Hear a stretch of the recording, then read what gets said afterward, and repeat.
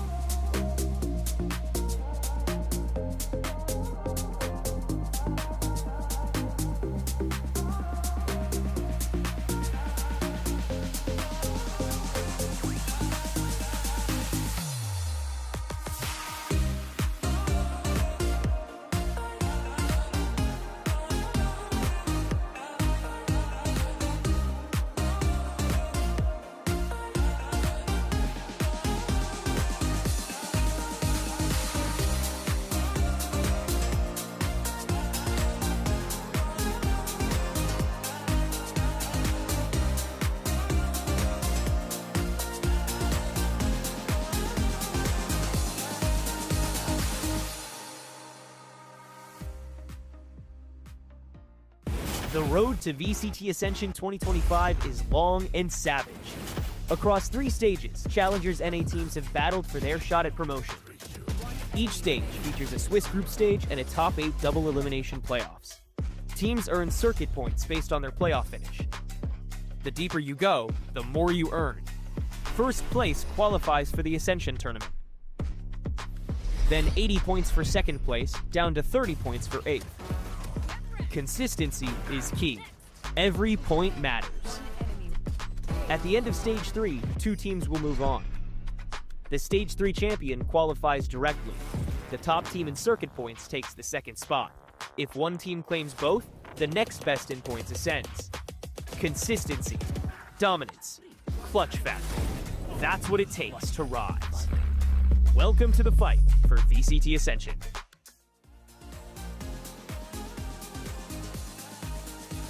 Final stage. One last shot at VCT Ascension. 16 teams. One goal. No resets. No second chances. Every match is do or die. Stage 3 playoffs begin July. The road ends here. Welcome to the endgame.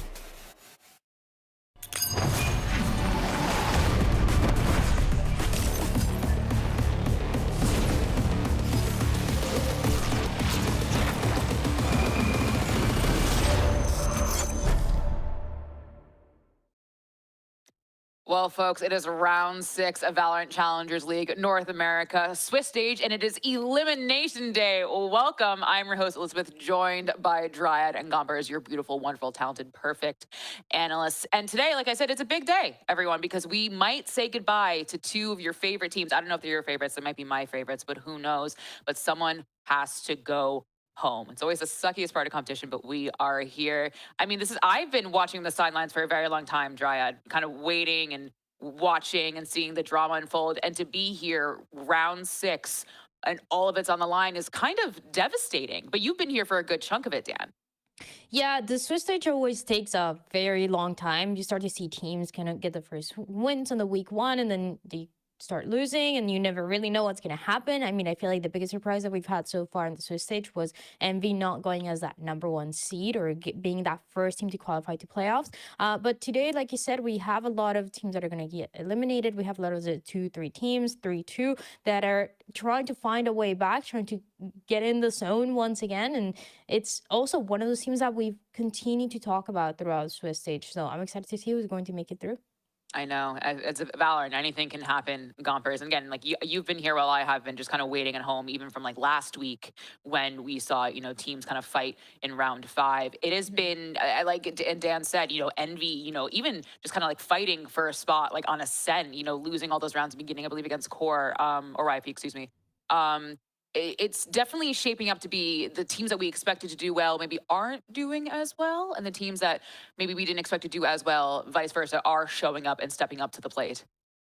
I agree, and we'll get to see that today too. With obviously, Shopify Rebellion Black, right? A team that we thought was going to do well, and now they're really just like grasping for straws at this point. But yeah, it was a quite interesting matchup down in round 5. I think what was pretty cool was we also did get to see like 2 collegiate teams play against each other. So Winthrop University and Maryville, and obviously not the first time, but it's cool to kind of see also like the development of collegiate esports into a tier 2 scene, and seeing all these players like, not only chase a career in different aspects, but also chase a career within Valorant as well. So it's been so exciting. I mean, all the upsets happening, it definitely feels almost surreal, right? To be able to be a part of this stage. I think also, there's a lot of like NA Classicos, like what do we call it? The Winthrop University versus Maryville University, that's our NA Classico. That is like death, taxes, Winthrop and Maryville will face each other. And last week they did, with Maryville kind of laying down the law against Winthrop, which was, if you're a fan of either teams, they both showed incredible promise and incredible growth, Dan. But Maryville with a very clean 2-0, Wildfire popped off, Ange popped off. It was a day of just kind of Maryville reminding or saying, rather, not reminding, that, where the collegiate eyes are, we are #1, this is where we stand. And this is new, honestly, for challengers. I mean, obviously everybody knows Maryville in that collegiate scene, but when it comes to challengers, this is really the first stage where we get the chance to see them, and especially against a team like Winthrop University. I feel like it was very poetic for them to face, to see if Maryville was going to get those 4 wins before Winthrop University, and that is exactly what happened. I really like what Maryville has been doing. I love a lot of the macro that they've been playing throughout these maps, and I think they're a very impressive team. Again, is one that we didn't get the chance to see much of here in Challengers throughout the year, but now they're qualified for playoffs, they're chilling, and for the other side of Winthrop University, is still one of those teams that you expect to get those wins soon enough. And of course, we would be remiss to mention Gompers, the Core 2-0 against Envy. I think I would have, if you told me this at the beginning of the split that Envy would have lost to Core, I would have said, maybe, but that's crazy. And to come in with such a dominant Ascent 2 and a rather close Haven, but still a clean 2. I mean, looking at this bracket, to see Envy with 2 losses, Gompers, I would have been shocked.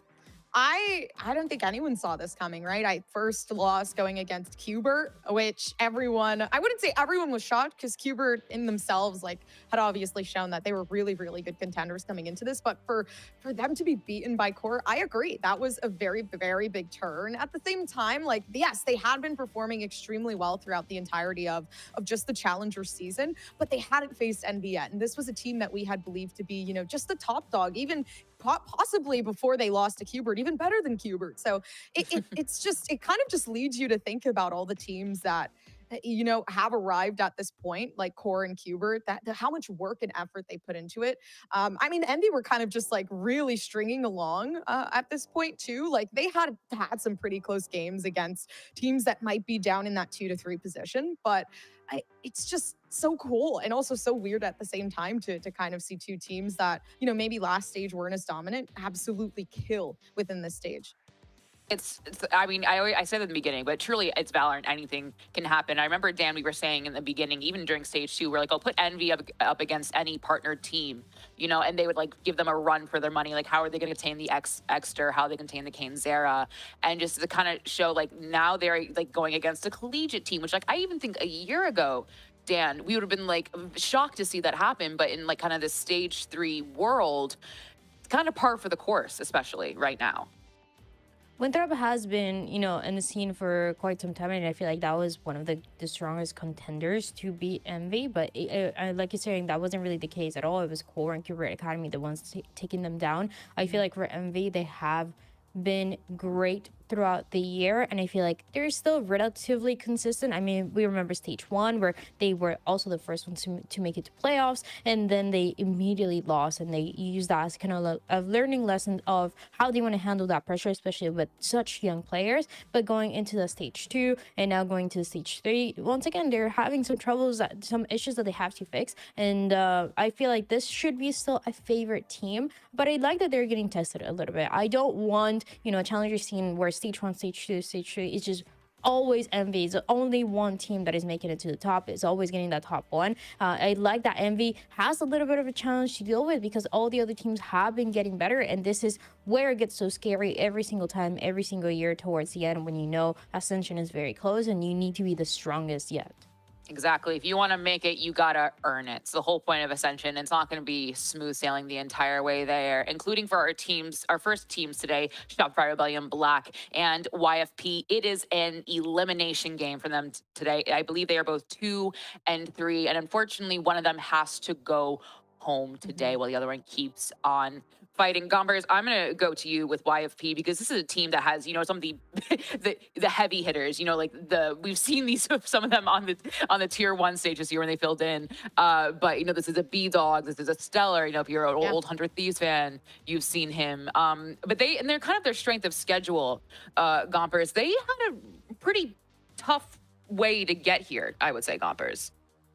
They had a sweep against TSM. Well, TSM sweep them, I guess you can say. So it was rough, honestly. And, you know, trying to come back from that and being in a position where you might get eliminated, I think that carries a lot of weight on a team for sure, right? 13-3, 13-4.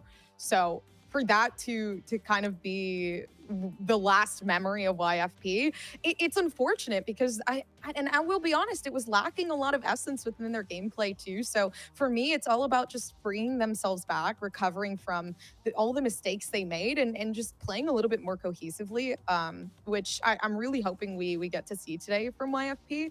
They are such a spectacular team too. It's not like they're really mechanically just not there. That game was just really, really dirty.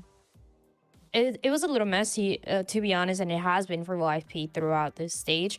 They were able to win against SAD and Blue Otter, but those teams at the very top that you want to beat to show that you're ready for Ascension, they just haven't been able to take down, right? We talk about Envy, we talk about Winthrop University, especially with what they were able to do in that last stage. And now TSM, this was one of the worst matches that we've seen for the side of YFP. So yes, I know we always talk about bouncing back, but I'm worried because there were a lot of things that it seems like we're lacking for that series. And once again, they're going against one of those teams that they can definitely beat, but they're a little bit higher up. When you, even if you talk about Shopify Rebellion and the way that they've been struggling, they're higher up. They have attained higher things than YFP has been able to do with this roster. So it's a good chance for them to get this, maybe a little bit of an upset, and see if that's going to be enough as they go into playoffs.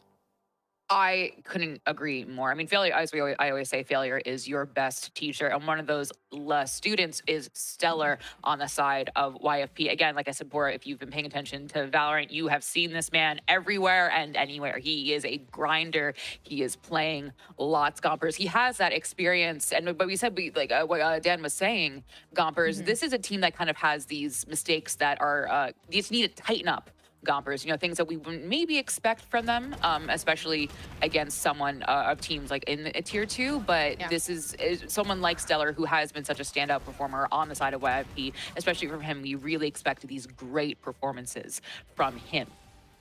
Yeah, I mean, the IGL for YFP, and you know, a lot of people look at IGLs and it's so difficult to kind of be in the position Stellar is in, because it's not only having to make sure that you're thinking proactively and managing yourself, but you're also managing everyone else and viewing the mistakes of the team mid-game, while also accounting for yourself, having to come up with those backup plans. So for me, I think Stellar's been just absolutely trying their best with what they're given to. I mean, last game you could see like their util was almost first to every single touch. They were the ones calling the shots. They were the ones making those proactive calls, but it really was just lacking that essence of you know, being able to understand what those calls were kind of wanting, right? Like, okay, let's have the duelist push up. Let's use this sort of utility. And then everything just turns out messy. And I think that's where I'm really hoping we see a bit more come through from Stellar, of taking that role of, you know what, I'm going to lay down the law. We're going to do exactly what I say, exactly the way that I say it. And we're going to make this work the way it's intended.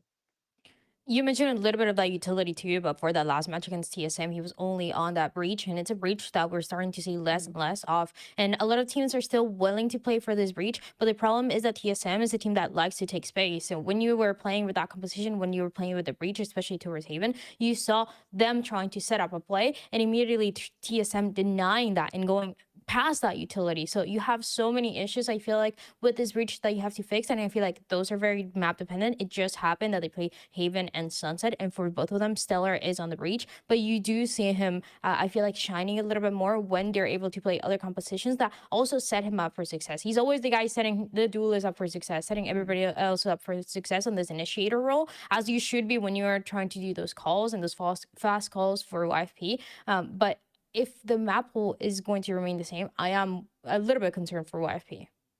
And of course, YFP today will be facing Shopify Rebellion Black, who have been this entire tournament kind of fighting for their lives.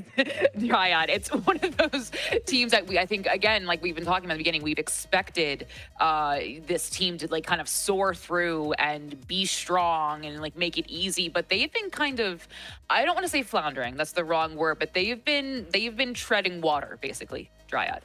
The team has been struggling, and you saw in stage 1, I mean, it has to be difficult, right? Going from the favorite team, from the best team in stage 1 to not even making playoffs in stage 2, and now also being at risk of elimination of not making playoffs for stage 3. There's a lot at risk, and it's a team that, you know, it's honest about it. They know that they've been struggling, and I feel like they haven't really found the best way to bounce back yet. I hope that they've been able to fix it. This is a roster look, and it just makes a lot of sense that they should be getting these wins, but it's just not happening. Yeah, and like you said, previous performances really kind of just losing all hope, I'll be honest. But I think with this tweet, it shows like resilience, right? There is nothing more disappointing than putting in great work and effort and not getting the results that you need. All I want to do is win for my amazing team and organization. We must win out. I'm not going to let us lose again. Of course, that's what you want to see out of Swagmaster BCJ. Like just the devotion coming through from this game. And that's another thing, right? Like they're put in a fight or flight response. They can be eliminated at any point in in time, they put themselves in a position where every performance has to be almost perfect. And that's the thing, like when you're in fight or flight, when you know that there's this elevated adrenaline, things can happen, right? Your heart rate and cortisol, it can either sharpen your focus or energy, or you can make a lot more mistakes and even more errors. And that's where, you know, Shopify, they're not going to let that happen. And I feel like they're taking advantage of this sort of momentum, and they're putting themselves in a position where it's like, you know what? We have nothing to lose, literally nothing to lose at this point. All we can do is play our absolute best game. I mean, as someone who is offline friends with BCJ, I've been to their office. I walked in on this team playing ranked, who did not stop playing ranked to say hello to me until they had free time. Like, this is a team that puts in so much work, and I know how hard it is to lose, and I know how hard it is, especially when you put in that work and don't see the results, how demoralizing that can be. And seeing that in person, going to their office in Los Angeles and seeing them kind of still working, even with maybe these results not turning out the way they wanted it to be, still working as hard as they are. That is maturity, and that is a tenacity that you cannot be taught. And someone who also said hi to me at that office was Pancakes, aka Jacob. Still was playing his ranked game. Didn't really look up until he had a chance to, because he was grinding, but did let Alexis play around, which was very, very nice of him. But someone, again, Pancakes, Jacob, Pancakes, you know. We're going through a name change. We're going through, you know, a nice little transition, if you will. But this is someone, again, Gompers, who has been in the Valorant scene for, God, I feel like since I've entered it, and just kind of seen him grinding and pushing, and he is someone who you can always rely on to have not only a wild agent pool as a flex, but, oh my gosh, but someone who will frag out if necessary. Yeah, and I like that you said that, right? The large agent pool and the fact that they're so reliable, because they've played in one series, guys, like 3 maps. They've played 3 roles, right? Chamber, Yoru, and Viper. So to play not only a Sentinel, a Duelist, and a Controller, but also do absolutely insane. I think it was they almost received like the most amount of first bloods too within each and every game. So it really just goes to show like the confidence, not only stepping into these roles, but also the understanding of being able to scrim so many days and being able to just work so hard to be the best they can be on any role. And I think that's why Pancakes is such a big asset to this team, and why honestly I think with BCJ having that motivation to win and Pancakes having that flexibility, I feel like they can test things out a little bit more, and that's maybe where they're heading towards, right? The flexibility of knowing, okay, well, we can lose at any moment. Let's just do what we know how to do, and let's be a little bit more comfortable stepping into these roles. And something I want the audience to keep an eye on is our 2 duelists on either side of the team. YFP has B-Dog,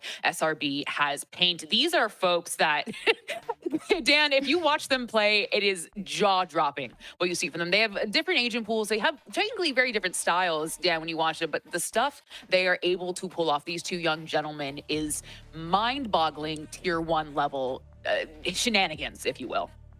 These 2 players, they have had some struggles in the past, and especially for this stage. That's why they're still trying to make it through and qualify. But yeah, like you said, they've had amazing matches that really show the potential that they have and how consistent they can really be. For B-Dog, I feel like he did have an uncharacteristic bad performance when they were playing against TSM with the 13-3 and 13-4 that Gompers mentioned earlier. And it's not something that you see very often. This is a guy that's very, very flexible. They're willing to test and play around with the composition. And I feel like B-Dog is always willing to test new things with the rest of the team. And for Paint as well, he was the topic of conversation for stage 1, and he started finding himself in that stage. And then as the team was struggling, he was still keeping up these numbers.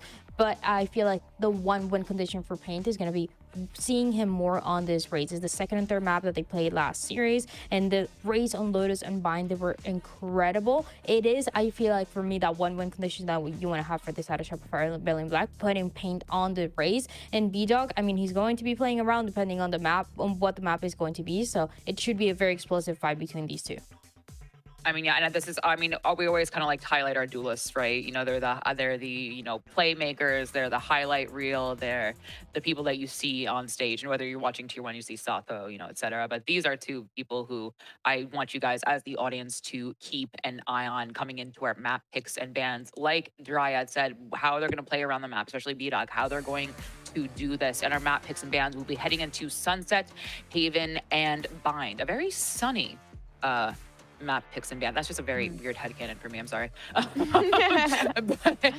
I mean, I'm gonna go to you, Dan, first. You were, I believe it was you wanted to see how this map pick would go for YFP specifically. Yeah, I wanted to see how it was going to play out. Looking at a little bit of the breach that they've done before, looking at also what those duelists are going to look like. But this is an interesting map of Sunset because both of the teams recently lost it and it was very one-sided. So Shopify Rebel Gold, they lost it 13-5 against Blue Otter, and then YFP lost it 13-4 against TSM in that match that we've been talking about. I am interested, if anything, even though I've been talking about Stellar on this breach, I am actually interested to see Monty here on the breach. I feel like there's a couple things that you can do, and out of all the maps that we've seen, I feel like this is the one that you can get the most value out of, especially when you're able to time some things properly towards that B main.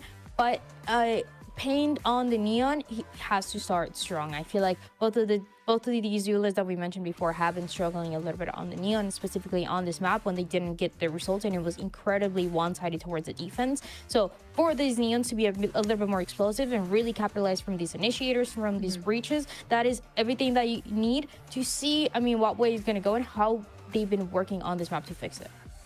It's interesting too, because we have two maps that didn't fare out so well for YFP, of Haven and Sunset. So their last game going like 4-13, 5-13. So to pull this out, you have to be really confident in the amount of things that you have fixed from your previous mistakes. And that's one thing that really does catch my eye. Another thing I really did enjoy seeing is I do like the pick of Sunset here from Shopify. I think it's cool to see a map they haven't played since May, right, be brought out into the map pool. And we actually saw that I think their last game as well, because they did manage to pull out another map. I believe it was Haven. Actually, no, I apologize. Bind. They hadn't pulled that out for 3 months, and they actually pulled that out recently as well when they were down. So I think they're trying to just be a little bit more flexible with maps that they haven't necessarily played, they weren't feeling confident with, and now they're noticing like, oh, well, you know, we're actually not that bad on this map. So let's see how we can handle this one. I mean, as Dan alluded to, you can win the game in the picks and the bans. It depends on how you do and what you've learned. But friends, we have learned, we've watched, we've listened, and we have predictions. Dan, you're up first because you're the lone wolf on the desk going for Shopify Rebellion Black instead of me and Gompers going for YFP. You did seem to, if I was reading the room correctly with your words, you did seem very worried about YFP. So is that part of your reasoning for going for Shopify Rebellion Black? Yeah, it's definitely part of it. I think, yeah, you can have one difficult match against TSM, like it happened, but I feel like they haven't been able to beat the stronger teams just yet for the side of YFP, while on the side of Shopify Berlin Gold, if you ignore, you know, everything that they've done in the past, which is amazing, obviously stage 1 and a little bit of that Swiss stage of stage 2, I think winning against Burger Boys was a turning point from them, and I feel like they have a couple more ideas that they can integrate into these maps. Even, you know, looking at the map selection that Gompers was talking about, there's little things that I feel like Shopify Berlin Gold has or Black, sorry, has a better read on, and that I feel like makes me more interested and, you know, more hopeful to see how they can close out this series. I feel like for YFP, it's obviously very much possible, but this is not an easy opponent to get the win, and I feel like in those situations, that's when Shopify Berlin is going to shine the most. Well, two households, both alike in dignity. William Shakespeare once wrote that the desk is divided, and so are our casters are divided. I'm going to bring that and make sure, Marks and Lemon, you talk about that, because I want you guys to battle it out just like we can battle it out here, but talk about it just like we have. But we are going into Agent Select, and we see B-Dog on the Neon, and we see Paint on the Neon, a duelist head-to-head with the same agent. That's what I like to see. Gompers right away, but we see Stellar on that breach. We see this is a mirror comp, technically. It's kind of one of those, if you're going to fight, it better be mirror and it better be good, Gompers. Yeah, they're playing the same comp that we saw against TSM for YFP. There's no difference here. They didn't see any issues with it, and I don't see any issues with it either. I think just the way they played, again, like I said, was messy, right? We saw a lot of instances where they were wide swinging angles here with drone and breach util completely readily available to push them on site if that was something they were looking for. You know, and kind of like abusing B-Dog almost to run it down and get that without proper planning. So I think here, if they fix those mistakes, mistakes of kind of honestly just being a little bit more cohesive with util, because Stellar was, like Dan said, Stellar was proactively kind of like pushing for B-Dog to take these picks, but it just wasn't set up in a way that was successful. I think maybe just playing a bit more with Stellar. We highlighted him for a reason. He is the IGL of the team, and they've been making really good call-outs. It just hasn't been followed, you know, the way that it should be. Well, for Rebellion Black, you do need to pay attention to what those set plays are going to look like on that defensive side when we get to that, because Pain, they have a lot of cool set plays with what they do with the Sova early on, with what they do with the Breach, stunning early on, allowing that push toward from mid to elbow to work out, get 1 or 2, and even with the paranoia as well. They have a lot of 4-1 setups that work out really well for that. So that's one of those win conditions for Shopify and Black when we get to that. And for YFP with this mirror match, you should also have an idea of how fast these Neons like to play. Well, apologies for interrupting you, Dan. I was just so excited to get into the game. Well, folks, it is a summer elimination game. Grab a smoothie, grab a hot dog, do whatever you gotta do, because we are going into game, and I'm gonna send it to your casters, Lemon Kiwi and Marks. Friends, take it away. Thanks so much, Liz. Oh my God. YFP versus Shopify Rebellion Black. Marks, if this was stage 1, you'd be at the edge of your seat. But months later, somehow these teams find themselves on the edge of elimination, and that was not on my bingo card. It really wasn't on mine either. And I just want to say, I think it's so funny how Liz basically wanted us to fight just based on our predictions here. Because I went with YFP, you went with Shopify Rebellion Black, but I genuinely do think that this is going to be a very close matchup between these two teams. And one of the big things that the desk highlighted that I really want to hit on that point is the communication and teamwork that is going to come out from that duelist, as well as the initiator. The Neon Breach combo, whichever team can kind of pull that off a little bit better, I think definitely is going to have the edge. It's been a little bit chaotic for both of these guys, but if one of them can just be a little bit better, might work out. Well, let's see who's better right now, and I guess it's B-Dog. Just already some contact plays with the Sheriff, or sorry, with the Ghosts running it down mid. We all love a good game of ARAM, but SRB are now smoked off B, so they'll use the element of, well, mystery and illusion. While my prediction was for SRB, because they're just pulling me away to the white padded room when I'm saying they could still be champions. SRB are still good, I swear.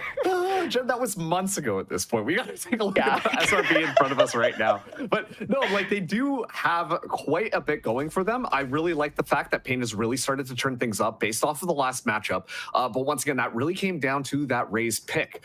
And at this point on this map, though, Shopify Rebellion Black are kind of running away with it. But Stellar opening it up with the first kill.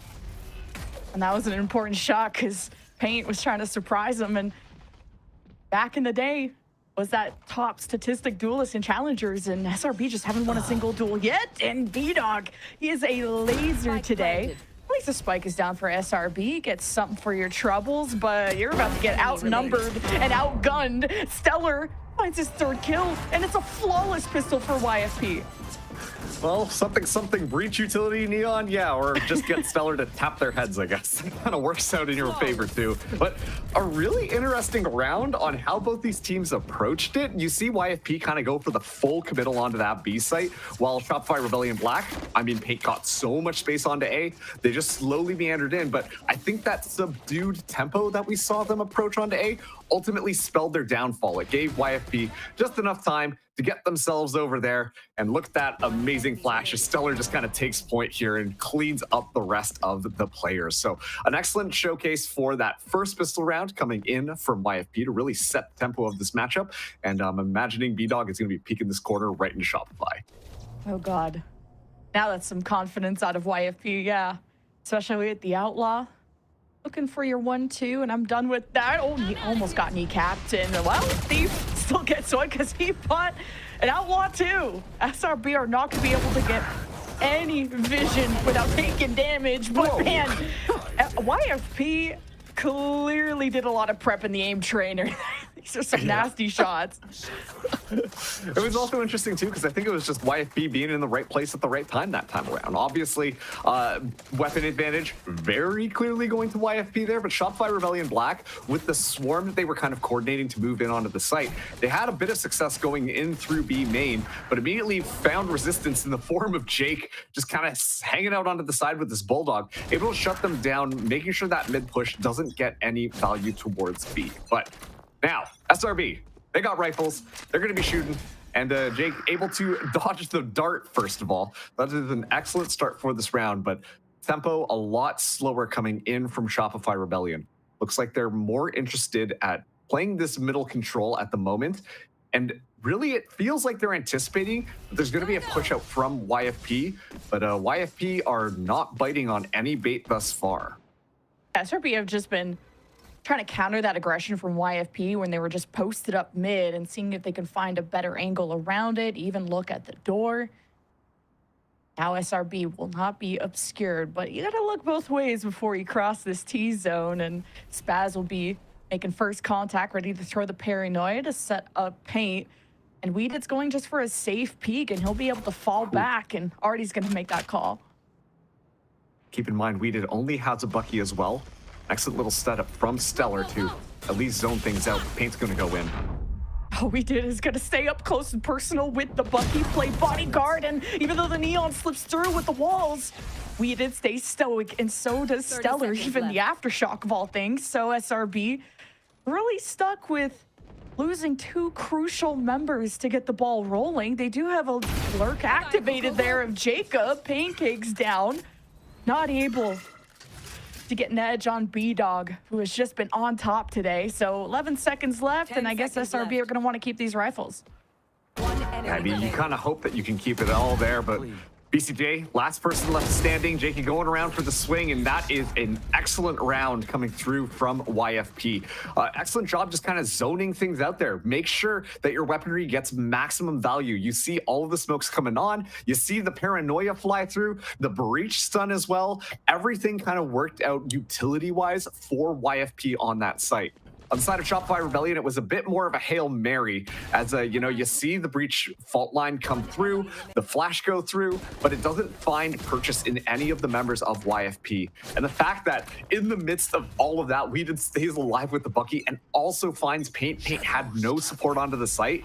That is not what you want to see, especially on your rifle round for Shopify Rebellion Black. And YFP have always been on the edge of qualification. No way. And BCJ is just on the edge of that cage and gets picked, and B-Dog always wins those. And well, Paint's just gonna go out scrambling, gives a big old hug to Weeded with the Bucky, but the support system just can't seem to pierce through YFP's defenses. This has been very much one-sided in YFP's favor, although the economy, of course, favored YFP even more here. Oh, you can dodge a sheriff, you can dodge a ball, right? Oh, wait. Here comes Pancakes, but YFP 4-0.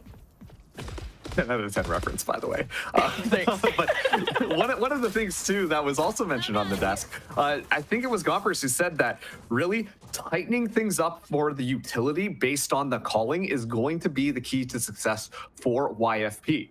And when you just compare the differences in how a lot of this utility is being comboed together from what we're seeing on YFP compared to Shopify Rebellion, by a mile, YFP are coming out on top. I think the peak just in the middle there where we see Stellar just go out after the Aftershock gets tossed out, completely catching the opponent off guard with the paranoia comboed in. There's a lot more care happening right now to playing off of their teammates, and it's really showcasing itself well. If this just came down to like a raw gun duel, that's when I think that Shopify might be able to be more in contestation. But genuinely speaking, the utility is extremely coordinated coming out from YFP, and that's the reason these rounds feel like they are such a stomp, prompting now Shopify Rebellion Black to go for this timeout. Yeah, this was very much needed because SRB only have 5 total kills over these 4 rounds. So, and it's not even because they can't leverage their utility. I mean, Paint's trying to make the space with the walls. They also have to know where YFP are to get the most out of Monsi's breach. And no assists being recorded tells me they just haven't been able, SRB haven't been able to get a solid read on what the YFP setup is. And this is what this timeout is all about. What are the tendencies? What are the trends? And SRB are going to slow it all the way down, thinking YFP have been aggressive. Let's see if they'll come knocking.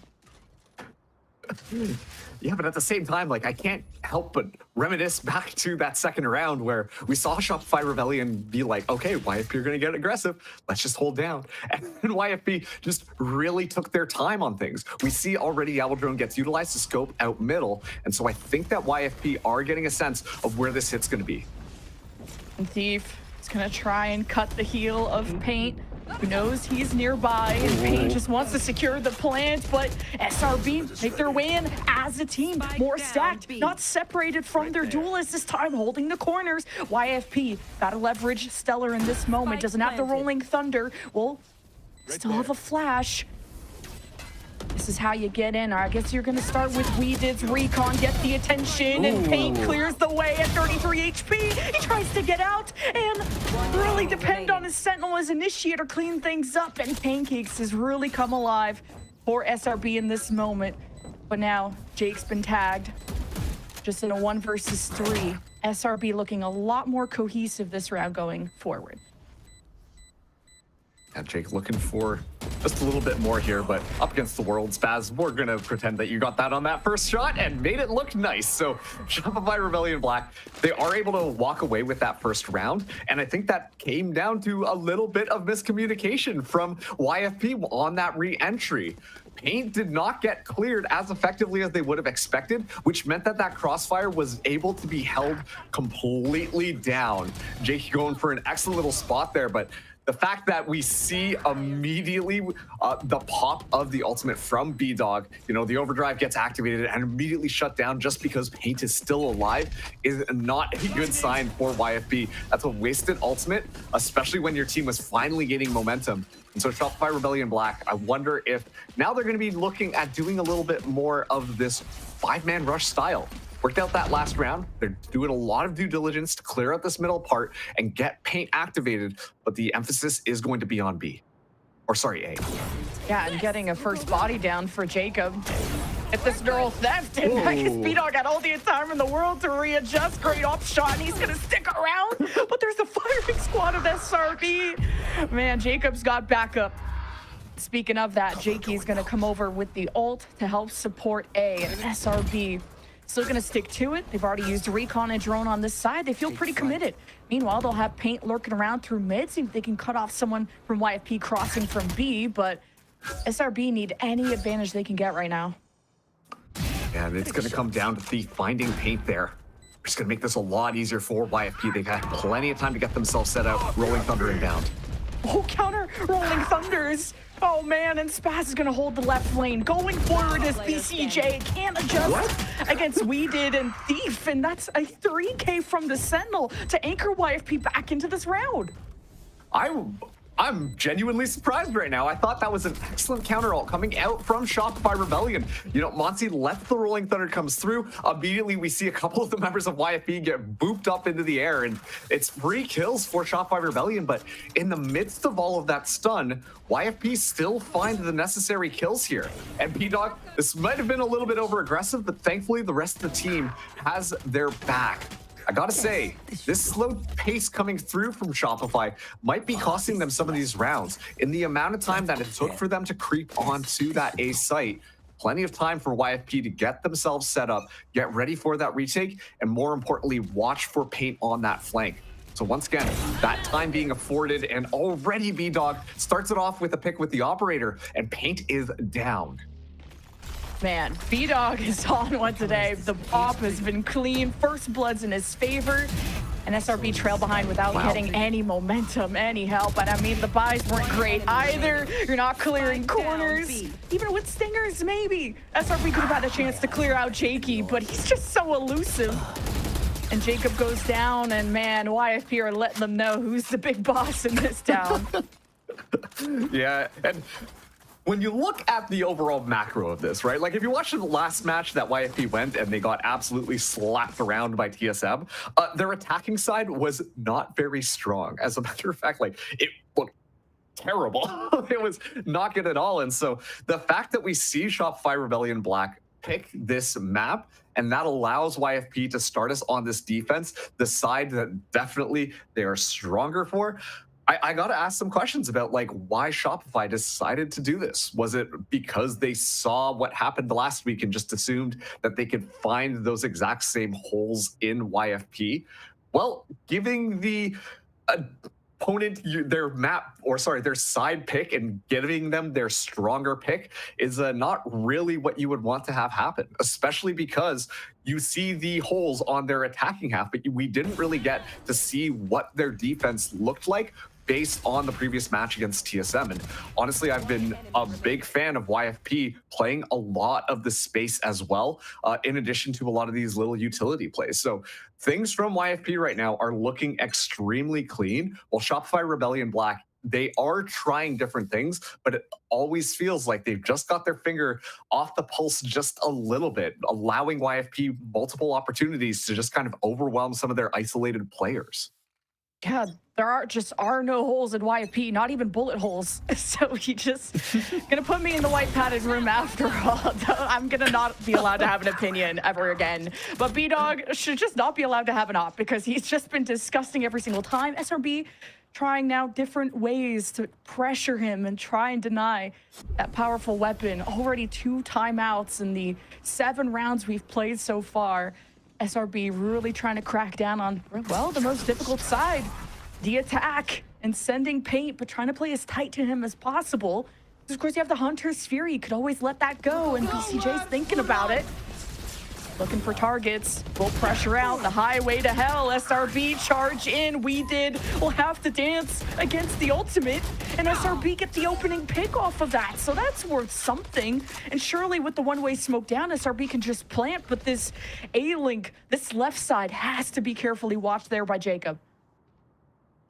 Now finally the plant will go down. Plenty of time though. Once again, YFP will be able to get themselves set up. And let's see how they want to engage this one.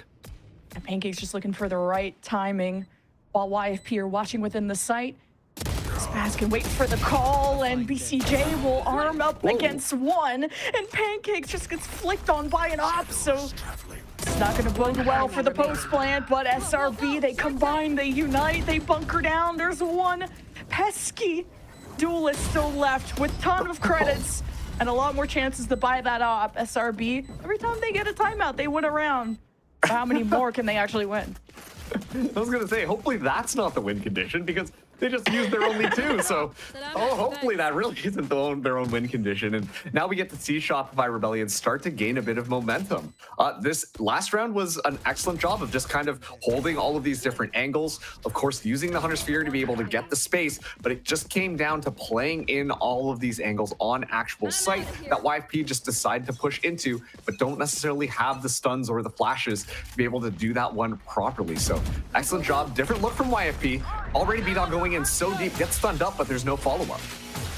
And so much pressure from We Did, and you almost had Jakey push spawn, so SRB definitely got humbled on the right side of the map, but that's where the defense is stacked from YFP. Maybe an opening for SRB, and this is a deep teleport from Spaz. He's not going to take it. He's trying to see how forward is that Sentinel from Thief, and a winning shot from Pancakes to open up the round for SRB. There. And I talked about how it felt like Shopify Rebellion had their finger off the pulse. This time around, going for this slow style, ready to receive the pressure from YFP was absolutely the right call. They were able to mitigate all of that pressure, and on top of that, YFP has to reset, giving up all of that map space. And so now look at this. They're completely spread out. This should be an easy engage for Shopify Rebellion to be able to take this B site. B-Dog is not giving up this corner, but how many can he trip up? He's been tagged and is gonna try to slip away. Weedon's got his back. SRB dismantled. You're looking forward to these setup plays, but as they clear on, SRB lose bodies on their way in. The space is earned. Jakey doesn't care. He walked past the smoke. A good trade from Pancakes, but it's Jacob versus Stellar now. 1v1. Name change buff, maybe. 10 seconds though. He has to play the mind games against Stellar. All the experience in the world. Stellar has to stay composed, then he finds the head of Jacob in the end. Man, it is kind of crazy watching this happen. Like I was setting up how that round should have gone. The execute seemed like it was all good, but the confidence coming in from YFP, it was almost reminding me of watching Envy sometimes, where they're just like, you know what? Actually, yeah, sure, we're smoked off. Let's just walk through that and find a couple of kills. And they're successful in doing so just simply because we see that Shopify Rebellion are not anticipating that at all. And like, once again, look at this. Like, Weeded just kind of steps out there, not cleared at all. We see Stellar go in. It just feels like they're just individually going in and finding the kills off of the lack of awareness from Shopify Rebellion, assuming that they're going to be safe behind some of those smokes. But early gunfights give away where Shopify go. Okay, YFP, they run, but they bite back. That's what happens when you put their backs against the wall. But SRB trying to pinch from the left side. They get hit by massive paranoia from Jakey. And still YFP trade blow for blow, but it's Steve that's hoping to make an impact with the neural theft advantage. P-Dog is going to peek with the op and spaz to pick his angle carefully. He'll only get one shot at it, and it's through the heart of P-Dog, but Thief will close out the round nonetheless. 8-2 now. Genuinely, it feels like if YFP members just decide to walk out of their smokes, you will find the back of a Shopify Rebellion Black player. Once again, so many times where they're doing things, it should be good, they're smoked off, we should be able to take the site nice and easy, and then in those moments, members from YFP just decide to walk out completely, finding people off guard. Monty trying his best to try and salvage that round out, but just unfortunately, it isn't enough. A Shopify Rebellion Black gets sent back to the bargain bin. Only one rifle in hands, 2 rounds left here. It stuns galore, but Paint comes out on top. Wow, the chase down on Weeded. He pulled that spot before. SRB frustrated against it. Stellar takes Weeded's position and punishes SRB. Gaps being covered from YFP, even across the board, but it is a team of sheriffs, mostly from the SRB side. Monty with the hero rifle. That'll be lurking. And the stack of SRB that get what looked like was going to be cut down, but Pancakes makes this kind of winnable. SRB, I don't know if they can pick up those weapons. It's Monty that has to be the hero, and there's a reason you brought him onto the team, because of this mid-rounding. SRB will now quiet things down. Yeah, honestly, just excellent flicks from Jacob there. What in the sum swing was YFP doing? It doesn't really quite matter because that wide swing that went around, it was all good. There were more than enough players from Shopify Rebellion Black. Sure, they took a little bit of damage, but most importantly, now they can scoop up the weapons. We've seen Thief clutch these rounds up previously, but I think this might be a little bit of a tall order. Monty and Jacob thus far have been playing excellently. And these 2 members on Shopify are the main reason those last 2 rounds have happened. If Shopify come out on top, it once again will be on the back of Jacob and Monty. Okay, I was wondering if Thief is going to want to save the rifle, but he's looking to play it, knows he has a window to engage in. Going up against Monty and Jacob. And you know they probably picked up weapons. You'll literally see it on his way over. But can you get Monty to invest the Rolling Thunder? Surely Jacob. He'll be watching through main though, but all the attention will be on Monty. The read on the Rolling Thunder. The 1, not the 2. Pancakes have to bring out the sheriff to end things. Well, that was a round. Man, okay, yeah, that was just straight up Jacob just dominating with the sheriff there. Throws away the operator as well. Doesn't want that one to be turned around, but it was such a chaotic round where, once again, it should have been a YFP matchup until Jacob just got absolutely activated, became an absolute unit, picks up the operator, doesn't even need the operator to clutch things up for Shopify Rebellion Black. So a bad situation turns into a slightly better one as YFP find themselves on the first save that I've seen them on this half, which not the best, but all things considered, a real door opening moment for Shopify Rebellion Black to make it that 8-4 half and potentially start to claw their way back up through this map. That was just such a high IQ play from Jacob. Can't get over that. Now to try and close out the round in a less painful way, SRB go back to a slower default, try to have vision, but kind of a very far back drone here for SRB going through B main, will not be reaching the back half of it. So trying to suss out where Thief has been troublesome for SRB because B has been pretty flip-floppy for them, and even bringing the aggression to YFP's backyard has not helped someone like Paint get the ball rolling on A. Slow as ever on both sides of the maps. We see the dark cover gets tossed onto A to try and make YFP assume that that is where it's going to be happening. But smartly, they don't necessarily move themselves around. Thief is going to have to deal with a lot, though. 30 seconds left. Okay. He's fine leaving the duelist. Oh, wow, all that damage to BCJ, and he still hits the shot that matters. 15 HP in a dream. SRB take over. Jakey just fades into the shadows, literally out of sight, out of mind. But Jacob, the lurk, finally gets to activate 10 seconds left. and get rid of that duelist. The plant does not go through, though. 5 seconds left. Waited. Just swallowed this in YFP's favor, but no one's picking up the spike. That is so insane. That should have been an SRB round, right?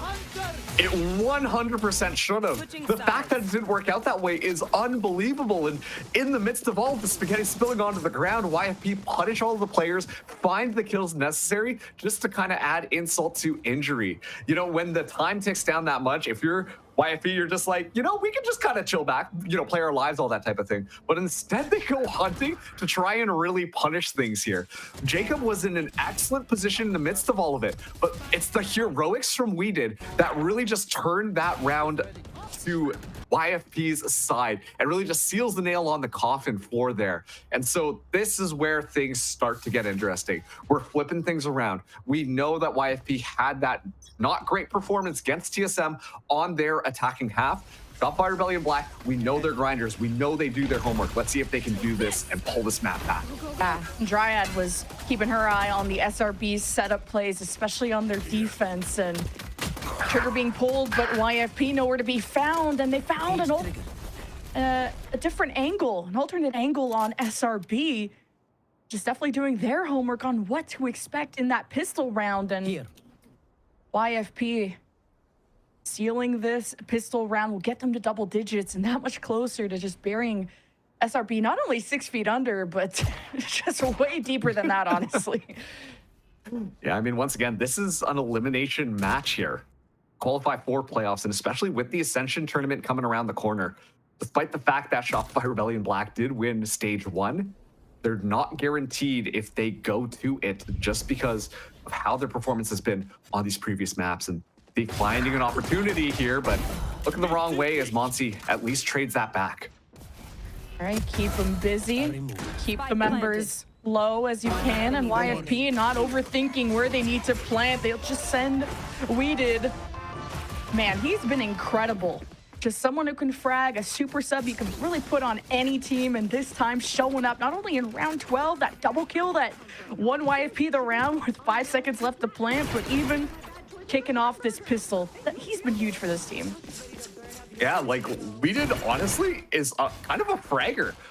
You know, obviously the highlight players, you see them, Jakey as well as Thief and their own back there, but there have been multiple times, like the last round and a half for YFP, where we see We Did just come up with these absolutely clutch plays. The utility from the Sova as well has been pretty informative to help these pushes come through. But just from a fragging potential, We Did has been shooting, and those bullets have been finding their marks. Now, it is a little bit of desperation coming through for Shopify Rebellion Black, though, because we see YFP at double digits. B-Dog going to be engaging here first. It's an up-down setup, but somehow B-Dog gets away. And B-Dog breaks the high low. That's crazy. He takes damage, but not enough to actually fall. And Jakey supports him beautifully. Now the experience is really showing for YFP, and clearly the warm-ups too. It's been so one-sided for YFP. SRB have picked up rounds here and there off of good timeouts. A lot of planning going into those, but the momentum never really carrying through for the former champs. And now YFP just 2 rounds away from stealing map number 1, which was Shopify Rebellion's map pick. Like, B-Dog should not have been able to walk away from that one. That is crazy that kind of happened. And then the one player we just highlighted, We Did, continues to walk into the back line, still finds 1 kill. And this is going to be more than enough to pull out a bonus. And because B-Dog did not buy a weapon last time, just kind of stuck with the Ghost, B-Dog has enough for this Phantom. So I'm looking for that flashy neon play here, but I think it might be a little bit more subdued given the fact that Shopify Rebellion will have the weaponry to push forwards. An interesting call from them not to buy up last round, but this is how it should hopefully work out well for them.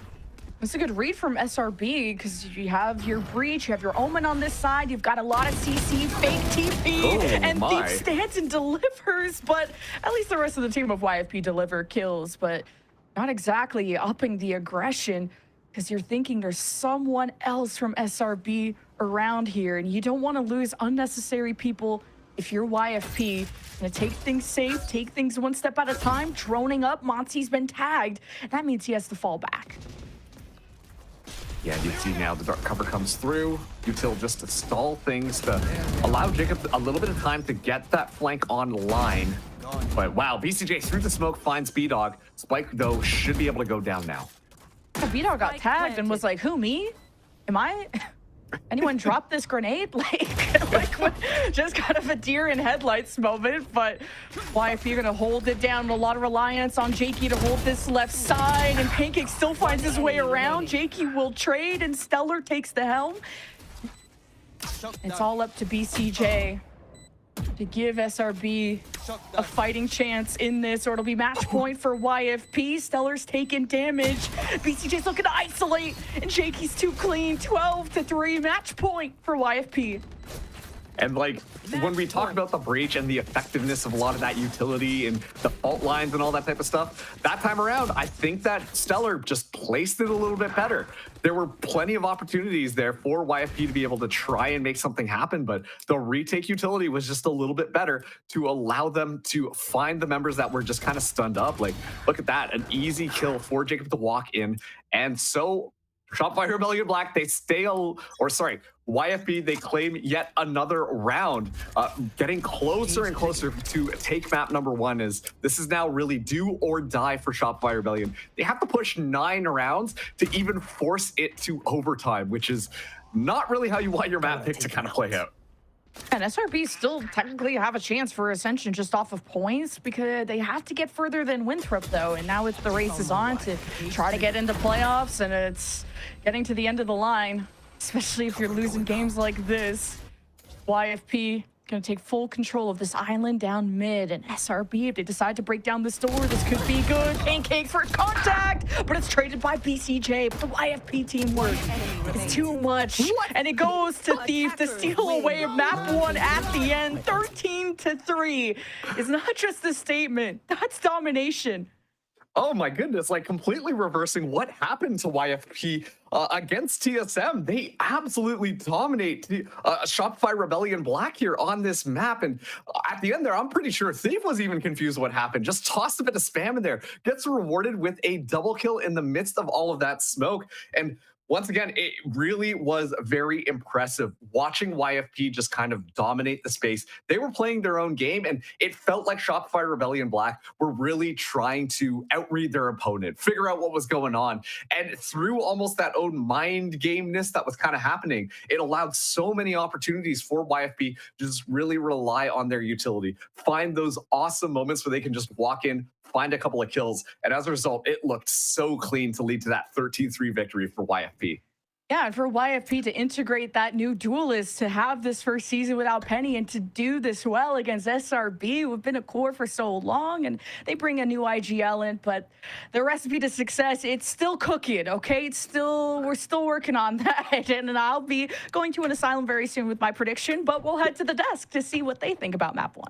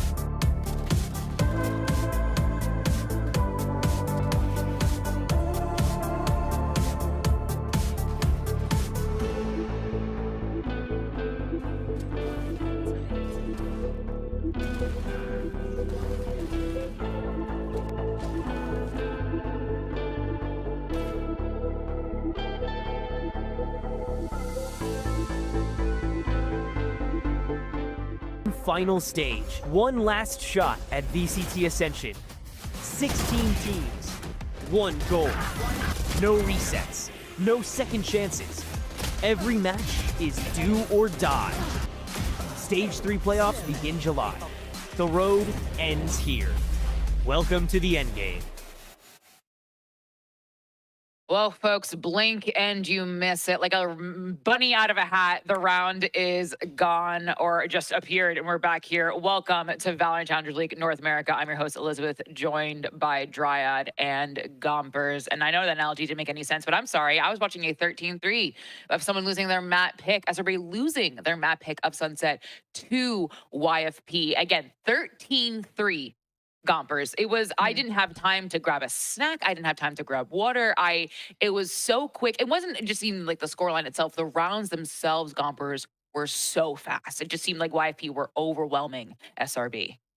It genuinely was that, to be honest. And they played so much better this time around. I wouldn't say like it was overwhelming to the point where the utility was really making a huge difference. They were just playing a lot more cohesively, which was something that was drastically missing from their last game, right? Like wide swinging angles, they shouldn't have been wide swinging, playing solo majority of the time. And it felt like here, like they had that understanding of, oh, you know, maybe we shouldn't do that. Like we got to see multiple occasions where they decided to push together. And, you know, if one person was left down, they were kind of being a little bit more patient to their play and understanding like it's not going to end right now. You know, we can take our time and just regroup and figure this out, which I think elevated their gameplay a million times more than what we saw. They handed their 13-3 over to Shopify and said, here, take this, like do what you want with it. I don't know what I'm going to do with it, but I'm taking that 13 and I'm going.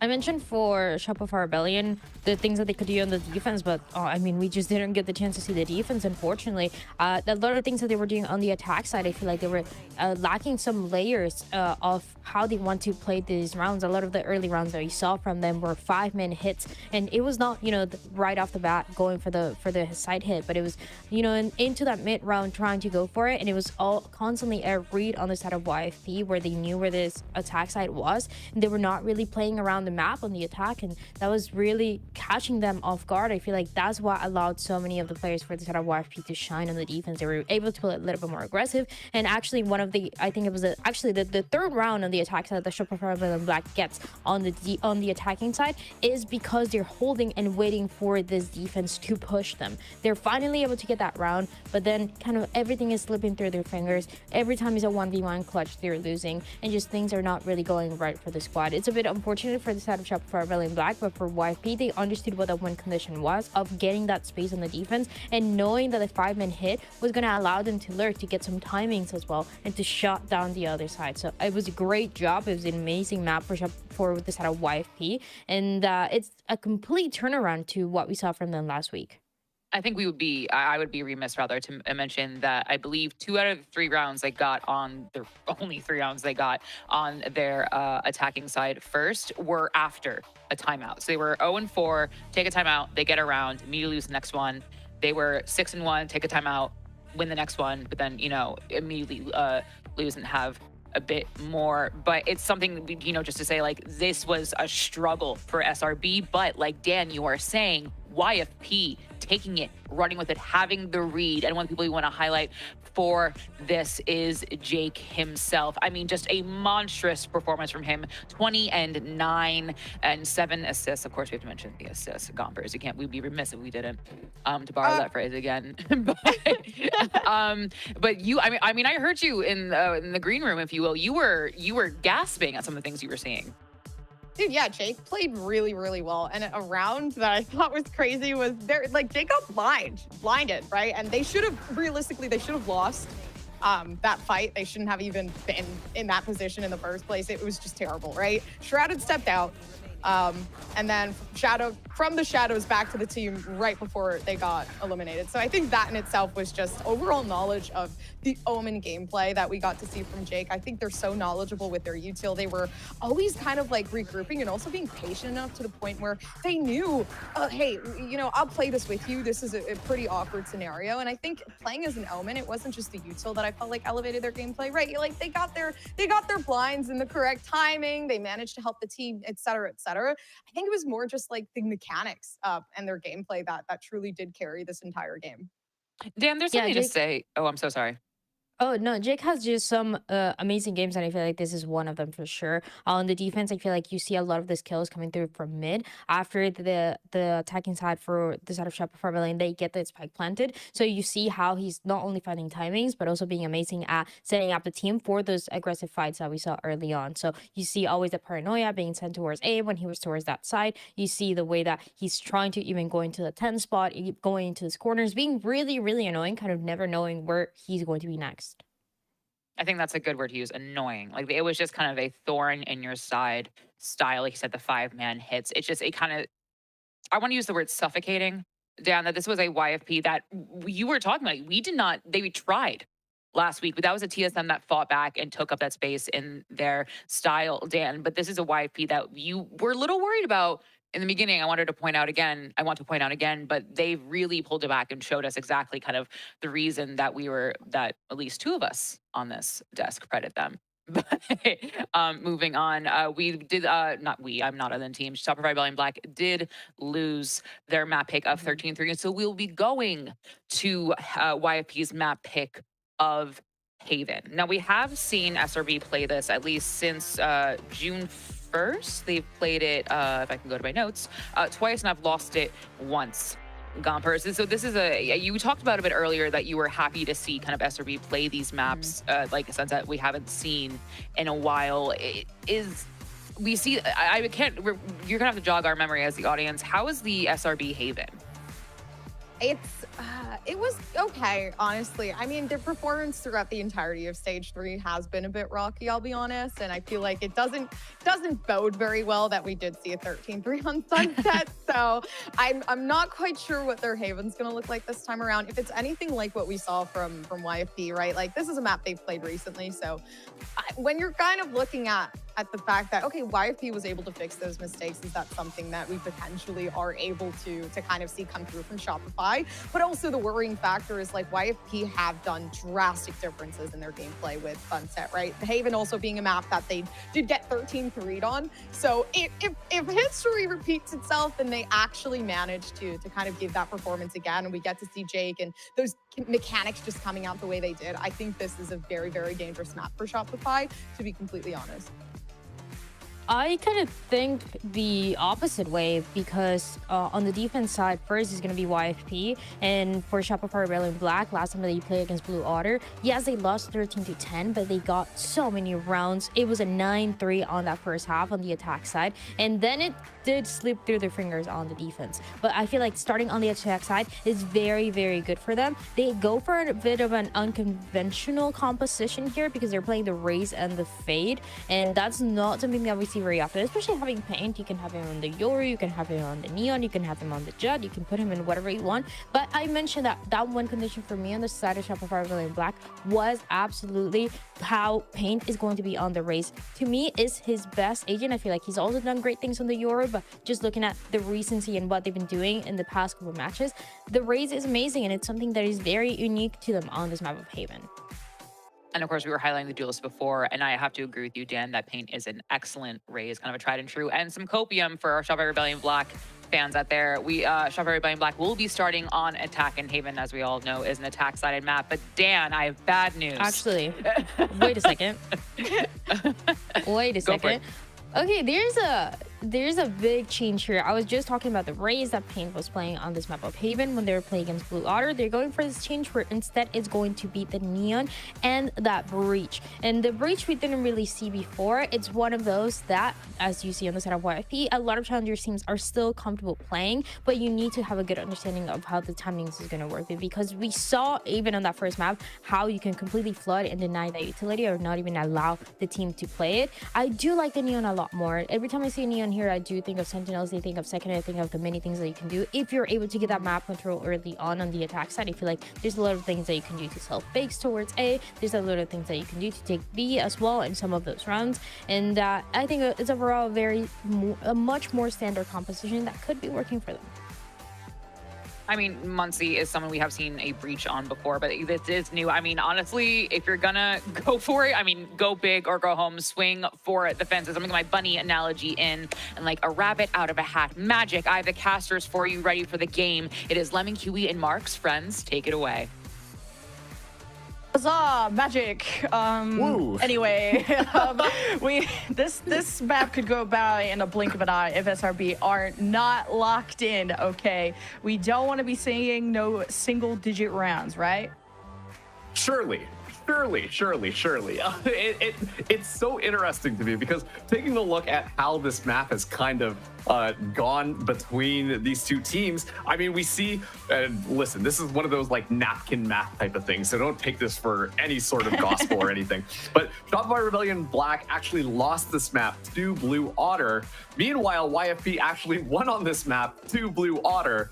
And so if you have that like intermediary step of Blue Otter in between, technically this should mean that YFP beat Shopify. But with all of these changes, I kind of don't know anymore because this is not what I was expecting from Shopify. I would have assumed that they would instead just kind of hone the blade, but they changed things up quite a bit as Jake under a lot of pressure.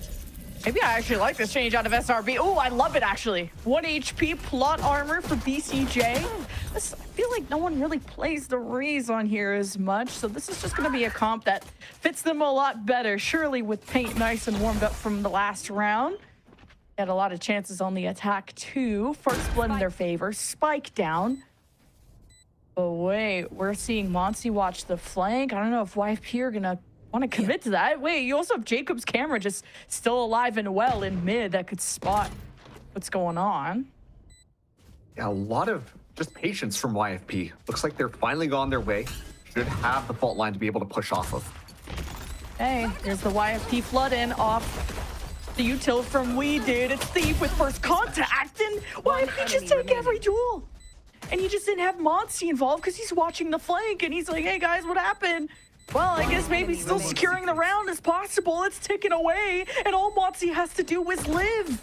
So YFP got the kills, but not the round to win, and they're just gonna high five to the death. So SRB get the pistol, but by the skin of their teeth.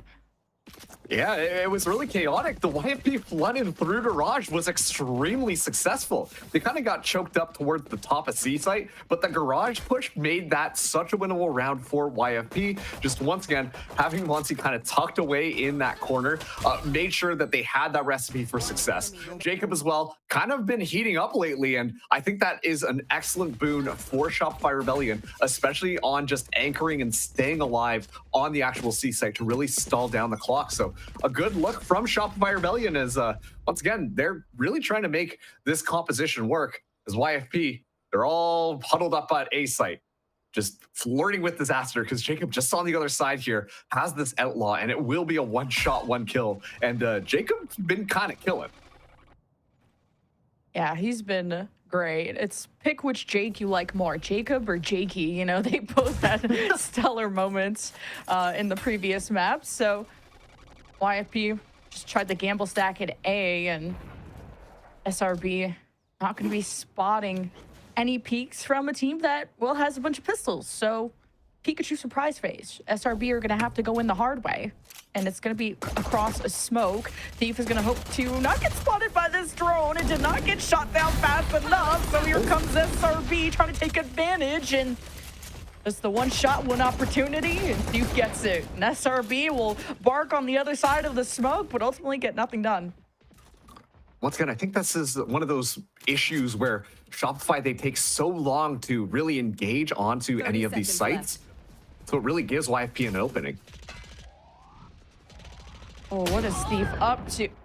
Nothing. Absolutely nothing. But, hey, SRB have an opening. Plan B could be working all along. Secure the right door, secure the plant, secure the round. And hey, Dryad did want to see SRB really switch things up.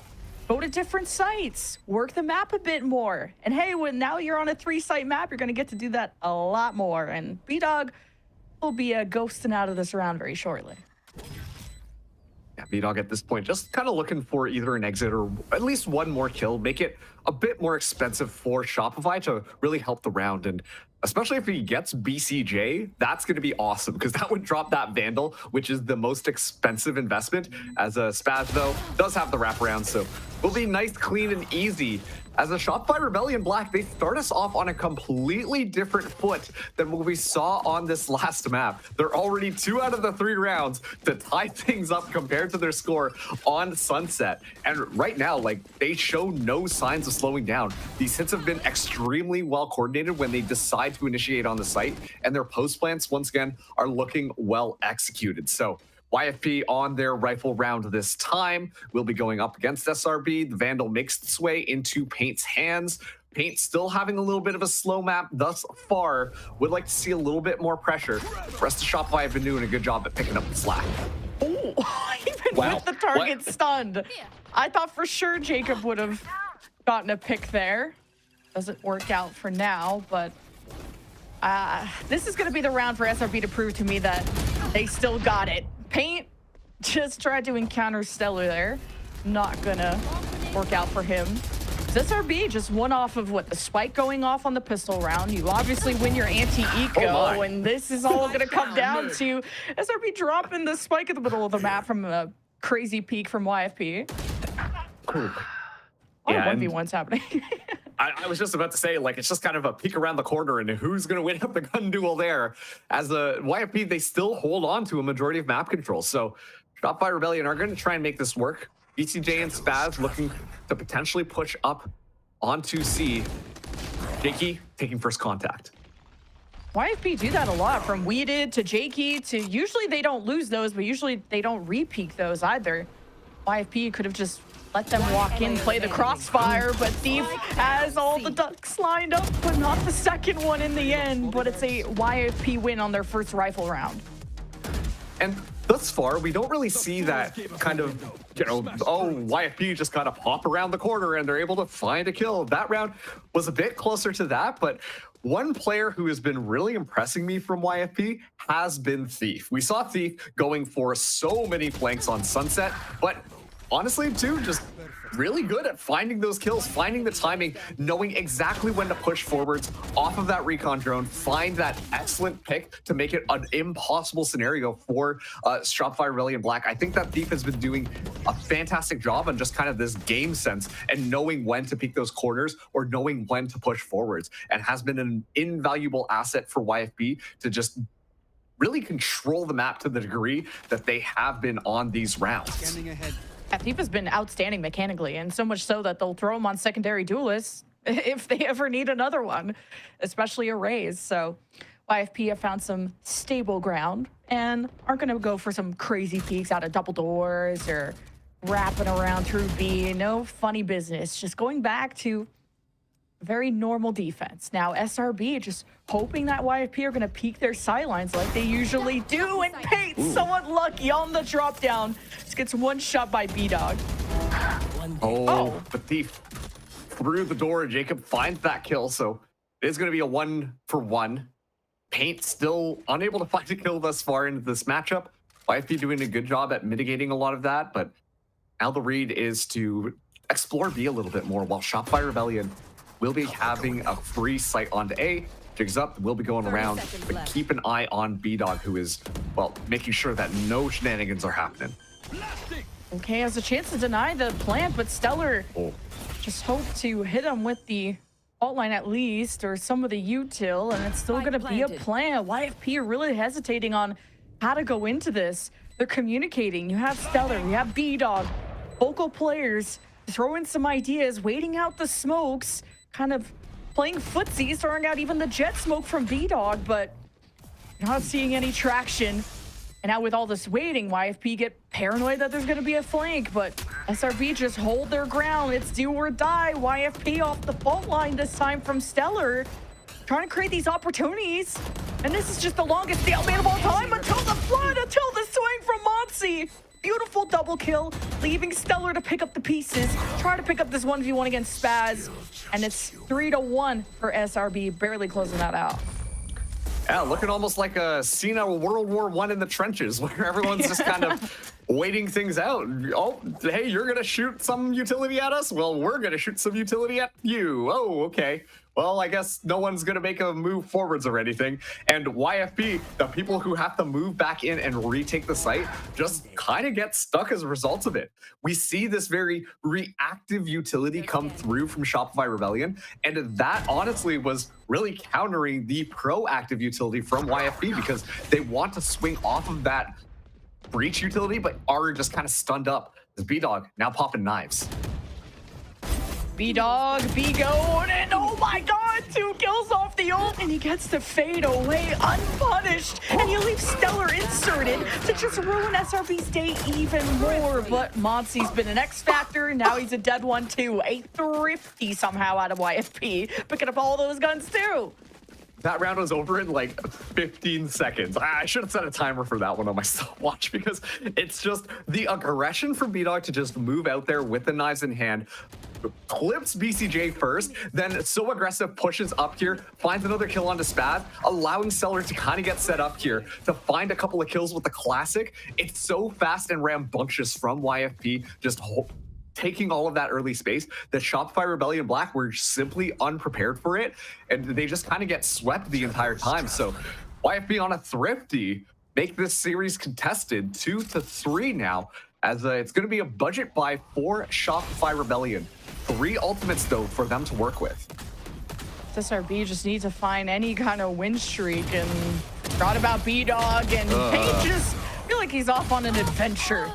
Like to Narnia. He's seeing lions and he's seeing colors, but not able to bring the gun out in time. And SRB really were relying on him to maybe get an opener, something to at least get the attention of YFP long enough for the rest of SRB to flood in, and got the I's, crossed the T's, rolling thunder from Monty. We're cooking. Wait a minute. Salvageable for SRB. As we did. From behind now has to get the recon in. No information to play with, but just based on where the spike is, they're either in garage or in main. It's going to be a difficult one for YFP to overcome. Kind of fighting their demons too, because it's a very familiar scenario with them off the pistol taking too long to try and vanquish through main. It's not going to have a smoke. It's not going to have friends to play with. Doesn't know where that second player is from SRB. We did. Has to fight or die trying, and it's just a beautiful crossfire from SRB to deal with it, but it looks scary at the beginning. It's a thrifty on the other side now. Yeah, Jacob and Monty, an army of 2. Excellent job there, just kind of playing the macro and knowing what to really do in that sense. I mean, the fact that they kind of push into the smoke so early on and just play aggressively, don't play for the spike, it was what caught YFP off guard there, resulting in that free kill, allowing to make sure that they isolate that 1v2 scenario. And honestly, those 2 players have been fantastic for Shopify Rebellion. Paint still is being a little underutilized in my opinion here. I think that is a point that we're going to continue to make until they can really support the Neon to frag out a little bit more and play off of a bit more of that utility, not just kind of send the life in as a distraction. I'd like if he held a Bucky while being that distraction, because at least if you're going to get that close to them, like, you're going to have one opportunity to shoot them. But for now, YFP have 3 stacked over at this site and are trying to play out of sight, out of mind. SRB, I think it should be more aware of checking these corners. Oh, wait. Oh, you just heard a loud and proud op from B-Dog. And after what he did on Sunset with that thing, I'm with SRB on this one. Let's follow what Jacob is cooking for us. And Thief doing an excellent job at least adding a bit more pressure to slow down what Jacob can kind of push in through garage. And so finally now Shopify Rebellion, get ready. They're going up against Thief. Okay, Fault Line is going to catch Thief, and Paint is on the prowl. Jakey has to cut it off, and against Pancakes, it's just too much heat for him to handle. And Thief falls, trying to support his friend within the site. Sometimes you just gotta sacrifice someone, but Rolling Thunder try and sacrifice the spike carrier to the gods, and B-Dog gets to show up with the op, but with the cage in place, SRB get another chance to plant, and this time it works. You got a BCJ, Hunter's Fury, all the angles covered. Surely SRB close it out. Once they have the C planted, their post plan has been pretty incredible. But all the little nooks and crannies from Stellar, B-Dog trying to get attention. Or Stellar, I should say. SRB are going to be within the site, kind of unexpected. Usually they play from main and B-Dog can't adjust, and SRB got a lot more firepower on their post plane to help with that. I was going to say, an interesting call to try and fight that one out. I mean, you're 2 against 4. The money's not looking fantastic. You've got an operator, which is not what you want, really, to retake that site. And YFP decide to kind of stick things through. Once again, Jacob finding an excellent job, just hanging out in the smoke, catching the members of YFP off guard, kind of hitting them right at the main head of the Hydra before they can really get things started. So Shopify Rebellion, these small little plays are making all the difference, and we're not seeing that gusto that we saw from YFP on those previous rounds where they're going for this confidence swings, somehow finding the backs of Shopify Rebellion. It really feels like this time SRB, they're crossing their T's and dotting their I's, being very methodical about how they go. And with all of that additional information, this should be a pretty easy round for them to be able to take. And you know what, Lemon? Pain is still alive. Yeah, even the decision-making of YFP is definitely falling through the cracks. Like, even from that Thief peek, from the Vandal spray coming his way to... I mean, you're not going to be able to retake with Sheriff, so you do what you can with YFP staying put and now staying dead. And here comes B-Dog and We Did. At least one of them with a Bucky. But a 2v5. This is now trying to probably just die with the spike, see if he can get close contact with the Bucky in Garage, but... SRB are really making the comeback. And like they're holding so tight. Oh, the 3 layers stack up. You don't see that one too often, but it's always a pleasure to witness it. And at this point, YFP really are just kind of looking for those exit kills. It is just a full eco round, so hopefully try to get 1 or 2 rifles out of their hands, but a lot of pressure coming through with Shopify. They're just hunting to get their ultimates back online. How does a flawless feel for Shopify? Feels pretty darn good to make this now 6-2. The confidence is oozing from Shopify and has been completely sapped from YFP. Being able to get those old orbs is always nice too. BCJ will still have the Hunter's Fury. And now just need to leverage paint and how this overdrive is going to go. And getting into A has been a little bit more troublesome because you just got to be wary of YFP inserting Stellar over at A and what kind of setup play they could be cooking up. Because SRB already got punished trying to go through A short. They're not punished, but definitely hit with some breach util, which they don't want to. They don't want to try again. Already this time. Look at that, Jacob taking a lot of space towards A to try and pressure that. And YFP, they toss down a couple of smokes. They've got 3 agents over, but this will force the Owl drone out. So Shopify Rebellion right now kind of playing the fiddle exactly as they want. That little turret will not be destroyed, so gives up the information as well as hearing the neon. That's a clear sign as to where Shopify Rebellion are going. It's going to be B-Dog playing Vanguard on the site. Ooh, and with the op, just got the toe of paint, and that's enough to put the dog down. So SRB trying to wrap around through B, but Hunter's Fury pierces through Spaz, so there's no stable ground for SRB, not even within B, and now that that's smoked off, that option's gone. But how about the third one? Jacob has lurked all the way through A, but there's no Heaven smokes yet, so JP could get a heads up play on BCJ. The spike is dropped. Horrible timing. With no controller left this late in the game, SRB just left the gap, and that's right where YFP came from. Now just barely getting the spike down. Jakey's on the flank, and YFP is starting to surround them like sharks. And it's just Monsi and Jacob with a camera. You got a aftershock, you got a fault line, you got a 1v2. And it's not gonna work out for Monsi. YFP, that retake was beautiful. It was, and honestly, I think they're leaning into their strength a little bit more for more of those micro plays that are kind of going on around the map. Right now, we're just seeing that they're going to go through, make sure that the operator gets recovered, but it really was just a battle on 3 different fronts. Usually we see teams, they try and play those retakes together, but the confidence in winning out those gunfights for YFP, especially down to those situations, they just decide to kind of hit it themselves, go individual pathways, and rely on their teamwork and communication to make sure that they're catching things off guard. And that's one thing about it. Like, they are doing a really good job of having good map control and controlling where they can kind of take over the space. But when Shopify, Rebellion, Black are looking for that bulldoze, when they're looking to just dominate one of the sites, that's where we see them have a lot more success. And it really is off the back of Jacob finding these timings. How about that timing? Oh my god, the Hunter's Fury, so much invested to get weeded until we died. But how does he still pull off a 2-for-1? That's insane. SRB now have to face the lockdown from Thief to win back some of this ground in favor of the defense. And that means the spike is within that lockdown. And you got Jacob, what are we doing over here? Trying to join. He's an imposter. He's trying to join the enemy team at this point. And BCJ 1v4 lockdown expired. Got, well, 3 people looking at you, so yeah.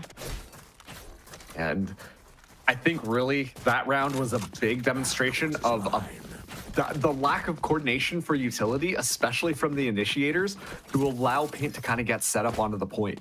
A single smoke is what punished Shopify, Rebellion, Black on pushing through there. Obviously, like, the lockdown was happening, but there's nothing to clear out this corner. Paint's looking the wrong way, and it's these holes that really allow YFP to kind of come out on top. They're watching from different angles, making sure these crossfires are going to be good. And you see Paint look to attack those who get stunned, but nobody has been stunned. And so that's why we're seeing Paint not get value on this Neon. The coordination is just a little bit off, and those are resulting in massive gaps for Shopify Rebellion's attack.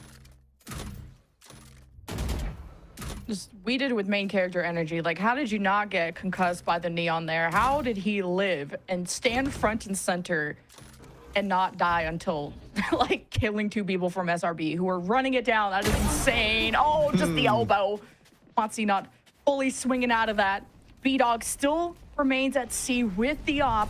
Known position. Ooh, doesn't get blinded. Steps on. SRB. Well, they got 9 lives, but can they put B-Dog down? It does happen. 4 versus 4.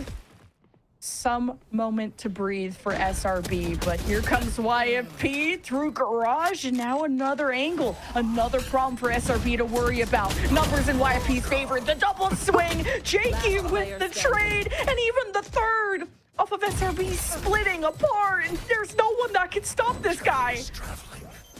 These swings are crazy, man. I have nothing else to say. Like, they're always going for the long swing and then the short swing, and someone will be able to come out on top of it. And you see just the confusion for Shopify. Like, they're not expecting the long, wide swing to go through, and then somehow the crosshairs are looking right in between the 2 players.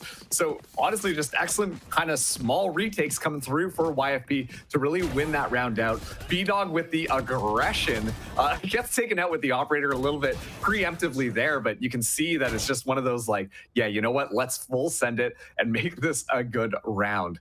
Shopify Rebellion will be using a timeout now to make sure that they can kind of pull this momentum back, because YFP have just stacked up 3 rounds in a row. There's not that many ultimates online for Shopify Rebellion, but if they react off of Monsi's Rolling Thunder, things could really work out well. There's not much on the other side of YFP. They will have full weaponry coming into this one, but really, it should be an easier round for Shopify Rebellion, given the fact that they've got those ultimates to work off of. And that they win rounds after timeouts. That's true. That is so key for SRB for sure. Yeah, Rolling Thunder is going to be an absolute boon. Jacob has been great with the openers. Neural Theft, not going to have full shields, but still worth.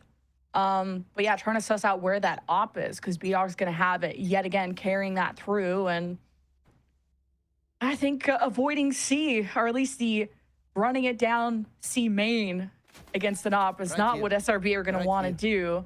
This time they're just going to leave trips behind so that YFP don't flank them, because that's what happened from Jake when SRB went down A. So Blade Storm getting activated. I mean, it is the last round, and we do see B-Dog with the operator, so it makes sense why that would go. That's going to stall things down onto A site. Stellar looking for opportunity, at least able to push Shopify Rebellion Black out of Garage. And honestly, this funnel kind of forces them to have to move into B, which is right into the Thief, right into Jakey, and this could be dangerous. oh, Just the teleport from Jake. Oh my god, the timings have been insane. And he gets to the opposite side and Paint can't clear him. And he just gets shot through the smoke. The rolling thunder comes out too late from Mopsy. Oh, the spaghetti's on the floor. SRB don't have a chance now. 1 versus 5 from Jacob. It's the plan just not executing once again. First it was Weeded on A that they couldn't lock down. This time it's Jakey teleporting to the other side and Paint My ultimate is ready. falls and all the dominoes behind him usually after that. But Jacob's gonna make YFP really work for it, although he'll have to work to get the spike 30 back as seconds well. left. Yeah, look like they got like 2 people watching it. Jacob, though, at least good for another here. Walking up against it and B-Dog finding the last kill with the operator. So YFP, a great 4-round spree to come back into this one. And once again, I really think it comes down to just a lack of clearing from Shopify Rebellion. We see all the utility get utilized on the right side of B, and that leaves a clear gap for Jakey to just walk out. Sure, you know, you should be aware of that side and the smokes are up and all that type of stuff. But with the positioning that's been going on for YFP, I need to see Shopify Rebellion being a little bit more meticulous with how they want to clear things out. That gap was devastating as it allowed YFP to find 2 kills, and then the Rolling Thunder gets invested to no avail. And these little things need to get cleaned up. Otherwise, we're looking at a real possibility that Shopify Rebellion Black don't make that map number 3 happen. Yeah, and Paint just being 3 and 10 right now, like, you know, he's capable of being a statistically top duelist. Like when he was on M80, he had such a good support system that he was just one of the best in challengers. And now he doesn't have that same support system. He's playing off the recon there, didn't get information, going in blind. And sometimes you have to be the guy that makes plays, but you got nothing going for you. You're really rolling the dice and you're ending up with a lot of nat 1s. But YP still have to get through this pistol, 5 versus 4. Very subdued pacing coming in from YFP at this point. They found Paint so early on yet again. Paint honestly being on the receiving end of a lot of these first bloods. And we talked about the Neon not necessarily being his best agent, whereas the Rays, like, well, if you watch the last map that Shopify Rebellion Black played, you know the Paint Rays is fantastic. As Weeded finds yet another kill, so the hand of Shopify Rebellion Black is going to be forced a little bit as the spike goes down on A. Hey, ECJ, nice with it.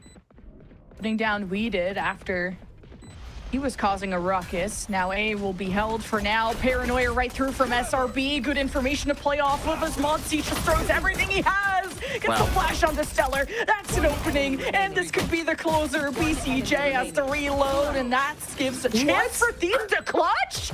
Surely that was tradable. What? Is Thief playing Neon? How did Thief sneak up on them so quickly? It felt like the just pure util dump that we got to see from SRB on that retake would have been more than enough to happen, and then the buddy hopping right clicking classic killjoy comes through from spawn and is able to find all the kills necessary to shut down this defense. Unbelievable from Thief to be able to win that round back, and this is going to be YFP now taking the lead after yet another pistol round going in their favor. As a Shopify Rebellion Black, we got to see them start to turn things around a little bit. They decide to not buy up into this one. Things are a lot more even, but all the weaponry in YFP, and you know they got to be feeling nice after that pistol round. Yeah, Monty was smoked off and couldn't just turn and burn on Thief, and just such an unlucky reload from SRB to even be put in that position. It's the luck gods not on their side today, and that's a terrible day for Rain when you're on an elimination game. And it's match point for YFP.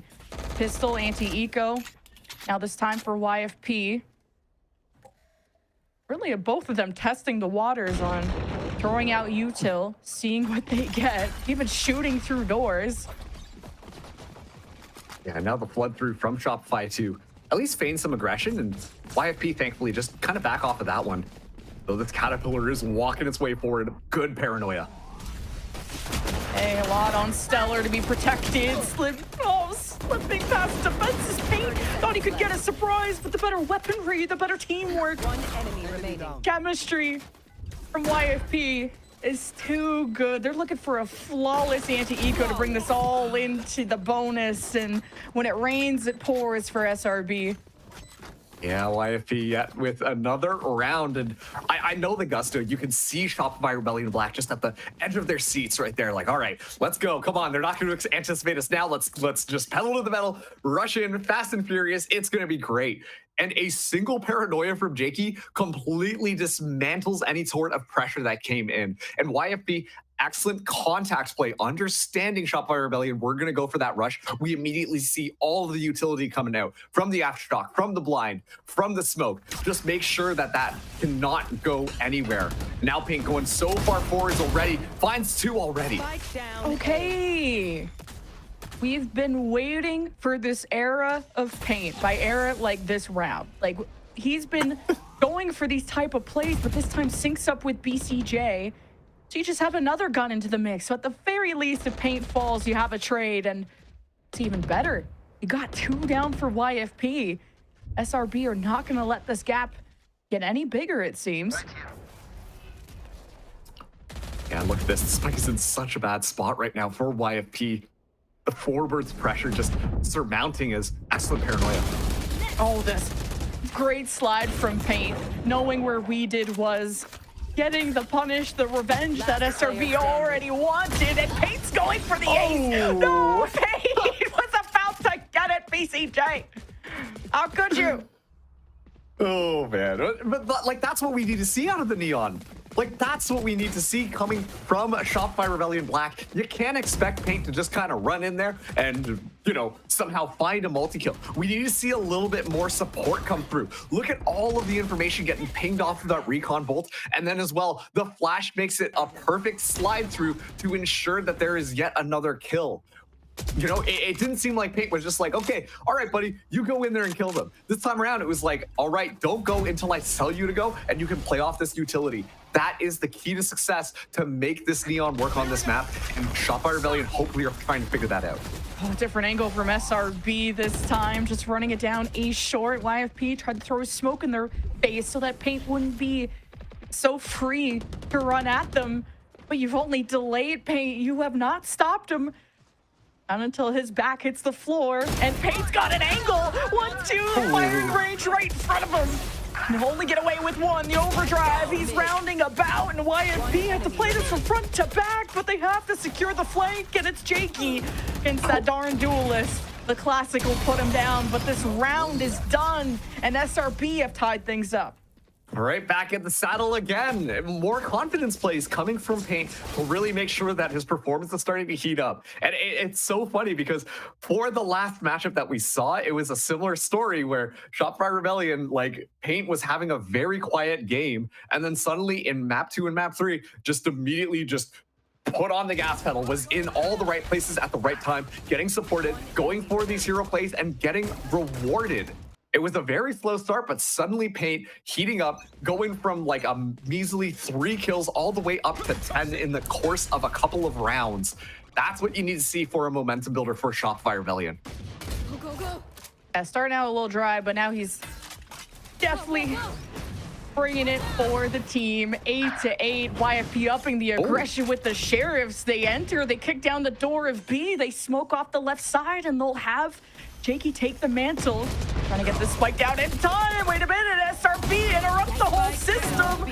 And Montseek can't hold his own, but SRB have still taken over this whole site, and the spike never got planted. Fun angle for Thief. If he can win that, he's been sussed out by Spaz, who steadies his aim, strikes through the Sheriff player. Oh my God. And Stellar with finding good timing against one, but she can't take down the army of SRB. And Spaz finding 4 kills in the midst of all of that. Good, excellent utility coming through from Shopify Rebellion to really stall things out and allow for that push to happen. While map number 1 felt like a little discombobulated, a little, you know, weird. And on top of that, on the first half of this map, it's still feeling a bit discombobulated. Things are starting to line up a little bit better on how they play this contact off of one another and making sure to watch each other's backs on these sites. So Shopify Rebellion back in the lead now, as it is going to be YFP able to buy up weapons. B-Dog still only has that Bucky, but with the Blade Storm activated, might be going for one of those aggressive pushes to try and find those kills. We've seen what B-Dog can do on this Jet, and you know that YFP are going to be playing to really enable that to happen so that they can not only save their money, but pick up a rifle and impact Shopify Rebellion. SRB have a trip right where they expect that Jet to dash into, leaving that suspiciously open through main. Whoa. And it is gonna clip the wings of B-Dog. And within this cage, SRB find an island to stay put and stay elusive. And or YFP still gonna want to hit this. They'll maybe have Stellar throw out the Rolling Thunder, and you won't let Paint go off with a flank. So YFP, they could still go out with a bang. They gotta find these 3 last players, but Monty and BCJ load in together. 1v1. But they gotta face Stellar. 1v1, who's the better breach, and a clutch of 4K for our veteran. Wow, Stellar saving that round. I was going to question it. I was like, okay, yeah, sure, Rolling Thunder. Let's get it activated there. But with the positioning Shopify Rebellion, they can easily step out of the way. I feel like that's kind of the name of the game when you're facing a breach. Like, oh, well, what if we just found ourselves over here and moved ourselves over there so we don't get hit by any of it? And so the retake coming in from Shopify was so clean. Yet Stellar alone, head on a swivel, finding 3 kills in different directions. Just so aware of what is going on. Clutches it up. Make sure YFP keep this nice and competitive, as this is the matchup we were expecting between these two teams. A lot more even last life for SRB, so you're not feeling so good when every time you're ahead, YFP just stay in your shadow. I have the spike. And YFP heading down C, not expecting an op buy from SRB, so feeling more comfortable about taking that long duel. Try to get the drone up. You still have Weeded with a recon and Hunter's Fury if you're feeling extra spicy, but YFP maybe want to bolster up their... Oh, who dropped this? Want to bolster up their post plant with it. It's like, don't worry, I got you. B-Dog somehow finds a kill there, but we'll get shut down. And that raises some questions, you know, like why was the duelist all the way over there? Shopify Rebellion, though, don't take the bait. They're going to be YFP now moving in onto C. Shopify Rebellion will have 4 in this retake here. And looking at their utility, it should be good. A preemptive lockdown gets utilized just to kind of weed out some of these closer players. And that will give additional space to YFP as they get set up, ready to watch this flank, which 3 members of Shopify are ready for. It's all on the back of Weeded, and also Stellar as SRB flooded from behind, and Weeded, he is just locked in, absolute sniper, and Stellar's got the trade, so no flank for SRB, and BCJ just hoping to keep this weapon with how low the economy is for people like Jacob. So incredible stuff from YFP. I thought the lockdown was a little early, but with how scary SRB have been at like immediately retaking, like I kind of don't blame Thief in that moment. Man, what was that flick from Weeded there? Yeah. Like, I want to see that one on the replay because that was crazy. I thought that the pressure coming through from Shopify Rebellion would be more than enough to kind of overwhelm them. And Weeded, without any utility, mind you, was able to find 2 kills in the midst of all of that and made sure that Stellar was just around the corner to shut the nail on the coffin there. And it's this weird kind of contact play that works, but look at this, just a flick over, finds a headshot onto a sliding neon, which is pain to... Wow, like the rest was just history. Great job from Weeded once again to honestly save the round. Was the linchpin to put YFP now at double digits against Shopify Rebellion. Yeah, for YFP to win that 2 versus 3, like defined the round, as you said, just mechanically are on top, but now also only on top by 1 round, a 2-round win streak. YFP being able to usually use their drone or even their recon, but with no smoke in their way, YFP able to make 1. Oh, they're actually within the smoke, and Spaz tests out the waters and went fishing and was not expecting Stellar to just be within the smoke there. So SRB definitely sense danger. And Jakey does not want to go in danger, which would be in garage. He's going to try and interrupt the follow through from the Rolling Thunder from Monty. He's just gonna stay put. He is getting tagged. He has to make his decision. Hesitates, gets punished, and SRB have the C site. But that play never even went through. That decision costed YFP because SRB just had full map control. It looked like that single shot through the smoke that honestly was just kind of like a, oh, they're probably not here. Boop. Oh my goodness, I found Stellar. Wait, that's crazy. But that was more than enough to just dismantle the mental for YFP that round, because as soon as it happened, you could tell they just feel so much less committal, so much fishier on what they wanted to do. They don't engage onto the site properly. They try and rotate around, but then they just walk into the grips of Shopify Rebellion Black. So a very interesting round coming out from them is, you know, it's Shopify Rebellion now tying it up 10-10 here. A couple of ultimates on both of these sides, but the one I'm looking at is Weeded with that Hunter's Fury, as a B-Dog does have a Bucky, bit of a budget buy, and right into the crosshairs of Pancakes. Yeah, not gonna matter what you bought now, I guess. This is looking pretty cooked. Not the first time we've seen YFP kind of dashing through smokes, hope for the best, and it's SRB that were locked and ready. And now with the neural theft advantage, Jacob is just gonna try and suss what was the pivot, where are YFP, and YFP are just gonna wait for all those pings to be done and then make a decision. This is not a good round from YFP because they couldn't really buy weapons across the board, so they're not able to walk away with this one. Like, forced back onto a save, that could potentially put Shopify Rebellion back into a map point. And just on that horizon, bind. So tempting to Shopify Rebellion. Could be a fault line coming through. Stellar does have the spike here. Actually, just trying to play a little bit of a baited play. Flirting with disaster, though, off of how he died on that last round. I would be so scared walking into a smoke. Well, I guess YFP are going to keep the weapons that they have and hope for a better day. You could sacrifice Stellar. Who cares about a Stinger? Maybe you could steal away someone else's weapon that's laying about here and 10 seconds left. Spike and unfortunately give away an ult orb, but hey, that's fine. BCJ's only 2 away from the Hunter's Fury. Right. Yeah, and I'm looking at it now. It makes a lot more sense. That was Stellar, like, all right, let me try and find a kill. Let me try and balance our money out, while the 2 rifles just kind of played back because they knew that they had to save, given the economic situation coming through. Unfortunately, the Bladestorm is not online for B-Dog, so that means that they will be going into this one a little bit underhanded. 2 Phantoms, 1 Stinger, and a couple of Sheriffs to kind of round out the weaponry here. And honestly, it just came down to those crossfires from Shopify Rebellion to shut down any push that YFP had. So YFP changing it up, ready for this ace side hit. BCJ, though, just on the other side, will walk into the way of the fault line. And it doesn't get too much information. As a Shopify Rebellion, they kind of assume that this is just a fake and that YFP might be moving to one of these other sites until that owl drone comes out.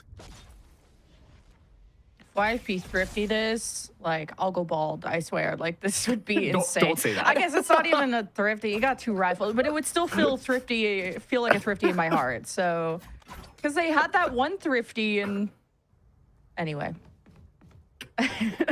Conference doesn't want me to go bald. All right, if she says so. Jen, we have like a certain type of power. When you say things like that, it can happen, you know? Don't be wrong, Caster. Okay, Thief is about to run into a trap. Ooh, Jacob. Do you fall for the bait? Do you swing out of this? Well, the rest of SRB are with it, so it becomes the strategy when you all do it, right? And SRB benefit from it. Meanwhile, YFP had an opening to Planet A, so here comes the flood from SRB. Still got a fault line and an aftershock from Monsi. Trying to take over that heavy position from B-Dog, and that's too much for him to handle. Now YFP have to watch from above. Stellar playing safe from main, trying to get away from some of this util, and that leaves Jakey out to dry. And Stellar peeks to save him, and SRB just evict all of YFP from their side. That is insane. Yeah, I mean, that's one of those moments where they're like, all right, let's deal with Thief first. Give up the site. That's okay. We're confident on our retakes here. Find that lurking player. And then just the little micro play onto that retake, by the way. We see immediately the relay bolt get tossed out from Paint, immediately setting up the person back on site to coordinate perfectly with Jacob pushing in, and then Paint slides through, taking out someone else there. It looked like a scene out of an action movie with how coordinated that was happening. And that is the heat up that we needed to see Shopify Rebellion Black make sure that this is going to work in their favor. And so let's see what happens here. It's going to be the last round, potentially 2 opportunities for YFP to take this one to overtime. But Shopify Rebellion, they're ready for bind. Oh, Payne wants his overdrive. He'll earn it just now, but YFP trade, and it's the Hunter's Fury from the defense that causes all the chaos. Rolling thunder from the offense. Here comes Stellar and the rest. YFP maybe weren't ready to rush in off of that. SRB think they have a moment to drone up, so somehow SRB still protect each other while BCJ went for that. And here comes Jacob. He'll be on the way to help support SRB. An important round for YFP to save, and it's Thief that makes this possible. A 1 versus 2. Can he pull it off? A third, but not the fourth, and SRB force a map 3. Excellent job towards the end there, Thief, trying to pull that one back. But once again, it feels like once we saw that kind of turning point round, we see the complete flip of the script, which was Paint starting to wake up. You see Shopify going for more of those opportunities. You see them playing a lot more put together. You see them playing more confidently, most importantly. And suddenly it felt like a lot of those reps, a lot of that grinding that they've been doing in those ranked matches is coming to fruition with a lot of coordination on that utility, and honestly, amazing set plays coming through and knowing what YFP wanted to bring to them. So an excellent job from Shopify Rebellion Black to force out map number 3, which will be bind.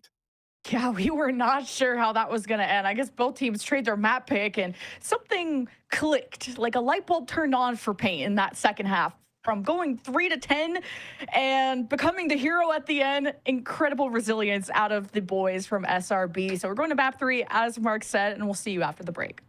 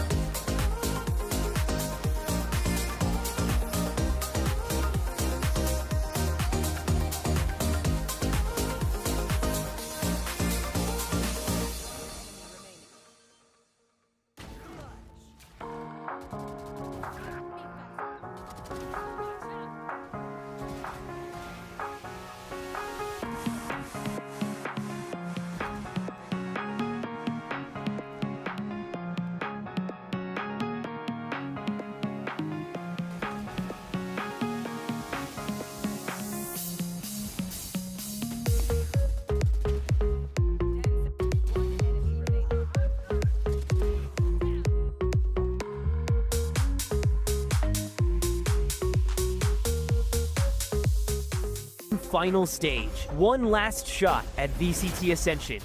16 teams, one goal. No resets, no second chances. Every match is do or die. Stage 3 playoffs begin July. The road ends here. Welcome to the endgame. Well, folks, I just poured myself some Red Bull because we're in it for the long haul. Welcome back to VALORANT Challengers League North America. I'm your host, Elizabeth, joined by Dryad and Goppers and the analyst desk. And if you're just joining us, well, you missed a back-to-back maps stealing. You saw YFP steal SRB's map pick, and then you just saw SRB steal YFP's map pick, stealing Haven 13-10. Now, the first map that we saw, Dan, was 3-13, a much different story, kind of a smackdown with SRB being the victim. But here, even though it was a little closer, we just kind of saw SRB, whether it was like a, in between map talk or whatever it was, just really wake up and show them exactly like why many of us printed them today. Yeah, it was actually really, really good map on the side of Shopify Rebellion. I think they had a lot of really cool ideas. And yeah, like you said, even though it was not their map pick, it just seems like one of the better maps that we've seen from them in a long time. There's a lot of layers to how they were playing this map that I feel like worked out amazing. And yeah, it was a very, very strong back and forth between them and YFP. But I feel like when it came down to the later rounds, it was very difficult for YFP. I feel like they could have recovered, but then they had to go into an eco round. Then it was an aggressive defensive push on the A side for the side of Shopify Rebellion to close it out. And it's just the little things that I feel like were great. And it's exactly the Shopify Rebellion that I want to see today. I do think, Gompers, we should obviously give credit to YFP for putting up a fight, because this was also, they looked wildly different from last week versus TSM. We were just talking about it in between maps. They did not look great versus TSM last week, but they performed better. It was just too little too late, I guess, at this point, for SRB kind of getting their ish together, if you will, Gompers, and showing us exactly the SRB, frankly, we wanted to see. Yeah, it truly was just a battle of who could perform better on their defensive half. And I think, I don't think I know Shopify Rebellion were honestly just significantly better in regards to, they were just confident in their retakes. And also, I can't even explain it. Like, the way they handled every situation was so reactive in a way where it's almost like they, right off the rip, they knew what they needed to do. And that's honestly just kudos to the IGL there. But it's incredible the way they handled themselves. It was cool, calm, collected, very, very long game, but it felt like their skill level never dropped. And, big ups to BCJ for being able to be that MVP. I think their util in regards to, when they did take those retakes, it was like he was just boosting the confidence of the team. And it really just goes to show, right? Like, back to that tweet of BCJ being like, we are going to win. I'm never going to, account for another loss. Like, we're going to take this one. You can see, like, the desire to truly be there for the team and just help everyone be and play their best game. I mean, Gompers, I'm going to go back to that tweet that you just said, because you brought it up during our pre-show for those of us who are just joining us. The tweet was very simple in its entirety. It said, "There's nothing more disappointing than putting in great work and effort and not getting the results that you need. All I want to do is win for my amazing team and organization. We must win out. I'm not going to let us lose again." It kind of, Gompers, it seemed like BCJ took that 13-3 very personally and said, this is not what I promised last week. This is not what I promised when on the 29th of July, when I was disappointed with how we were turning out. And he just genuinely just kind of turned up, Gompers, and showed up. And he's someone who has been receiving a lot of criticism, Gompers, for just, whether it is like he belongs to this team, is he performing well enough, et cetera, et cetera. And it just kind of seems like he just kind of took the time to say, as a reminder, let me remind you who I am, Brendan Cole Jensen, Gompers. Yeah, they're very friendly with each other. And I mean, you can kind of see like the familial aspect of Shopify Rebellion. I think it's pretty cool, again, to have that drive. And honestly, BCJ was like a really big driving factor in this game, like I said, as to why they managed to take this one. I think the retake potential there with utilizing their util to kind of just give away to info. And I like how they played off that a lot of the time. It was very info based for them this game. It wasn't like they were playing off of nothing. So just honestly, all around, very, very good game from Shopify. And Dan, I'm gonna let you take it away because I know you have a round you want to show the audience and break it down for us. So girl, take it away. Yeah, I want to break down this round by the side of Shopify Rebellion. So they don't go and win this round, but it plays so well. They're going to start very early on trying to insert Jacob into this A lobby. He's going to be left here alone while the rest of the team is going to explore. And I love the map control that they take on this here. So you see how far he's gone. There's a little bit of a contest. There's a little bit of a rotation for YFP, thinking that this is going to be the hit. And in the meantime, in Garage, you're going to have that turret on the defense for YFP.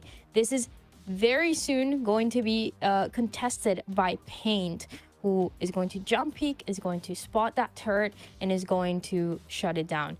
As the rotations that I mentioned before were called towards A, then you feel like it's going to be as maybe Garage to C hit. So the turret gets broken, and B-Dog is going to get this pick into Paint. What I like about Shopify Rebellion Black here is that if they immediately call the rotation, because look at all that space in the meantime that Jacob has been able to get. He gets short, but now he's going towards long. He's calling for these rotations on A while forcing a Hunter's Fury for We Did, because the team think it's going to be ending towards C.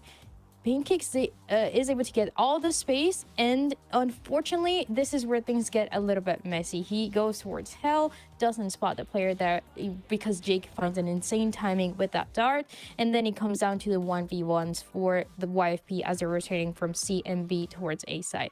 It's really cool to see that the way that the defense is forced to play so far back here because of what Shopify Rebellion were doing early on with Jacob, and also what I mentioned with Paint on Garage. It forces a Hunter's Fury that doesn't get any value, but ultimately it comes down to the 1v1s to close it here. You see these kind of passive plays that are very well planned for the team throughout this map, but you also see some aggressive ones, especially as we go into the second half. You see Pain getting all that long control, going for, you know, amazing breach stunts as well towards lobby that take down 2-3 players, and they're always catching the side of YFP off guard. This is why ultimately they were able to close it out, and why they were trying to get that advantage and were able to recover very fast into that first half. Well, folks, they've stolen each other's map pick, but it doesn't matter because it is a best of 3. You have to win 2 maps. We go from Sunset, we go to Haven, and we will be going to Bind with YFP starting on the side of defense. Dan, I'm going to go to you. Again, you were talking about how you were worried, or not worried, I should say, curious about how this veto was going to shake out for YFP. When you see YFP starting defense on Bind, what are your immediate thoughts? Well, yeah, it is a point of concern just based on how they were struggling against Winthrop University. But to be fair, Winthrop University, when they were playing that match and they were going on the attacking side, this is a team that can really, has a really good understanding on how they're going to snowball on Bind. I don't know if it's going to be the same case today for YFP, but I feel like they still had some great ideas. I mentioned before too that Pain, I love seeing him on the race. I feel like, you know, on this Neon, he was actually really good at recovering. I feel like he had a really slow start on Haven, but when it came down to the second half and those set plays that they had around him, he knew exactly what to do, and he was not only getting his opening pick, but he was getting a lot more than that, even some 4Ks to get the advantage at the end. So on this race, you should be expecting a little bit more of the same for Shopify Rebellion Black. And we don't really know what composition they're going to be playing, because they've been playing with this double controller Viper Astra before, and it's very unique. I'm curious if we're going to be seeing it today again. Yeah, too, as well, like we do see B-Dog, you know, kind of just take a break. At least last time we've seen B-Dog take a break from playing like that jet role and playing a little bit more into the Brimstone. I know this was under a different scenario. I believe we had a different player playing on, actually, no, sorry. I'm literally going on a rampant, but Brimstone on B-Dog is something kind of different that we've seen on Bind, which I think is a bit of a breath of fresh air. And in my opinion, that double controller, I think it serves B-Dog well to kind of take a step into that direction, if that is something that we are going to kind of see today, just allowing Thief to kind of be put into that position of race. So, I mean, we have lots of questions about the agents, and girls, I have answers because we are ready for agent select. I mean, do we see the B-Dog Brim? Do we see that Paint raise that we've been hoping and praying for, despite him performing so well on the Neon? Dan, I have great news. I have great news, Dan. Paint is on the raise, and B-Dog is on the Brim as well. Yeah, there's a couple of things here that the compositions are going to be remaining the same as what we saw from them before, but they are going to be playing very, very different for Shopify Rebellion. I like that they're still playing around this deadlock. We live in a world where Bind and Sentinels don't always go together, but for this deadlock, you're able to slow down showers a lot, especially for YFP if they want to go for a few of those pinches. And also, I like the way that VCJ plays on the Sky here. I like the way that you're not only going for the basic of just getting that information early on towards long, but also playing around paint. So there's a lot of win conditions that I feel like are very strong. The one thing that I'm going to be paying attention to mainly is going to be this Astra that I mentioned, just because it's so rare, and Shopify Rebellion, they like to implement this Astra in just a few maps. So it can be one of those that for the post plans can be very, very strong, and the reason why they can win this map. Yeah, one of the first maps too, we haven't necessarily seen a big player, I guess a big character like Breach take away. So to have, you know, those big points of contact just completely be eliminated, and you having to rely maybe just a bit more on that initiator util coming through, especially from YFP with Gecko, right? And Fade just having to rely a bit more in regards to information that is there, but it's not necessarily doing anything for you. It's reactive. So I think this in itself is going to be interesting to see, especially based on the things that they've improved on. Well, folks, it is an elimination match and map. Only one team, SRB or YFP, can continue in this Swiss stage. Who will it be? I know just who to send it to. It is Marks and Lemon Kiwi, friends. Take it away. Thanks so much, Liz. Our map decider, Marks. We did not not have this on our bingo card, but we're so ready for the era where SRB are fighting back. And like Dryad said, that was an incredible map from them just now. It really was like they just switched something on in their brains or something and just realized, hey, maybe we should try winning the map out. It looked like night and day after that half, but coming into this one, it feels like this is very similar to how their last map went against, Burger Boys happened, where we see them, you know, really struggling to kind of get their footing onto the ground, and then suddenly they heat up, and then we see the Shopify Rebellion squad that we more or less would have expected. On the flip side, though, YFP, like, they were sailing with all the confidence in the world after that 13-3 map win on map number 1, but then things started to fall apart, and really, we've seen excellent resilience come out of Shopify. Got to see how resilient YFP are and how much they want to make sure that they can continue to stay in this, because once again, this is an elimination match. So one of these teams will be taken out and from playoffs in stage 3, which is especially important if these teams want to make a run at finding their way into the Ascension tournament.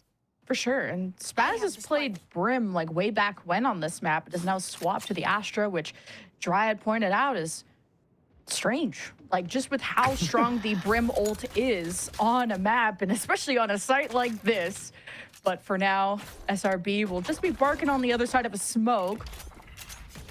And BCJ will be ready to maybe flash in and get some attention. While SRB were lurking around, and hey, we wanted to see them work the map more, and now they're really taking their time. Yeah, just in the driver's seat, slowly spinning the wheel over onto this B site. It's going to be interesting, though, because the really close by here, under a lot of pressure. Okay, good win just with the right clicks from Monsi, and Thief could not leave, and Jakey still try to anchor. Monsi's all over him like butter on toast, and you love to see it. Barrier 2 to block off the re-entry. So give a chance for SRB to plant, but man, YFP are already knocking at the door. Off the haunt or something thrown from Weeded. They got some good pings. They know SRB are still within the site, and that's entry from Weeded. YFP taking angles. SRB still within the window and still could not perch up against YFP. Now it's just BCJ. And you gotta try and stop the whole army of YFP. Not enough bullets in the chamber. Wait, you stopped the monster, but you didn't stop YFP. So pistol for them nonetheless. Oh, that was almost frustrating to watch. Like, it was like, oh yeah, 1v2, you know, should be able to get it, just gotta shoot there. Oh no, they sent Wingman onto it. That's just a little bit smaller and a little bit harder to defuse. And then you actively see YFP body block for Wingman to make sure that he at least gets halfway onto that defuse. It was a really good take coming in from SRB working the map, but an excellent retake from YFP there. And once again, Whereas Shopify Rebellion, kind of like what Dryad was saying on the desk about playing the utility, playing the brain games, when it comes down to the kind of on-the-go flying moments, YFP feel like they're more in control and ready to be diligent about how they engage there, usually resulting in them winning out these gunfights. So, see how this one plays out. Already B-Dog got one. Well, Judge, Jury, and Executioner, and Spaz is within a molly. Not loving that. Is trying to actually still cross into the line of sight of an outlaw. So SRB gonna really be stuck, just trying to play off the smokes and the chaos that creates, but ultimately stuck on an island with no raft. So it'll just be up to Monsi. At least he earned himself the ult, which is very fast, because he popped off with, what, a 2 or 3K on the first round, but we'll see if that ult helps Monsi and friends from SRB on YFP's bonus. Get back to chilling. Yeah, like, it's kind of crazy that Annihilation ready to go, locked into the pocket there, and look at the kill feed for Shopify Rebellion Black. You wouldn't expect it to be the way that it is, but Monsi sitting with 5 kills and nobody else on the squad has found anything just quite yet. So given how close these rounds have been, it makes a little bit more sense why the ultimate is already on line. But this is where we get to see Shopify Rebellion pull out their rifles. I'm still really liking the way that we're seeing YFP play off of their initiators. I think it is extremely well coordinated, just either going off the Prowlers or off of the Gecko utility to scout things out. It's well rehearsed. Oh, yeah, this Judge is hurting. It's still there. And SRB just were hoping, trying to clock that it wouldn't be at the B site. And then Monsi won't get to pull the Annihilation. You were hoping to play off some info from the net, and YFP just pulled the trigger faster. So chance for YFP to continue the streak. Now they got a 2-2 split. Should at least be able to get that spike down, but look at that. BCJ so far back, able to use the overgrowth on himself, but Pancakes finds B-Dog that would in have the been midst of the scary. I thought B-Dog is going to get that one for sure. Good heads up play from Jacob. Now the odds are pretty even. SRB will get to fall back towards main. Stellar in heaven. They'll have Stellar with the Outlaw 2 coming in from the back side. YFP can just break up some of these smokes, wait them out. They'll try to get vision with these longer range weapons, but SRB have the element of time on their side, and apparently they frag out too. Huge play from Spaz and BCJ, trying to win their first rifle round and stay in this game as best as they can. Once again, it's this Astra utility that makes it so much more annoying to try and literally do anything, especially in those post-plant positions. And you can see Shopify Rebellion, that's kind of how they want to play things through. You know, use Monsi's utility to kind of make that rush happen, isolate and eliminate. And then Spaz staying alive, working in the back lines. The Astra can drop the stars from anywhere on the map, make sure that the post-plant is more or less secured. So great stuff coming in from Shopify to win out their first round.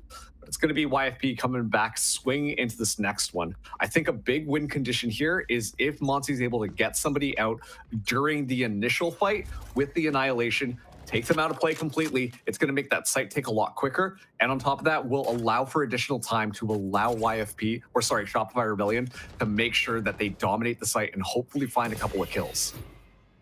Yeah, SRB are just going to ignore Hookah for now, and either Sonic sensor there in case someone comes through the teleporter too, so don't mind it. Bird up close from SRB, no pings. Does Jakey want to swing out here? Annihilation looking for a target. It is going to kidnap Jakey from Tube. So you have Stellar stepping up, hoping to at least benefit from the moment of chaos. And gets the spike down. SRB have someone inserted into elbow. Monsi has to wrap around, but wants to help support the front side. And now Monsi is in no man's land because the spike went elsewhere. And the lurk from Jacob doesn't work out. Monsi doesn't last much longer. So SRB almost overthought and overcooked this round. It felt reminiscent of map number 1. Oh, look at that. We did hopping in on the site. No one's expecting that. And then all of a sudden gets a couple of kills, opens the door for 30 seconds YFP. left. And in that scramble that Shopify Rebellion are in, they just kind of fumble the spaghetti and are not able to secure the kills necessary. The Annihilation was an excellent start from them, but it felt like YFP were ready to kind of pounce on them as soon as it happened. An excellent read and making sure to mitigate the damage that could have came through from that 10 pick. So seconds left. honestly, I think that this was just a really good response coming through from YFP as they continue to honestly surprise me at how well they've been playing reactively to some of these set plays that Shopify Rebellion Black are setting up. Yeah, there's some clear gaps of information within SRB to kind of hear Stellar or somebody walk around the site after got the Annihilation on Jakey, and SRB have been really punished by these gaps from not checking where YFP are in these close corners. But it's been really hard to get a read on where YFP are, whether they're up these close corners, they're playing far back, because YFP are always switching it up. And speaking of that, yet again, they have Weeded sitting in hookah while the rest of SRB going to try and work the map even slower. Excellent little lineup there. Love a good observer viewing the lineups to see where all of it lands, especially when it lands properly. You hate to see it when it misses, but Thief now locking down the safe site has Spider Sense tingling, finds Bane. Does a lot of damage to Jacob as well. How does he know?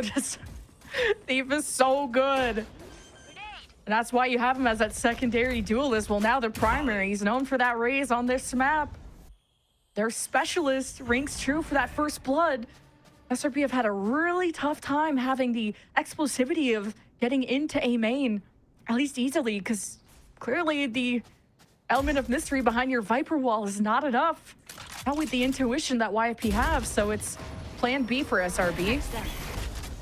Oh, excellent detail. Okay, here's the orbital strike, and why we love a good brimstone. BCJ executed. SRB falling like dominoes. 30 seconds left. And YFP have reestablished themselves off of such a good ultimate from B-Dog. Once again, just excellent calling coming through from YFP. Genuinely, like the fact that we see Weeded just kind of swing around those corners, spots them out there, immediately calls to get the orbital strike on top of the seas, adding so much chaos, and then because that giant space laser is kind of beaming down, allows for the opportunity for the slip through, the rest of the members of YFP flowing through. It was just the mid-round call from Weeded to make that such a beautiful round coming in from YFP. And once again, it's in these small micro moments where we see YFP really start to excel. There's excellent game plans coming through from Shopify Rebellion, but it feels like they just can't quite execute on them how they would want to. And when that kind of push comes to shove, it's going to be those little micro plays, those little adjustments that YFP are making that are going to help them come out on top. So Shopify Rebellion, they decided to pull their round-winning card out of their pocket, taking a time out now. And hopefully they can re-strategize some stuff to pull things back because YFP are slowly making this one spiral out of control. There's just more bells and whistles. There's more layers and depth to YFP when you run the two initiators. You have Stellar, you have Weeded, you got information off of either of those characters, and you can flash in, while SRB, they really have to leverage BCJ in these flashes. You can have such deep util with the birds, but it's the right time and the right place. And YFP are always switching up how they layer their defense, so it's what moments do you want to clear as well for SRB? Is it through hookah? How deep into B do you want to get the birds? Do you dog up first and fake to the other side? Need to see SRB really get YFP itching their heads, or they're going to be going to playoffs, or at least have a chance to go to in the further matches. As SRB bird in towards Jakey, he's been netted. SRB, they try to punish. No one checks the back corner. Jakey robs them of the most easy kill, and this ruins the whole round for SRB. I know they can't, the people can't see me right now, but my hands are on my head because I can't believe what I just saw there. The utility was perfect from Shopify Rebellion. It was perfect. You got him in the net, and he can't move. And still, Jakey walks away with 2 kills there, allowing Stellar more than enough time to go in through the smoke and swing back, making sure that the spike is in an irrecoverable position. It's just disaster for Shopify Rebellion on this round. And once again, those little micro adjustments, those little plays work out perfectly for YFP. It's just not the first time, not the last time that SRB 30 seconds don't check the one corner, the one gap, the one lapse in their judgment is exactly where YFP are sitting. And good for Jakey to be as stoic as he was, player standing. even while netted. Even Pancake's got the heads up on there.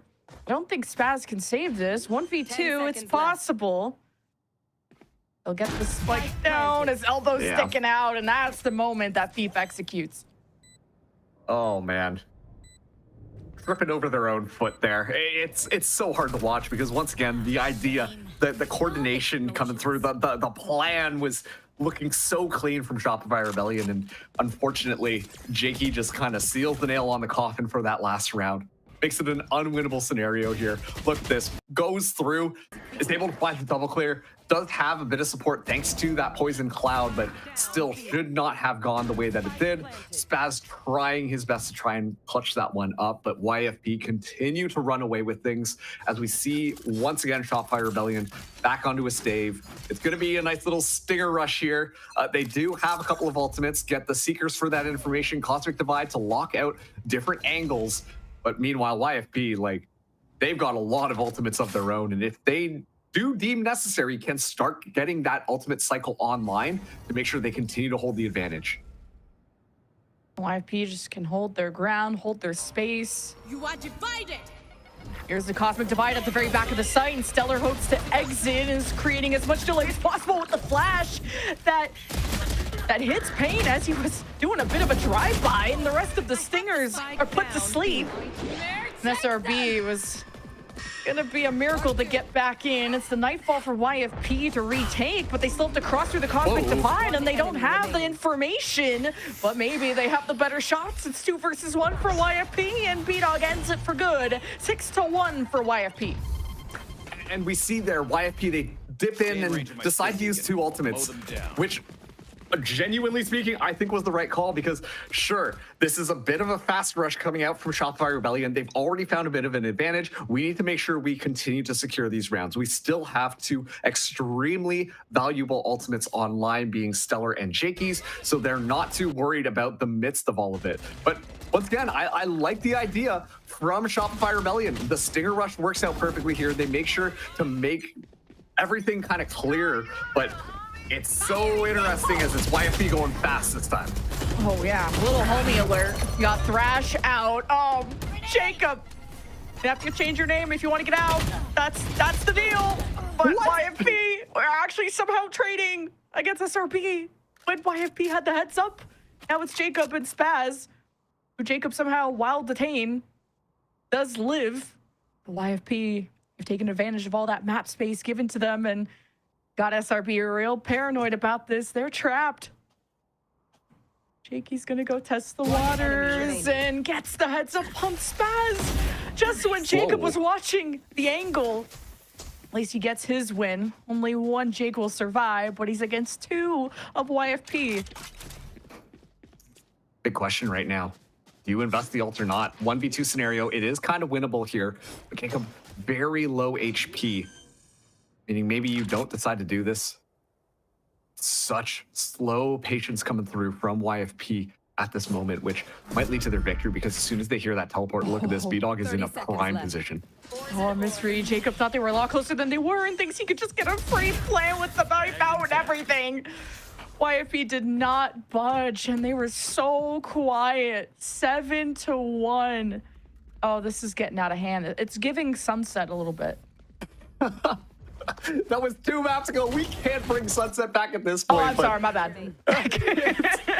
It's crazy seeing some of these things happen. I'm wondering if the crosshair placement of Shopify Rebellion Black is too good because these graph nets, multiple times YFP members in the grav nets are finding kills. And it's because the SRB players, their crosshairs are where it should be at the player head model, and yet the grav net forces the players to crouch. So I don't know what's going on here. They should not be getting kills when you're in the grav net, especially with the triple swing coming through from Shopify Rebellion. But I think that might just be a testament to how well things are clicking for YFP currently. You know, you talk about giving sunset. We're seeing Shopify Rebellion Black dip back in for a timeout yet again. So burning their 2 timeouts in this first half, because this is 7-1 right now. YFP are showing no signs of slowing down. It would be so YFP to qualify to playoffs in like the very last round of regulation. Like, this is not, I swear I've seen this before. This is very deja vu, but SRB weren't able to turn around the wins on their first timeout. Now they got kind of a mixed buy going on with some light shields, but they really believe in this, and YFP had bought up, but now they've traded that for an outlaw. Thief gonna calm down on the credit spend here. Got your trail. A little bit of information, but it will be the Seekers very early on. It's going to be a rush in from Shopify. Yeah, you're going to be able to leverage this judge. The Seeker goes to the back of the map, and BCJ locks in on Heaven. So the bases are covered for SRB. You got a pit within. Surely with the investment, it pays off, right? Something about stocks and checks and balances, right? But you haven't killed enough from YFP to really feel super secure. SRB just haven't been secure in their reads throughout, even the last round, just based on the decisions. Now YFP can sit and spray through the pit and hope to catch Jacob where it hurts. Now the spike gets planted.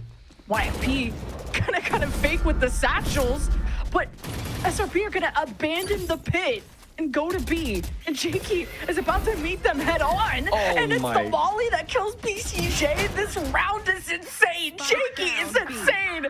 Lock him up, and SRB will get away with dealing with the solo defender, while Thief was left behind to deal with the remnants of SRB. But this is not going to feel like a clean round. Whoever wins. Blow for blow at this point, but still Spaz and Paint still alive. No more utility available, but YFP are going to make their way in. Paint goes down first.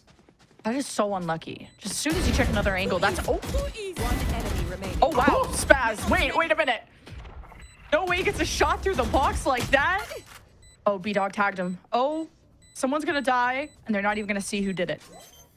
Scary. Diffuse going to get halfway. Spaz has to check it. They're dropped down, and quick to the trigger. SRB somehow clutched the round.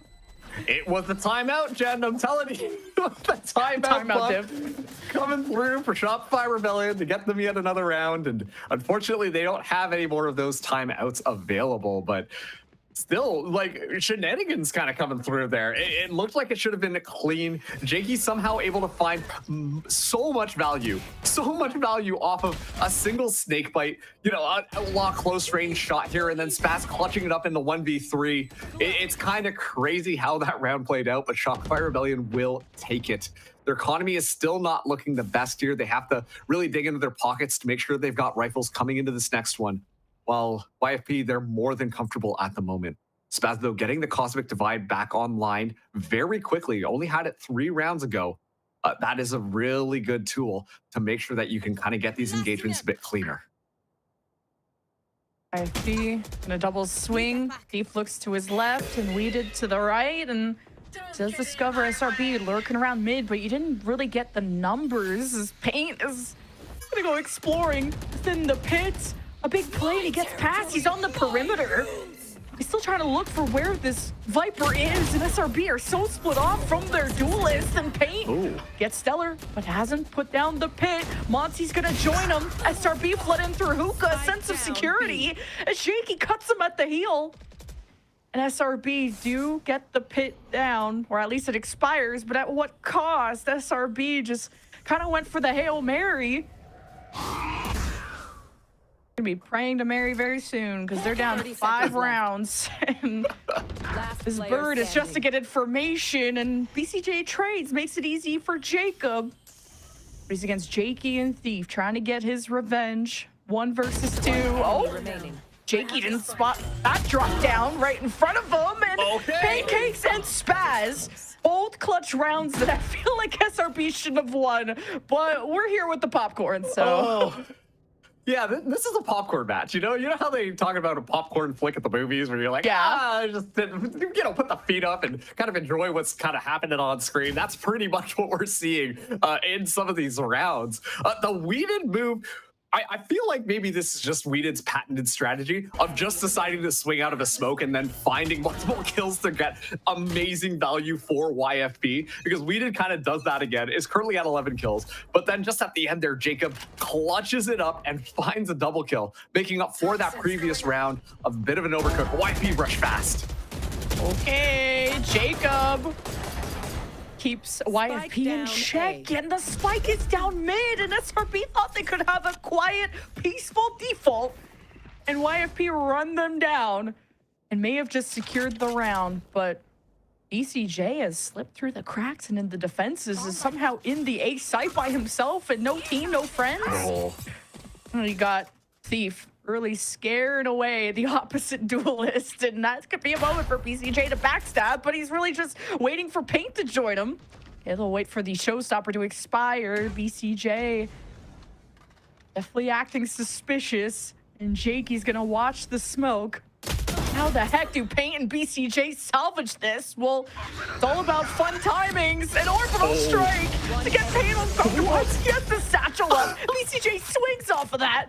And yeah, this is such a game of all time, Marks. Last round. Yo, the tech to boost yourself up into the air to move out of the way so you don't get hit by the paint shells. That's crazy. I have not seen that one before in one of these matches, and that is a lot of fun. And unfortunately, it isn't enough in the midst of all of it, where Paint really had a hero moment there, being able to find that backstab made it suddenly very possible. But like, look at this. Paint's got hops and completely avoids it. Unfortunately, though, the timing there from that utility messes up the double swing that BCJ was planning on, and so it all just kind of falls apart at the end. So YFP now up 8-3. Last round of this half. It's not a good money round for Shopify Rebellion at this point. BCJ, only person with a rifle in hand, but of course YFP looking very well equipped for this round. I'm wanting to see how SRB can leverage the information off the dog, and you went for the sword for the showstopper, and it's not a bird, it's a plane, it's Thief just satcheling in your face. So SRB did not get the edge.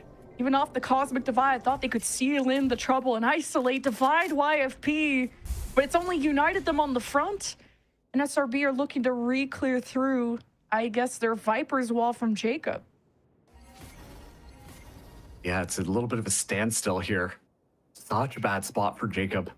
In the midst of all of this sight, Jakey in an excellent position, though, to kind of hop through and give him a nice little jump scare in the back line. Valorant will be a horror game if this works out properly.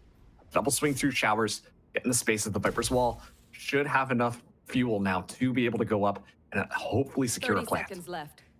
Yeah, Jakey can be really patient with this. And Monsi opens things up, gets the ball rolling for SRB on the flank. Jakey makes his presence known, and Monsi has to make a decision, and surely someone's called this out, but he gets caught throwing a net, and the spike is down. The round is cooked. There's 9 seconds left, and Jacob has the sprint towards the spike, and I thought for sure that Jakey was watching that. All good. Knife him in the face. Oh, it was a shot to the face. So 9-3 anyway for YFP. Jen, I thought for sure that was going to be a knife. I see the knife coming out. I'm like, okay, here we go. Like, you know, he has to stick the spike here. This would be the moment, but still respect being shown. YFP, they go 9-3 in that half. But once again, hey, curses do exist. This could still go all the way here. It's chaotic, to say the very least, between these two teams right now. But Shopify Rebellion, once again, still fighting for survival here. It's so crazy to think about the fact that the Stage 1 champions have struggled so much in Stage 2, and right now are struggling to even find a spot in playoffs for Stage 3. Despite the fact that we know how much work they've put into this, it feels like they're just not finding the timings, the kills that they need, whereas YFP are a lot more loosey-goosey with it and are being rewarded for a bit more of that dynamicism. And now you got the double initiators on offense, the double controller sentinel on defense. Like, this is going to be the best side for both of these teams, but whoever wins this pistol is really going to define how this match could end or go forward. You can't underestimate what SRB can do in a comeback scenario. It's just a lot of shooting through smokes, and YFP are not liking how this is looking. As Jacob has to look on towards, well, the entirety of YFP coming his way, and he's going to decide to delay things, play as safe as he can. Watching from above will be Thief on that elbow side, and lurking within the shadows, we did, and Thief take care of business. It happens again. Weeded inside of a smoke, watching it, has the support for the rest of the team. Making it look light and clean. At least Spaz able to find that first one here. But still up against the world. Look at the firing line just on the other side. Okay. Matrix Neo over here just going in between the bullets for that. Double digits for YFP. Time to get the shovels out. It's looking like a funeral for SRB when it comes to the regular season of Stage 3. Where the stakes are pretty high. They have built up enough points from their performance, especially winning Stage 1, that it was going to be about SRB getting further than Winthrop, who haven't qualified to playoffs yet, but this is the end of the road for SRB. Ascension is not looking good for them. No, it's so tough. I mean, you get a lot of points because you did win Stage 1, but not going to playoffs in Stage 2, not going to playoffs in Stage 3. Your fate is in the hands of the other teams, and that just looks like almost an unwinnable scenario for Shopify Rebellion Black, unfortunately. Still, it's going to be the Stinger Rush this time. We're seeing the buy-up, backs against the wall, caged animal syndrome kicking in. Got to do whatever you can to try and win some of these rounds. A YFP, they just change it up a little bit. They slow it down, add that pressure onto Shopify Rebellion Black, make them have to sit in that 10-3 score line and think about what they've done so far.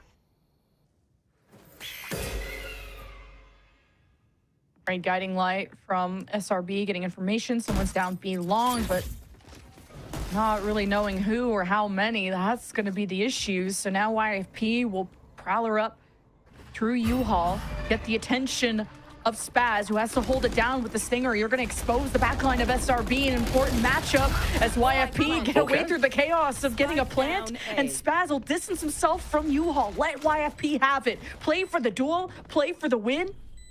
And YFP may be down in members, but time is on their side. Now, we did ready to play with some util, but the deadlock from Monsi does net and give SRB even more of a fighting chance.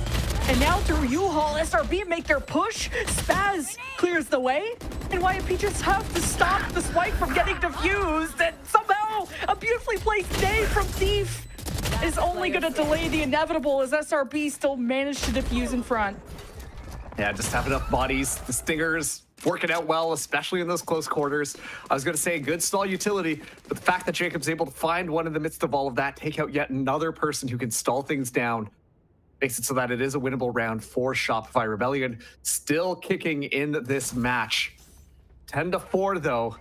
Things look pretty dire for Shopify. YFP, they're going to be, well, we do see Thief actually buy up that Outlaw, while Shopify will be going for this bonus. Give a lot of the Stingers alive from that last round, and Paint actually going to buy the Phantom. And Paint starting to heat up a little bit more. Was a pretty slow half for this player, but this time around found a couple of kills, getting a bit more comfortable. Spaz saw that Sheriff.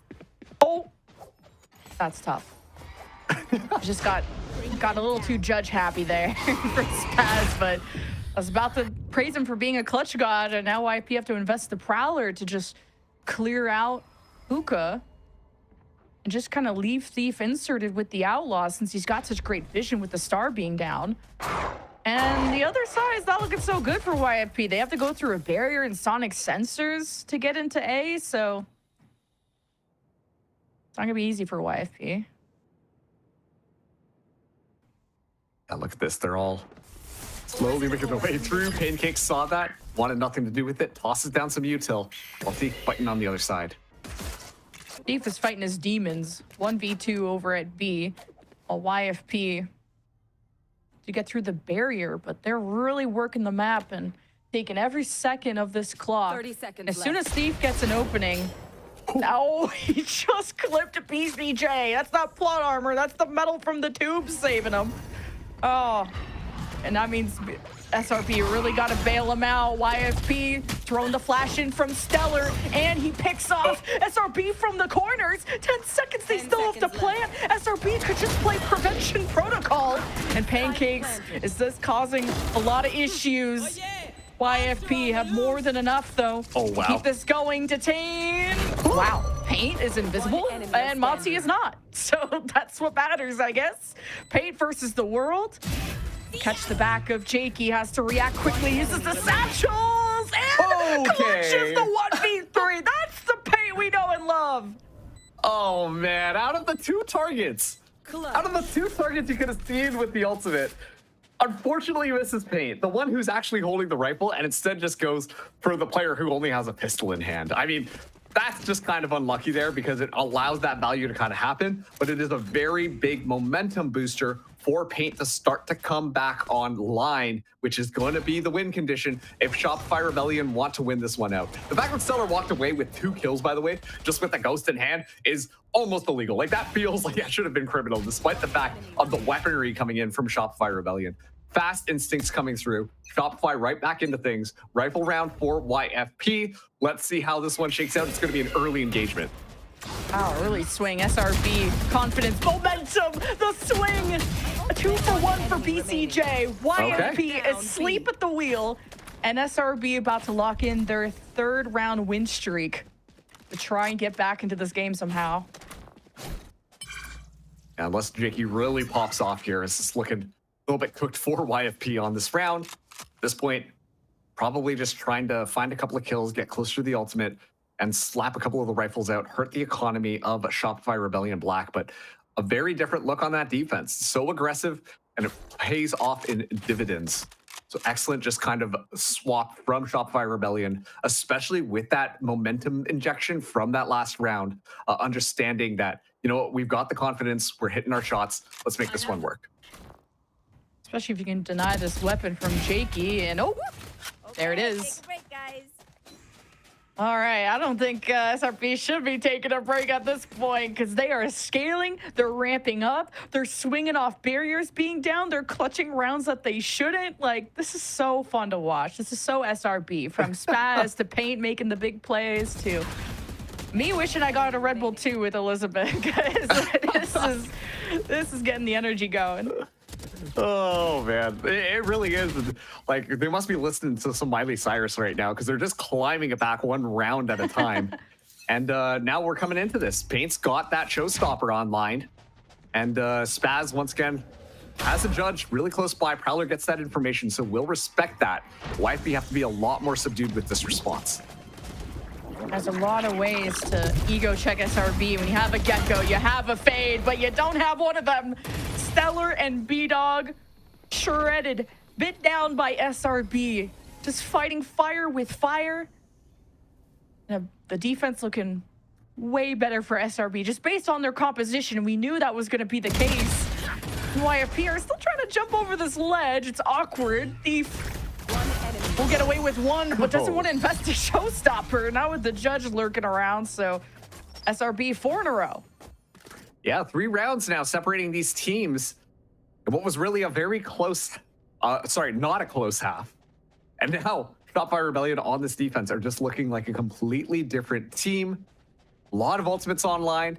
Looking almost reminiscent of when we saw YFP on the defense, but YFP have just struggled to kind of get some of these rounds put together here. Spaz kind of coming up clutch with the judge. A lot more just play off of one another from Shopify Rebellion Black to make sure that they were going to tackle a lot of those kind of trades properly. Make sure that they don't lose people unnecessarily, mitigating the damage of those YFP kind of pesky lurks that we have seen this team kind of do all across the map.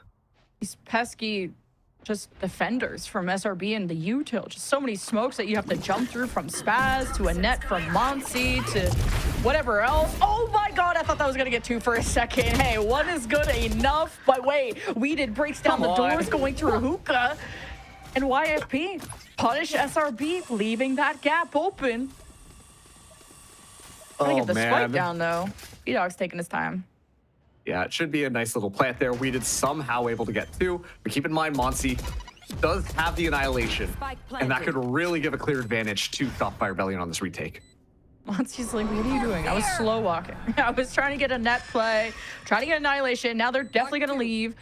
Nightfall, after hearing all those shots from We Did, just to keep SRB humble, keep them in their place. And speaking of that, they're very much stuck in their place. And that's going to cost some crucial seconds from SRB. And they're not going to find any angle on this Annihilation. So no chance of winning. SRB are going to save, yeah. That's crazy. We Did single-handedly prevented that round from falling into the clutches of Shopify Rebellion. First the 2K, hop out the smoke, the classic, we've covered that. But then just playing the util excellently. Uses the Nightfall so preemptively, which immediately forces the respect out of Shopify Rebellion because they know they can't push into that, thanks to a smoke preventing them, and then tosses out the C's to stop them in their tracks. And at that point, so much time has ticked off of the spike. There's so many different angles for Shopify Rebellion to clear. They simply just decide to call it off and back themselves up. Almost a mind game coming in from We Did to make sure that that was a clean YFP round win. Yeah, SRB just having to work through some smokes and not having any way of engaging into that. Really tough to lose all that momentum that you've built up. And there's a chance now for a YFP. Strong post playing off the effort from Thief. Where did they head to now? This is kind of a deep push too from Paint with the op, and he could get sightlines onto We Did if YFP decide to go B, but no luck on SRB's side this time. It's one of those things where you can really see that strategy of just setting Paint up on his own, expect to find a couple of kills or at least guarantee a lot of that map control. This is excellent because now Shopify, they know it has to be an A-side hit. Okay, here's Steve with a very blind showstopper. He cannot play the game, and neither can the rest of YFP, who I think got barriered off from Monsi. They could not follow in the Seekers from SRB to continue to hunt down YFP, who are lurking around. And then SRB keeps spamming through the smokes. YFP are really stuck, and they're going to still try to commit and have little wingman plan in front of SRB's eyes while YFP tries to take U-Haul, and that's not going so well. Not feeling very well, Mr. Stark, and SRB have the number advantage to try and catch up to YFP because it's their last chance to go to playoffs, and Paint misses the one shot, and Spaz has us back somehow. So B-Dog bit off more than he could chew, and SRB get to keep the op too.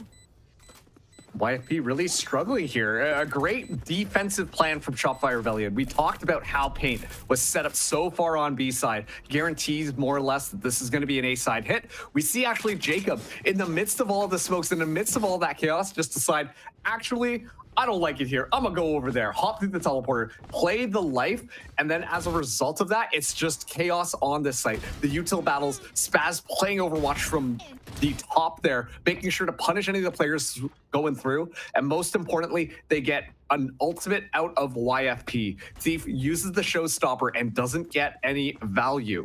So Shopify Rebellion, they close the gap yet again. 3 rounds still separating these teams here as a YFP. They're starting to sweat a little bit more. You can kind of tell in their gameplay, and they're moving yet again to on to A. Very blind orbital strike, and just again the gap that you don't expect, and that's where Jacob is looking at. He ignores the wingman, but can't steady against B-Dog. Now there's an op in showers, and YFP have to deal with that problem, or I guess smoke it off. That's another way to deal with it, but then you don't have a smoke for heaven, and that's where BCJ pokes his head out. And he pokes out with the dog, who's still trying to see who and where within the site. YFPR now around U-Haul. Does Stellar think he's safe enough to go for the Thrash? The big question. He's thinking about it. Now within the smoke, he could do it. He's hunting down. The spike's been touched, and man, SRB deny it off of Spaz. The spike gets tapped, and We Did still checking it. Oh, and he's locked in, and the spike gets halfway, but not all the way. YFP lock in and get to match point. Wow. Yeah, you can tell just at the end there, like, even they were a little bit surprised that they kind of won that one out, but it's just Weeded really locking in. I have seen Weeded do disgusting things this map. And sure, not technically the top of the kill feed, but some of these rounds where it's so clearly going in favor of Shopify Rebellion, this player just comes in clutch, pulls things back, and it works out. The fact that Stellar uses the ultimate as well, the Thrash comes out, doesn't find any value, scopes out at least one of them, but ultimately kind of falls flat. The fact that YFP are still able to win off of that despite the disadvantages, I mean, that was a very well-earned round. One more to seal the series here, but Shopify still show no sign of slowing down. Yeah, Jakey is just gonna get hit by a lot of util. Really wants that orb to get the pit online. This would really bolster the post plant for YFP. Maybe the orb was already grabbed. I don't know. I think they're more worried about SRB just throwing so much at them. And there is so much deadlock util with the sonic sensors to the mollies available for SRB. And Paint front and center with the op. He's gonna shoot through. Spash just spams through the smoke. Gets P-Dog asleep. And YFP have no space. They're just gonna have to send it and take a big risk as Jakey is within enemy lines. And Weeded's trying to get sight lines on the second half of the site. There's so much to check. And Weeded and Stellar are out of util to really make SRB uncomfortable. SRB just have the better positions. The crossfire. Jakey's gonna try and crack their defenses, but it's a 2 versus 4 for the win for YFP. And Jakey gets 2 down. And it's Stellar in a 1 versus 2, but he's quite low on HP, and the flash will get away from it and almost had the head of Spaz in front of him. But it's SRB staying alive for now. Wow, Jakey almost won that round back for YFP. Unfortunately, just not enough time, because I think a good move would have been just to take the teleporter, go to that B side, get the spike down, and then trying to play it, but didn't quite work out. Monty just tucked away in the corner simply before Jake decided to find a nice little 2-piece just onto the side here. And Stellar just unable to find those final kills with the man advantage going to Shopify Rebellion. Back and forth between these two teams. YFP still sit on match point, but this time around, they've got weaker weaponry. Shopify Rebellion bringing the entire armory to the battlefield. Paint still got this operator in hand. Thief could be moving up here, but the op is going to shoot. But it did not hit, unfortunately, for Paint there. SRB have come to realize that Prowler being used to clear through Hookah, but I like that SRB are trying to retake that space immediately. You're not gifting anything for free to YFP. Wall down, Paint. That's the one that rings true, and he fades into the shadows, so YFP can't even trade. Now they're within the site, and they have to react, and it's SRB down for the count. It's 2 versus 3, the comeback to save SRB and their chance to go to playoffs, and Jacob and Spaz are very disconnected from each other. Jacob is going to earn what space he can with the pit, and will extend within the site and a little bit into elbow. Thief still is the op lurking around, and all he has to do is watch the drop down from Hookah. That's where Spaz is going to be coming through. While Jacob, I think, has to be the big hero, but he's not going to go through elbow. And there's so many corners to check as soon as he emerges from the pit, and time is running out. YFP are smiling from ear to ear with their chance to live on and get another match for playoffs. And SRB, their demise in front, and it's too little. It's too late for them to blossom. YFP have knocked out SRB from playoff contention. An amazing comeback from YFP towards the end there, where it was looking like Shopify Rebellion were really going to take them to the distance, really force them into a potential overtime position. And then it's just those little hero moments coming in from YFP, whether or not it was Weeded, whether or not it was Jakey. So many individual good performances coming in from YFP. And once again, when it came down to a lot of these little micro plays, a lot of the uncomfortability around those matchups, we see YFP consistently come out on top, finding those timings, finding the util combinations. And unfortunately, this means we have to say goodbye to Shopify Rebellion Black, who are not going to be qualifying for playoffs. And honestly, once again, their top level gameplay, the strategies coming through, the amount of set plans that they had were all looking amazing, but it just fell short at the finish line for them. And so unfortunately, this is going to be a goodbye for them.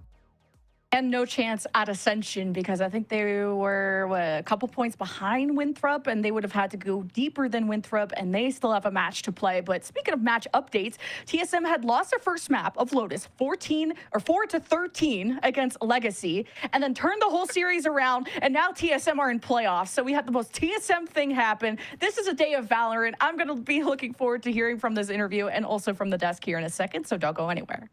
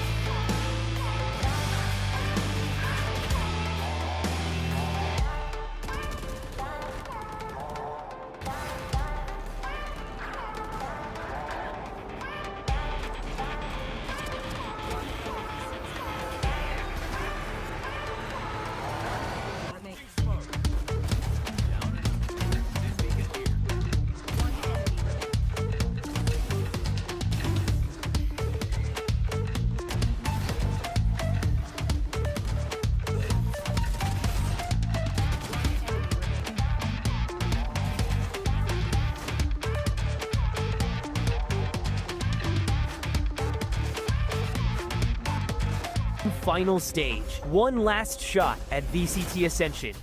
16 teams. One goal.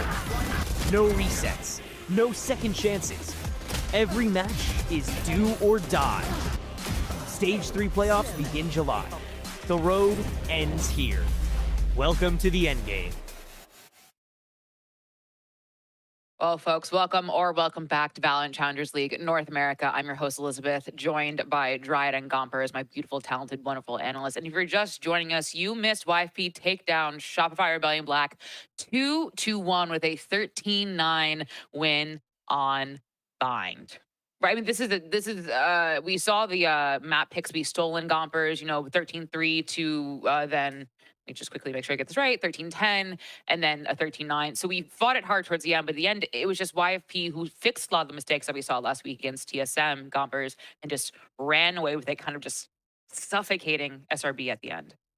Yeah, significantly better. And I mean, not even to mention the fact that obviously we did get to see a lot of resilience come through from from Shopify Rebellion Black. And I give them complete kudos because in regards to performance, they really did mean it when they say they were holding on to this and they did not want to lose. I think that was very evident within the game that we saw. Obviously, 13-10, 13-9 is not easy to keep going from. But they kept their heads held high. Overall, though, I will say, like, just best gameplay I've ever seen come through from YFP. And that's where, it really does call to action, that fight or flight we talked about in the beginning. They felt it, they recognized it, and YFP just handled it better. And, instead of feeling like they were rushed to win the game, it was almost like they understood they're not going to win everything, but they can just really apply themselves the best way possible. And I think they did that here. For this set of YFP, they look incredible on the defense. This win, it doesn't push them to playoffs just yet. They need to win one more game, but I think regardless, I found the improvements that they made from last week to this week very, very impressive. I was a little hesitant because that game for TSM, it was very difficult, but they went into the series and especially into this last map to close it out, understanding what their win conditions were and understanding how they could capitalize from some of the mistakes that Shopify Rebellion were committing, especially into that second half. The defense, again, last time they played it, they only got 4 rounds and it was a bit of momentum going for this head of Winthrop, but this time around, very, very strong defense, a very clear understanding of how they wanted to set Thief up, whether it was going to be towards Hookah in the similar way that Paint was doing, but also in the ways that B-Dog was going to be playing around the map. I feel like there's a lot of cool things that worked out for the side of YFP and for Shopify Rebellion. I do appreciate that they were going for this not so popular composition with the Deadlock, with the Astra as well, but it seems like those win conditions for them were on that first half, and after that, it was I think 10-7. They started trying to recover, but it forced them to save for a few of those rounds. It forced them to try to be one step ahead by maybe having that operator towards Hookah, trying to get that opening. And when things don't really work out that well, YFP were amazing at flooding into that side and taking over. So honestly, very, very impressed with YFP. I'm super happy to see what they've been able to do from the last week to this week, and I'm excited to see them in playoffs as well. I know, it's so exciting. I mean, this is a YFP that Gompers, we've been talking about it since the beginning of the show, that we really didn't expect a incredible like door smashing barn burner performance from them. But as Dan was saying, this is the best we've seen from them. And that's any indication they're getting this much improvement from the loss versus TSM till now. This only bodes well for the future, Gompers, that in going into playoffs, that they are absolutely a team to be feared and to be reckoned with. No, they absolutely are. And I think majority of that is just the evident, like you said, like the evident improvement that we did get to see come through from this team. And that in itself it's not easy, right? To bring forth that in just a week and recognize your wrongs and be humble about it and then come into this game against Shopify. And they owe them so much respect. And I think that in itself just shows how far they've come from last week. And I mean, I'm excited. They're going to look back at these games too and kind of just pick out every single problem and fix that as well. I just wanted to say really quickly too, for the side of Shopify Rebellion Black, they are out of contention for playoffs. They still have a chance to make the Ascension, but it's going to depend on Winthrop not winning games and also Envy not being the #1 seed. So having to actually Envy get that #1 seed, not make it through points, and those points going to the 2nd seed. It's honestly very, very difficult because all those teams that are making it to playoffs this week, they're going to start getting those wins again, get those points. So I mean, I think it is a point of concern. It might be a goodbye for Shopify Rebellion Black, and which is, it's crazy to say after what we saw them do in stage 1 and completely take over, but that's just how challengers go sometimes. And in the meantime, for YFP, they can celebrate because it was an amazing win from them. And we are going to celebrate right here because, dare I say, we're about to get a little freaky because we have an interview with Weeded. That was the dumbest segue I could have done. Weeded here. Hi, Weeded. Congratulations. Hello. Thank you. I mean, my first question for you is, going into this game, I think we talked about a little bit. I think there was a little bit of concern with YP from last week. The TSM loss was not shocking, but it was just, there's fundamentally some issues that we would love to see you guys fix. Talk to me about what you guys fixed from last week and going into this week. Sorry, can I interrupt you? Is that a Labubo on your head? Yeah, it is. Okay, continue. Okay. It mostly stemmed from our attitudes and kind of passion for the game. It seemed like ever since I joined the team, or even before that, maybe, I don't even know, but we just didn't really have much good energy going to the games. We were frustrated with each other. We were always making stupid mistakes, individual plays. We weren't trusting each other. So, after the TSM loss, I think that was like my first loss ever in like 5 years of playing Val competitively, where I was like, I just didn't feel anything, which was like the weirdest thing. And we spoke about it as a team after, and we decided like, let's just not practice up until the SR game. Let's just take a break to reset, and maybe that'll change everything. And we came into this game, and everyone was excited to play. Everyone was happy. We all brought the energy. Everyone was calming, making plans. It was just exactly what we needed. And yeah, that's what happened. We literally didn't play, didn't even talk to each other, and then we just came in and we owned. I mean, to be like, let's talk about the first game, 13-3. You stole their map pick, and you went in there without any plans. Without, I'm guessing, no anti-stratting, no prac. Like you said, like you just kind of freestyled it when you got into the lobby. What is the conversation after that? Of just like, oh, okay, like actually, guys, we're doing okay. Now we go into the second map where there was a bit more of a tug and war there, where I believe you lost 13-9 on your map pick. What is the conversation from map to map there? Because I mean, yeah, you didn't talk during the week. You like you said, you're actively like avoiding each other for the sake of resetting. But what do you talk about when you're in the moment and you're there? How you have to speak to each other? Yeah, I mean, like before map 1, we came into it. We're all happy, excited to play. It was like the best feeling in the world. It was like I was on DZ again. Everyone's just happy to be there. After map 1, I mean, like before map 1, we said they have everything to lose and we have nothing to lose, right? I mean, they're on probably one of the best orgs in the world, tier 1 and tier 2 combined.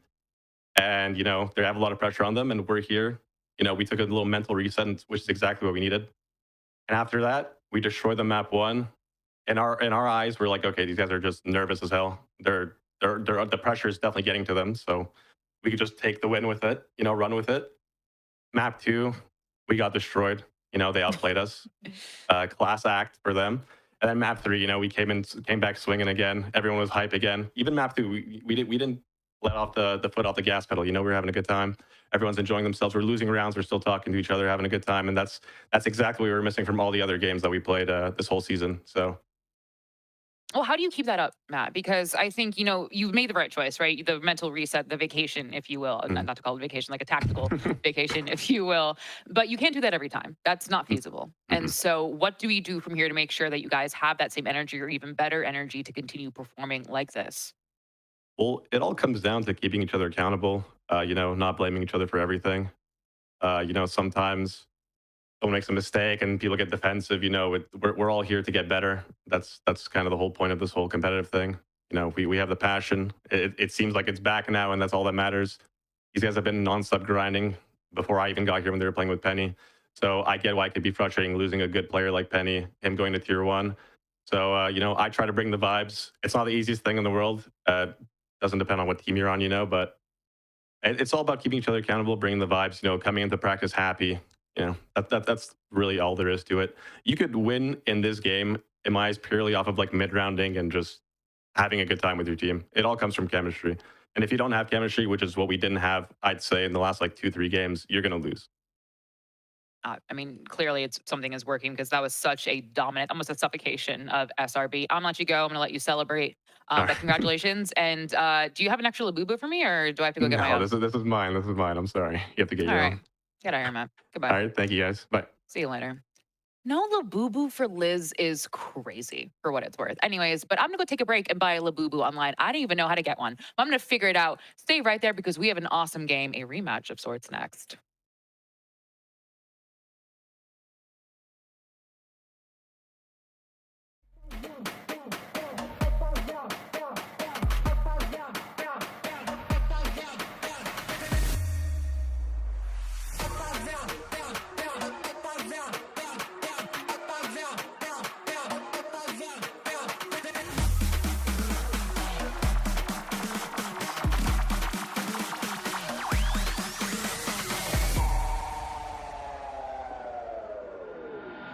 Done fugat, vai!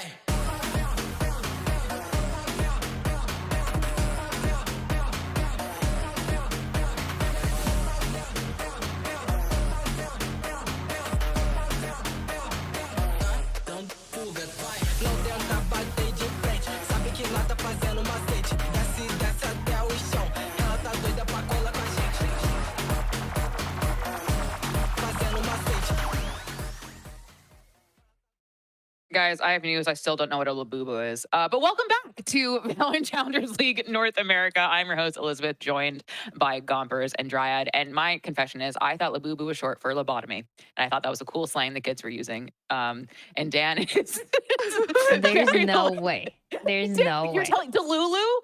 Like, Were you not way. wondering why so many people wanted Labubus then? I thought that was a joke. Well, okay, that actually makes sense. You know what? I Thank get you. it. Like, if everybody wants it, it's like, I gotta Yeah. go get my Labubu.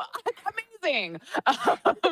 But to get serious for a second, we've whatever you may have gotten, we are back here for Blue Otter versus Box of Rockets or BOXR. Yes, there was a name change. Landor is now going to be known as Box of Rockets or BOXR. Let's be very, very clear. So if you see us talking or mixing up metaphors or mixing names, that is what you're seeing. But today it is a rematch. So if you're like, you watched last week's and you're like, are they reusing assets? What is this? Like, is this a rerun? Am I on a VOD? No, this is literally a rematch from last week, Gombers, which like you don't get too often, but it's always like delicious and spicy when we do.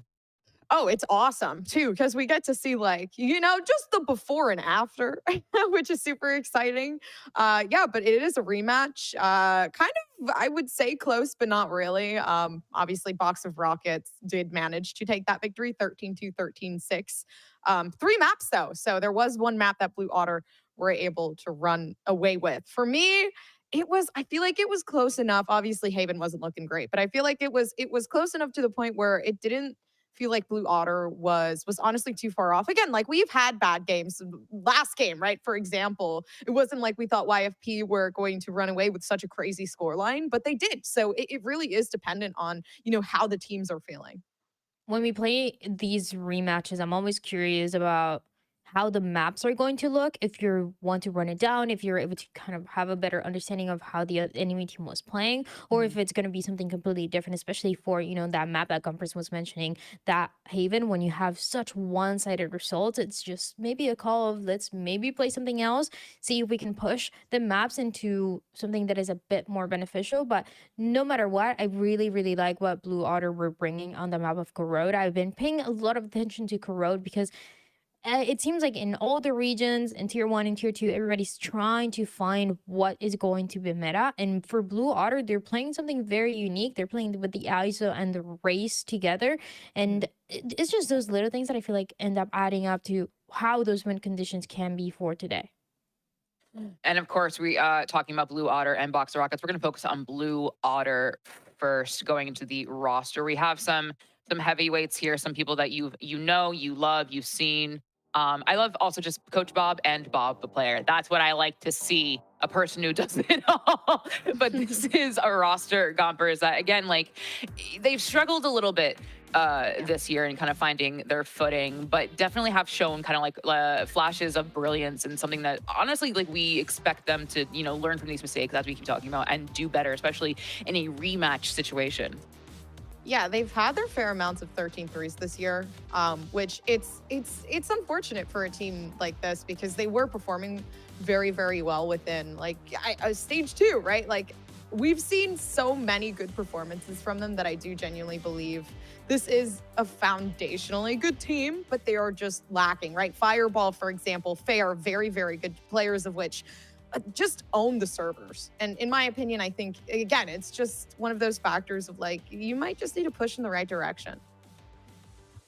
I actually wanted to talk about Fireball because you mentioned him briefly, and I just feel like this is such an interesting player. I was just talking about Corrode here, and in this map we've seen a lot of the Vice. That seems like the most viable Sentinel, but here he is been playing the Cypher, and I feel like has been working out pretty well. I feel like they do have some setups where he is playing forward, getting that info backing up, and kind of playing it like, something that we see in in Haven sometimes. So it's just little things that you can do here that allowed him to have such a great impact, allowed actually Blue Otter to get away with this map of Corrode because you are playing it in a way that is so explosive. You will understand what those win conditions are when it comes to taking down or taking control towards mid, and that's why you're playing with this double controller with the ISO and the raise. And on top of that, you have a Fireball that is not only able to take that fight early on, but also know when he has to back up, kind of wait for the ISO, wait for that full retake to take place. So I I really, really like him on the Cypher, actually. I want to see if we're going to be seeing this map today, if it's going to be something new completely. But no matter what, it's just one of those players that can absolutely help out those win conditions and make sure that it does end up going this time around the way of Blue Water. I mean, one of the benefits we have of this match being literally played last week is that we can directly compare. You know, I think a lot of times if you joined us for our last match, we were talking about a lot of like YFP versus TSM the week before. But like this week, we can literally say when they faced each other last week, we can talk about the vetoes last week, we can talk about the agent select last week. And we know they're thinking that as well, Gombers. This is something, I know your enemy as you know thyself, and they know their enemy incredibly well. But I also want to quickly talk about the stakes we have here, because it might get a little confusing. Blue Water must win today. If they do not, they are eliminated. If they do win, they will play on Thursday. Excuse me, not Lander. BOXR Rockets win, they move on for playoffs and qualification. So they could technically lose and still kind of make their way in, but Blue Water, it is a must win for them today. But folks, let's focus on Landor/Box of Rockets. Now I'm going to keep on saying Landor, make sure we understand. I mean, when you talk about heavyweights here, right? We talk about some you tried and true folks in the Valorant scene. Moose with the tier 1 experience, T-Dog, I think like Mr. Valorant content creator himself, the IGL if you look at his Twitter bio, and McNutty stepping in for the rest of the season. Someone, Dan, that we've seen really kind of step up. I'm going to pause going to Dan really quickly because I wanted to bring up this tweet, Dan, about from the last week after they faced each other with T-Dog saying, you know, 2-1 for bringing the What energy. is he saying, actually? Actually, Gombers, do you know what? What is he saying? Because I don't know. Listen, I don't know. Had to teach these guys a lesson after I heard they were trash talking minors at Fun Haverland. Listen, T-Dog is someone who calls it how he sees it. He is never one to mince his words. He's just always simply say, if he sees the sky is blue, he will tell you the sky is blue or whatever it may be. He is kind of a very like, don't talk to me or my son ever again type energy. Yeah. But this is, I mean, this is, you can talk about, we were talking a lot about like the energy and like we did talk a bit, Dan, about just having that energy before. This, I mean, granted, you have it that last week, Dan, but if you don't have that energy this week in a rematch, I mean, hell hath no fury like a Blue Water scorned, right? They lost 1-2 last week. They were kind of called out on Twitter for this. If you're Blue Water, you have everything to prove right now, especially because you have to win today. Absolutely. And like I mentioned, there are some things that they can do to get the wins, but when it went to Haven and Lotus for that week, for the match that we had last week, it was pretty one-sided. I mean, 13-2, 13-6 going to Lander, and it's what you want to see from the beginning. It does come to that conversation that you're having about the energy. It does come to how strong are we starting, how much can we push, how comfortable are we feeling about the other maps. Is it just a thing about corrode? Is it just a thing about not having the strongest start for a few matches? Because I feel like that happens pretty often in challengers where teams or some specific players will start very, very slow and then kind of get the hang of it. So I feel like this is an incredible team, but I do want to see them have more of these one-sided matches if they are going to make it to playoffs, make it further.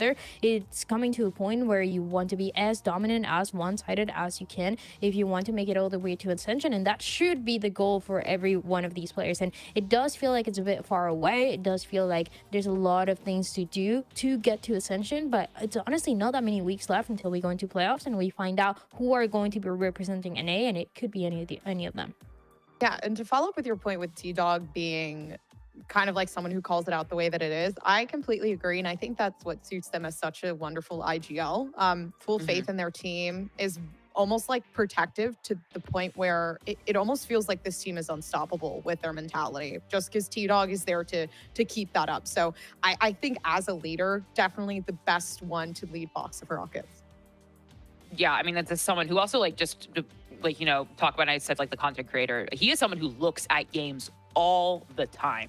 You know, he is someone who just clearly gets this, but someone that he is leading is the tried and true Moose Caleb. He is someone that we've seen on the stage with Cloud9, you know, grinding tier 2. He is someone that's such a great understanding of the game, Gompers, and someone kind of like, if you're going to have, you know, this kind of personality like T-Dog, who is such incredible personality, such a presence, such an, I would consider an extrovert.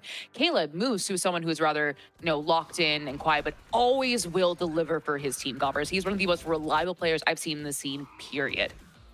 I fully agree. And the reason why is throughout the entirety of stage 3, Moose has just been performing to the top of the leaderboard majority of the time and very, very consistent. There's not one scenario where I can remember Moose honestly falling short. And I think that in itself is super valuable to find in a player, especially since they are a bit flexible too. We've seen occasions or instances within challengers where, yeah, they do tend to stick to that controller role, but it's not really different or new if we do occasionally happen to see them play the Sage, right? Or the Cypher or the Chaos. So to be able to also occasionally, you know, not only be that reliable source, but then play these different characters and agents, it's great to see. And then someone we want to keep, for the audience, we want you to keep your eyes on moving forward, which I'm sure you guys already have. I feel like he's a very popular player and he's someone who people have their eyes on, whether it be Lobster Fisher in ranked or Moose in just the VCL. But today we are going to have the maps here. We have Icebox, Ascent, and Haven. Now, looking at the bans and picks, I wrote down the map picks and bans from last week to see if it would match up. And the map picks last week were Corrode, Haven, Leaving, Lotus. And it just seems like no one really wanted to deal with anything like that. Like last week, Dan, they wanted a fresh start. They wanted, you know, obviously they played Haven last week, so that is the last map they will go to if needed. But they just kind of, maybe they have something new. Maybe they just didn't want to, you know, be any shy with the literal game they played against each other. But it's clear that there is a fight being fought on both sides, and you want to kind of show out with new tactics, agent picks, whatever it may be. I love when you know that teams are struggling a little bit, you're trying to find things that are going to work out, and you just go with the Icebox. Simple map, you know exactly how it's going to work out. You're going to know exactly what the defense is going to be doing, even if the compositions change a little bit. It's a simple map to work with, to just focus on your aim, focus on warming up for what is going to be Ascent and Haven. And I think it's a perfect map to start us up with because, yeah, this is not a map that we saw week 1. And also, definitely, absolutely not biased, but Blue Otter was playing Reyna, and I would love to see that. I just think that's awesome, and I hope they keep it. I mean, for those of us unaware, Dan is a Reyna lover, lurker, if you will. If you guys don't know that by now, I mean, if you guys, you guys have not been paying attention if you don't know that by now. I don't know. But Gombers, I believe you had something you wanted to add. Yeah, Icebox, Ascent, and Haven. I am kind of quite enjoying this. It's so weird because we see the maps where like stomps are happening for you know, previous games, like in the last series. Haven apparently being something that players cannot go more than 13-2 on, but it seems like something else is happening here, and it is quite interesting to keep Haven as the decider, especially just based on previous time. So, you know, definitely confident, especially since we've seen improvement thus far with maps that don't seem to go our way last time. So, just quite interesting. I wanted to point that out. And of course, we have our predictions as always. And I believe things are a little bit different. We were from the last game. We were pretty varied last game, but we may have cursed our dear BOXR friends. Apologies in advance if that is true. But I think it goes to show, Gompers, that I think Landor has been very impressive coming into this stage 3, and definitely I think proving a lot of people wrong. People I kind of ran them off when they were Landor. Now, you know, BOXR, but definitely kind of putting their money where their mouth is and showing up when needed. Yeah, again, like the addition of T-Dog, it was something quite new within this stage when you're looking at it too. And it does take time to adjust, right? You're getting new IGL. You're kind of not, I wouldn't say changing up the play style, but it is somewhat of in regards to changing up your strategy, right? Like having someone who thinks differently, who has a different mindset and mental, pushing the team to kind of fit that, right? And as well as trying to adapt to fitting the team's play style. So it did take time. And I think that's why I give like a lot of regards to Box of Rockets. It's not that they were behind, it's that they were developing. Yes, of course. And I think, you know, obviously we want to give credit to Blue Otter because they've been improving as well every week, but now it is literally do or die for them. Again, I want to repeat that Blue Otter must win this game. It is a must-win for them. BOXR can get away with a loss today, but if Blue Otter want to keep their hopes and dreams alive of Valorant, they have to keep, they have to get at least 2-0, 2-1, right? They have to win the game today. But we will be heading into Agent Select for today's match. Please rain up. Oh, hey Dan, how you doing? How you doing, Dan? I don't wanna. I'm gonna leave. Okay. Oh. Yeah. Gompers. Well, let's talk about Agent Select Gompers. Really interesting Honestly- stuff we have here. We do have a mirror matchup here, Gompers, with a Jet on both sides. Wow. An incredible duel of 7 Icebox, right, Gompers? I don't know, man. I don't know. Listen, put Dryad in. Put Dryad on the arena. I'm back. I recovered. I cried a little. I'm good. I have things to say. Okay. Go ahead. First, okay, no, never mind. I was gonna troll, but you know what? I decided I want to be serious. Yes. For the standard composition, yes. Out of all the maps that you can play standard compositions, this is one that I feel like it is exactly what I mentioned before. You want to play it simple. You want to get in the game. You want to start feeling better and better with the team. Start building that synergy as the match goes on. And so this is a perfect map, perfect composition to go. You know exactly how the other team is going to be playing. And I feel like one thing that can really switch it up a little bit, just for both of them, is going to be how these sage roles are going to be played, how they're going to be set up for the post blend, or is it going to be in a way to deny when you're playing towards on top of A side, or is it going to be, you know, diagonal, everybody kind of taking a little bit more space? There's a few things that you can do here with the sage that, you know, it's not very unique, never seen it before, but there's options, and that's just going to depend on the playstyle that both of the teams want to show here. We've also kind of replaced the double controller that Box of Rockets like to, actually my apologies, Blue Otter like to go for, and subbed in the Sage, which is, I wouldn't say is quite interesting. They were struggling a bit, I will say, on their defensive half. So for this to be like the switch up that they do want to make, I think it's good. I think the Sage will serve them well. I think if anyone's going to do it well, it's definitely Zeke, even though I will say their Viper was absolutely amazing. To kind of see now like this turnaround where we are going to see Zosol and kind of hop off that Omen roll and go over back to that Viper. It's nice to see kind of like that switch up and to potentially see Zeke, I think, thrive a little more maybe on the stage and have that wall for reassurance. Well, folks, it is do or die for Blue Otter. Can BOXR take it and crush Blue Otter's dreams, or can Blue Otter keep their hopes alive? Whether you're at a watch party, you're here with us on the main stream, let's throw it to our casters. It is Lemon Kiwi and Marks. Ooh, I'm ready for a banger, a rematch, playoffs on the line, Ascension looming off in the distance. Marks, but we have to cool things down with Icebox first. Yeah, it's Icebox. Really fun changes coming in through here. I just looked it up in the meantime, and Zostel has played Omen 84% of the time. This time around, we'll be going on to the Viper, which they've only played twice. So this could be a pretty interesting little swap up here. But given the fact that Bob is coming back into the lineup, this is one of those things where maybe Blue Otter have a couple of tricks up their sleeves, or at least they're going to mimic exactly how BOXR want to be playing.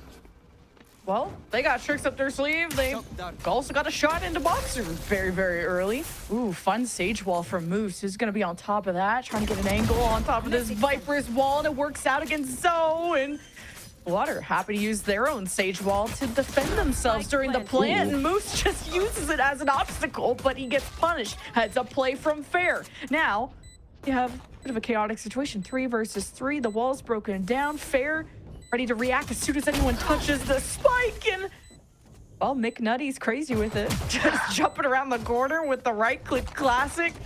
2 versus 2 coming down to the wire. And BOXR still have to take the space and try to defuse, and they're on top of the spike. They could be on top of this round unless Bob, she could be the queen and deny it, but Sacred stays on the high ground, and it's king of the hill.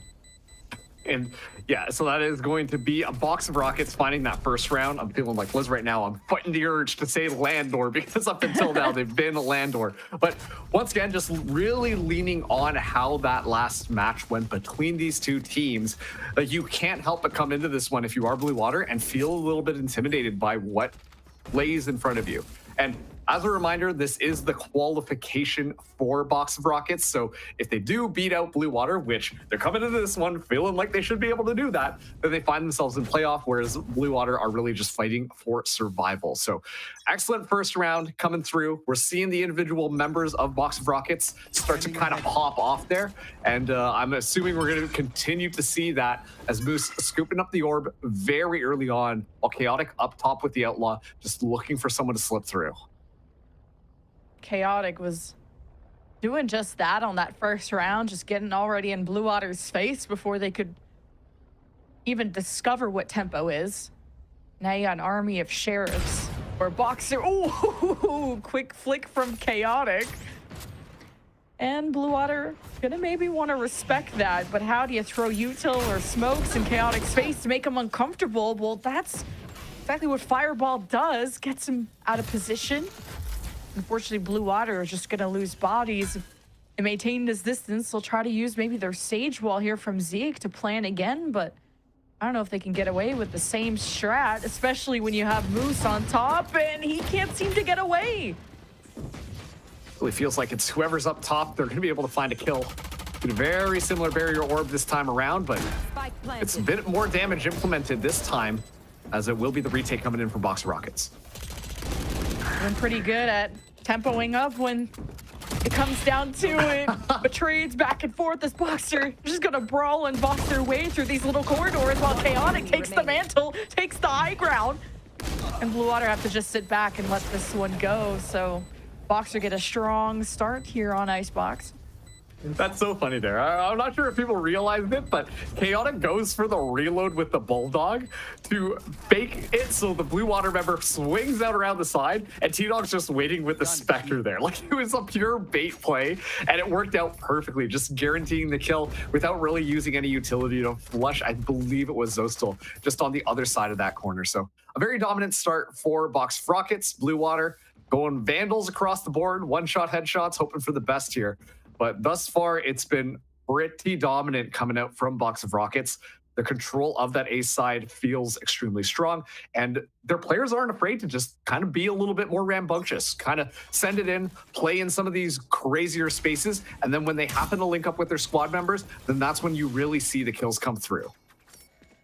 Blue Water just trying to scale up and use their drone, play off of information, and swing as a squad when BOXR have been pretty forward and aggressive up until this point. So now it's just trying to stop Blue Water from planting and really fully utilizing Zeke in those moments. But BOXR are happy to play as far back as they can now and just react to Blue Water. I mean, look at all the presence that they've made on the other side of the map as well. That pinch is going to be key to really dismantling this offense. As Blue Water, they're really taking their time. And sure, they've got that Killjoy turret watching the back here, but the time has just been ticking down, so the BOXR Rockets have so much control of this map right now. BOXR are just playing out of sight, out of mind. This could be timing on the swing. They'll have Chaotic making contact with the turret. Now the flank ensues, and Blue Water, no, they can't waste any time, and so Stoll won't waste a single bullet. Incredible double kill. Surely the swing around in their favor. And Zolsol hasn't stopped yet. And unfortunately, that flank for Chaotic just didn't come into fruition until the whole team was dead. So. Oh, wait a minute. Whoa, Okay. whoa, whoa, whoa, whoa, whoa. What's it? Chaotic? What are we doing? We're racing here? Are we doing it? Can isolate the one. Oh, but just looked at the wrong angle against Bob, so Blue Water take their first rifle round. Sweating for just a second there, where you're Yeah, like, wow, those were really clean shots. But that time around, like, notice how just the utility works out a little bit differently based off the positioning. Moose not using the barrier orb so early on to isolate some of those.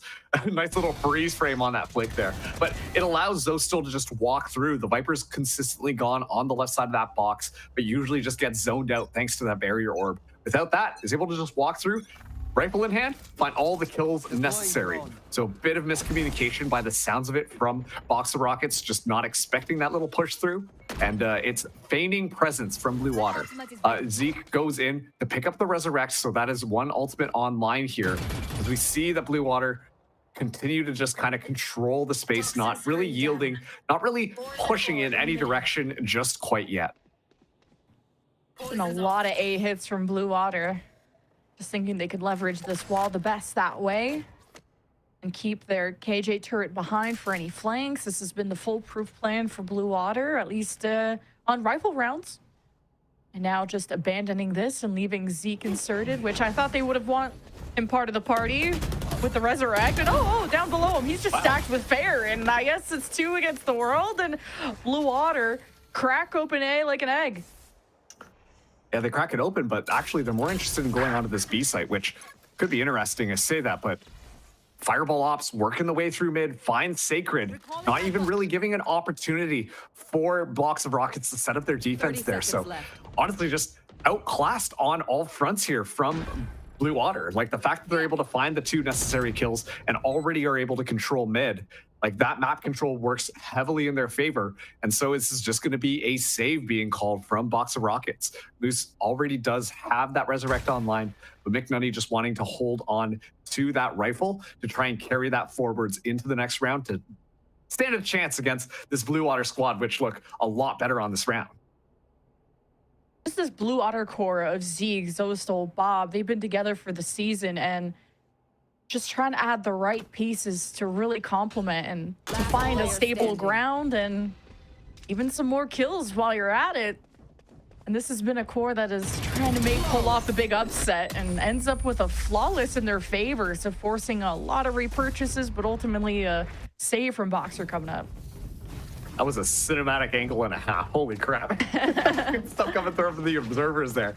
Yeah, love to see that. But all those points that you made are extremely valid coming into this next round. I mean, Blue Water, just off of some of those really just dry swings, I want to say, finding the timing to catch your opponent off guard are what really seal the deal on that round. 4 Box of Rockets here. They're just going to have Sheriffs coming into this next one. And T-Dog will be one away from having the Hunter's Fury online. But still, we're seeing not that many answers as, well, at least it's a trade to start us off. Jeez. The fight for this orb becomes so perilous when both teams have a slow orb, but only one has a res. Because, you know, Moose is dead. But Blue Water get their forces back on their feet, and they're able to get a deep drone all the way at the back exit of A. So that means Blue Water only have to focus on screens, but McNutty had his shots more focused than fair at that point. So now the Sheriffs have to try and retake. It's not going to be fun for Sacred and McNutty, which hilarious name. But wait, Sacred's kind of nice with it. He's on top of screens. McNutty is about to go into the sideline, does a bit of a drive-by for information, but still has to try and win this with less HP, and dances against the fire and wins it. So it's Bob, the 1 versus 1. Very submissive and thriftyable for BOXR. Did hear the drop down though. Bob just has to play patient, but not choke. And it's the shock. Trying to get damage to McNutty. No way. Wait, this spike's not going to be held. And Bob stabilizes the team for the 3rd round. Bobstick comes out on top. Blue Water, like you said, find their 3rd round here. But once again, what's more important is Bob, she saves the money for the team. So this way, they're able to continue to buy up the rifles coming into this next one. Also now has the ultimate online, so she can use that Hunter's Fury at a moment's notice to try and flush some of this out, especially with McNutty getting very close to having that lockdown available. You know, crazy shots coming through. I do admit, from a Box of Rockets, things were looking good. A little worried about that shock dart. I thought the bounce would have been more than enough, but turns out Bob, she's going to be good for just a swing. Fair, already going in deep. Right, Fair has to try and go toe-to-toe against Chaotic, and see if you can dislodge BOXR from the back, and that's a butter knife. Where is the kill, though? And Blue Water are on the chase. It's a hunt. BOXR are prey, and Moose falls first, or second, I should say. And Blue Water have been really good at securing A. It's going to go even better now that you get the Viper's Pit from Zostal. But BOXR loom around. T-Dog won't be able to use the Hunter's Fury, which would have been a great tool to zone off the Viper's Pit and everyone from these nooks and crannies. So ultimately, Blue Water had the better game plan. Yeah, and Blue Water, like, it feels so dominant from them. They're just continuing to attack A side and finding great success with not really having to worry about playing mind games or anything. When we saw that B side hit, you know, it was a feint onto A, and then, oh, you know, send Fireball Ops up middle to get all that pressure, and then that way it's a nice and easy plant, and we zone them out, all that type of stuff. When they hit A, it just is clean execution coming across the board. They're making sure to set up their utility exactly how they want. We see the wall come up. We see them clear out the different areas there. And Box the Rockets have been really struggling. They are making the read, though. Chaotic going in deep. Ooh, wait, Chaotic. Getting first blood like that is sick, especially when you're on a pretty terrible buy.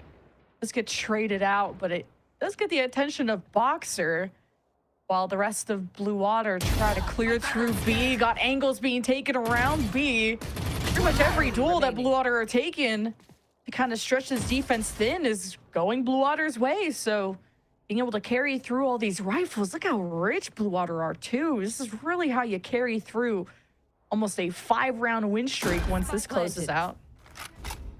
And I know what you're going to say. It's Icebox. You're doing the same thing over and over again. Everything is going to be nice and happy. You expect the same results. But I got to praise Blue Water in this moment right now because they're doing an excellent job of just keeping control of the map.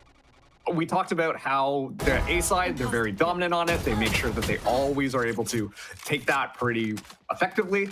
BOXR Rockets, they understand that. They make an adaptation. This time, we're going to have 4 members here. We're going to send our jet in. It's going to be great. Everyone's going to have a great time. But Blue Water still have a dominant map control. And so rotation all the way around to B is nice and easy because of the space that Fireball Ops and so still have already taken while that scrimmage was happening onto that A site.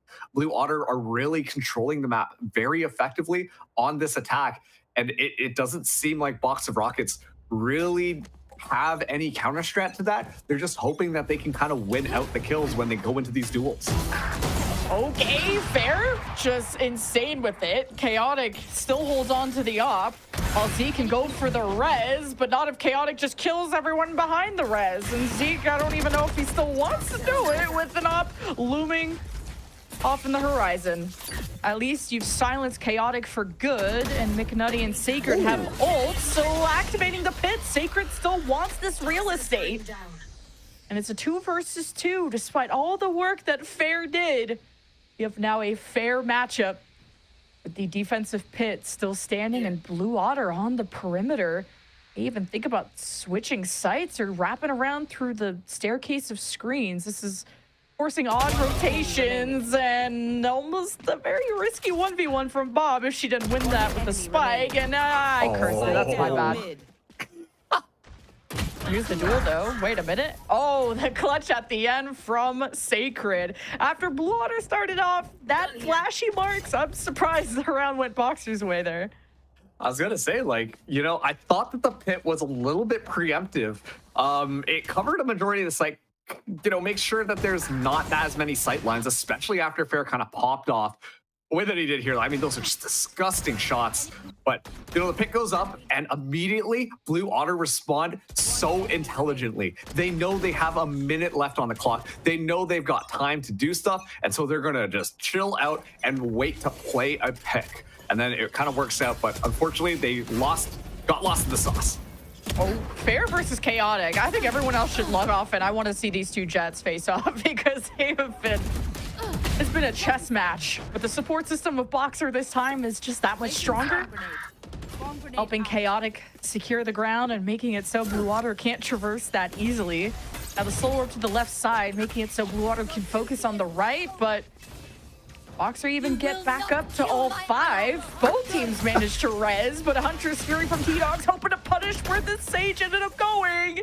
Gets some tags, but ultimately not the kills that BOXR really needed in that moment. Blue Water come out ahead in the duels. A great wall from Zeke as they pave their way towards the end of the site.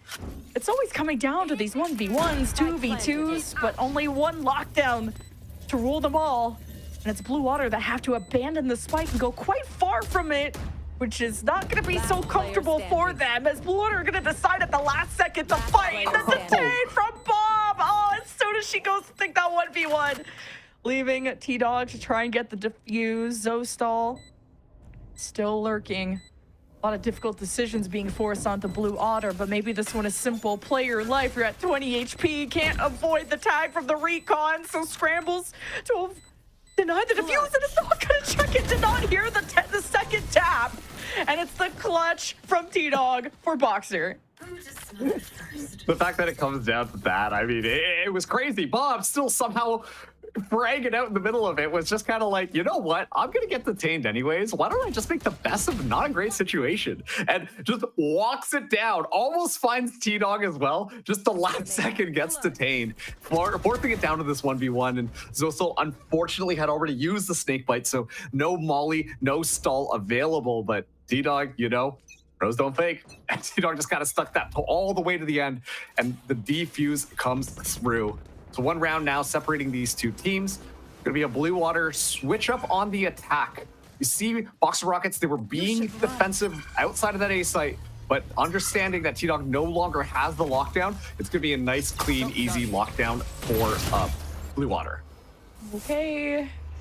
You got McNutty getting out of dodge from the lockdown, but sight lines will be blocked from the Viper's pit. Shock Bolt will be at the feet of Bob, who still stands unaffected. And now getting to play off the Hunter's Fury. This is going to be an important edge for Blue Otter. But how does that cut? It was a good molly from BOXR to make these yellow box defenders, post planters, I should say, uncomfortable. But this BOXR takeover is something else. But Fireball Ops is clean. It's on top of the box. Gets the second. Offensive Hunter's Fury has to be invested from Bob to deny the defuse. Another tap from Moose. Fireball goes toe-to-toe. Now the spike being held only halfway, and now the classic has to come out. That was way too hectic for me, Marks. The Fireball Ops 4K comes through for Blue Otter. And I want to say, like, a lot of this programming that's been done from Blue Otter on where they've been going is starting to take its toll on BOXR Rockets. You see, immediately they feign that pressure towards A. You see BOXR Rockets immediately stack up towards A and hope for the best there. But this 5-person rush from Blue Water that is met completely uncontested. They don't have to worry about too much. Sure, they use the lockdown in the midst of all of that just to double down on that space, but it's such a clean round from them. Fair going in immediately. T-Dog didn't even see it coming. Nah, I feel like he had all the time in the world to shoot Fair there, but just got rolled, unfortunately for him. And I guess spamming through the smoke. Fair lucky once again, but punish. Now the backline reinforces. Sacred with a double kill off the pistol. Now plays around with Moose, but Blue Water try to get angles around. You still have Zeke. That was on the high ground, giving extra pressure to the back, and it's 7-4 for Blue Water. And it's just so clean. Like, you see the pressure that Chaotic can kind of push onto Blue Water there. I mean, obviously this Jet isn't finding, Fair. Obviously this Jet is finding value when the rush in onto that A side happens. And BOXR Rockets, like, it feels like their hands are tied. It feels like they have to invest a little bit more on that initial defense for that A side, because otherwise it's just going to be Blue Water completely walking all over them. And as a result of that, like, it leaves the rest of the map more open towards them. So we're going to be seeing Fair now pop the Blade Swarm right off the bat. Last round in this half, it's a different look yet again, a 3-person push-up mid. Oh, but any route you choose is being heavily guarded, and McNutty, a big double kill to shut down not only the ult, but Blue Water's chances of getting any kind of ball rolling. Good trade, too, to shut down Fireball and trying to cut down through B-Link, and Blue Water barely hold on. They'll defend with the wall and with the plant. The shock bolts on the other side, and McNutty just can't stabilize against all the firepower. 1v1, Bob versus T-Dog. One's healthier than the other. And BOXR has full util as well. Recon included. Scanning ahead. Okay, that's not going to get the tag. Oh, until the last second, Bob thought they were out of the radius, and actually Bob gets a counter tag too with her recon, and the spike's not going to get held, and Bob gambled correctly. Time running out, and that'll be Blue Water with an 8-4 half, and the kill just for the lulz, I guess. Yep. Bob just playing the mind games there. You can see the frustration on T-Dog. Unfortunately, because those shock bolts got let go so early on to try and find that kill, you just don't find any value, and you just kind of have to hold it down and hope for the best here. But bit of a mix-up and allowing McNutty to get a lot more value than they should have, while meanwhile the just storm in onto the site works out for Blue Water to make sure that they win things out. So 8-4.5. Going to be swapping things around. Blue Water, very consistent across the board. Like, look at their kills, 12, 11, 11, 11, and 10. Meanwhile, on the other side, BOXR Rockets, it really has been Sacred who's been really leading the charge for stopping the players going onto the site, but I'm hoping that we get to see Chaotic start to turn it up a little bit now that they've flipped around to attack. Yeah, Sacred, especially with the Sheriff's, been nasty. This time, he'll just show off with the Ghost. still very powerful. A good start for BOXR as they hope to get the chase down on Zostol. Is going to leave smoke behind and decide they can't escape. So one of you is going down with me. Tiga Dog's going to respect it. Just play the power of friendship. BOXR could just overwhelm. Okay, where Zostol was going, but uses the smoke to escape. Now the retake from Blue Water with the whole squad around. Zeke forward and unpunished until this moment as BOXR scale up, and it's just Fair and Zostol both on the low ground now to stop the plant. That's all they have to do is slow it down, but with how forward Zostol is, you're just hoping to bait so that Fair can swing off of that contact. One enemy remaining.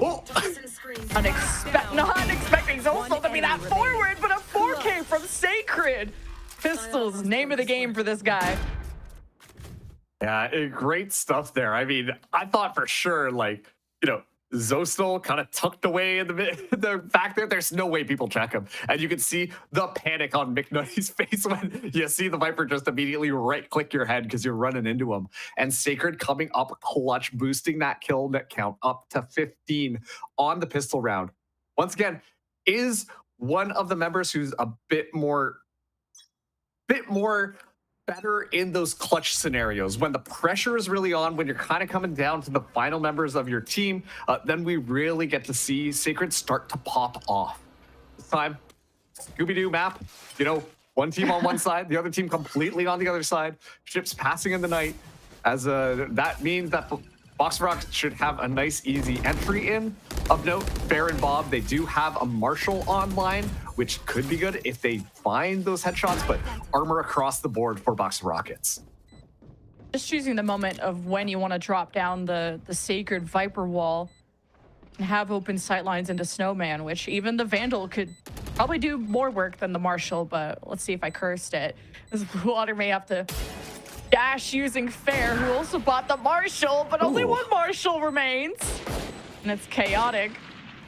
No Vandal kill quite yet, but important heals for Moose, as Blue Water just hoping to die to Spike, do what they can, because time's running out, and you still haven't even touched the Sage Wall. Just gonna go around it.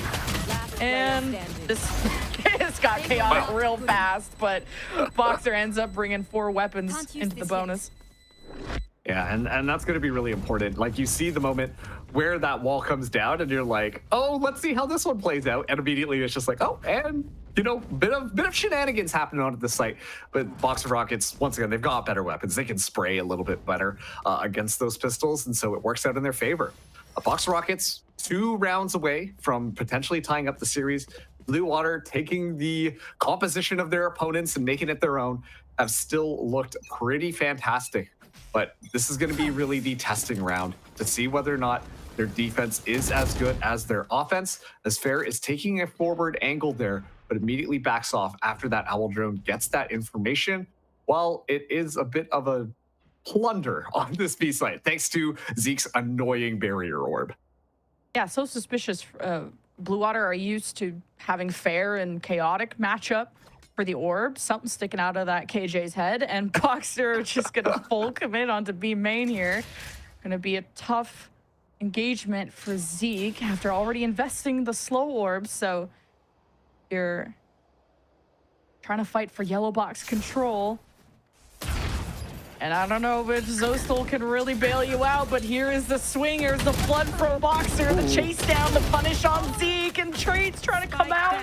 This Fireball does what he can to secure the B site. But BOXR have evicted Blue Otter from the spot. Wow, a tag with that. Okay, Chaotic gets the last laugh, and it's up to Fair in a 1 versus 3 with the pit all over the place. But hey, Chaotic had to crouch and had to try to aim.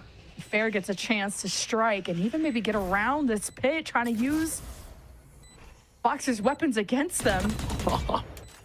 Now that's annoying. Let's go down, though. Excellent job from BOXR stall time. Yeah, BOXR don't even have to peek it. At least both of them don't have to peek it. If anything, Sacred should, because they had less HP, but Blue Water now in the lead, which pretty important or still in the lead, I should say, which BOXR catching up with the 3-round win streak. After winning that pistol, it's pretty important.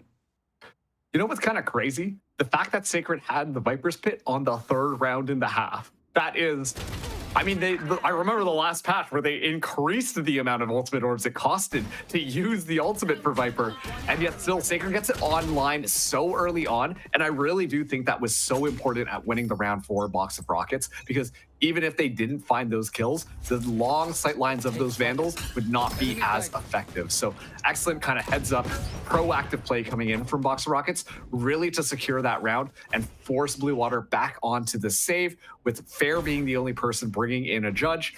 At least Blue Water do have excellent map control. Look at how far forwards Fair is. Wow. Insane plot armor from Blue Water's side. I don't think you'll be able to test that again, but wow. The judge is nowhere to be found, so the sheriffs have to ring true, and you'll forgive the first kill.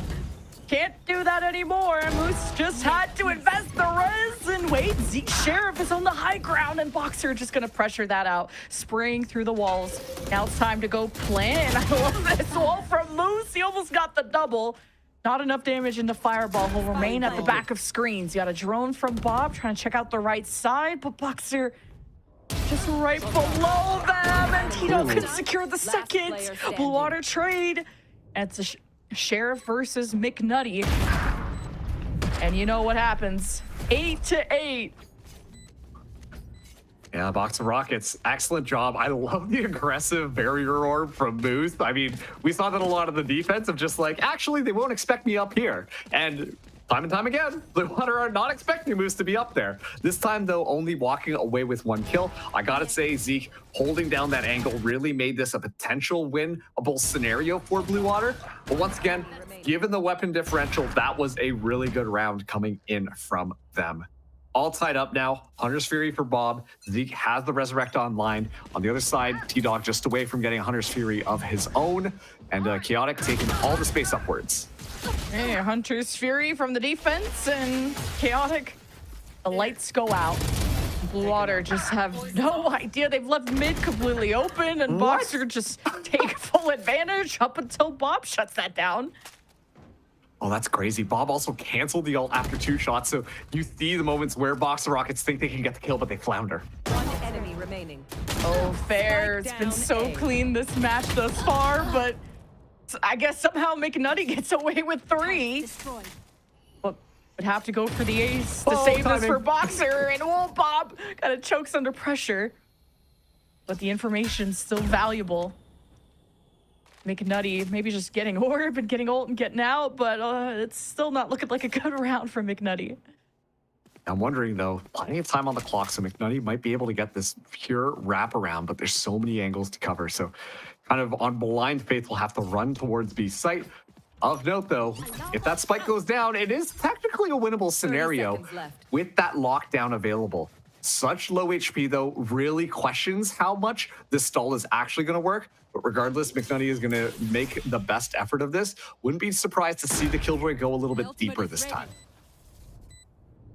Yeah, Blue Water just taking this long to rotate is valuable time gone. McNutty has now time to be proactive with it, not getting tagged. It's a good sign for McNutty, and Sound on their side and tries to isolate the one and just wasn't quick enough to the trigger. And now Blue Water dance against fire, and it's Blue Water on top. Yeah, you know what? At least no ultimate got used there. I threw it out there as a possibility, but generally speaking, if you're going into this 1v2 scenario, you almost would have to use it like bait to force the other players to try and swing on it and then play on this weird off angle to catch them off guard. But Blue Water back in the lead. They finally find a round on their defensive half. They still have more than enough ultimates to continue to add that pressure on. So we will be seeing Box of Rockets take this time out now, really calm things down and see if they can hopefully start to slow Blue Otter's roll, because they were finally pulling things together. Things are looking good for Box of Rockets, finding these time-ins and the chaos coming out on top. And yet it all kind of fell apart on that last round here. So still pretty close between these teams.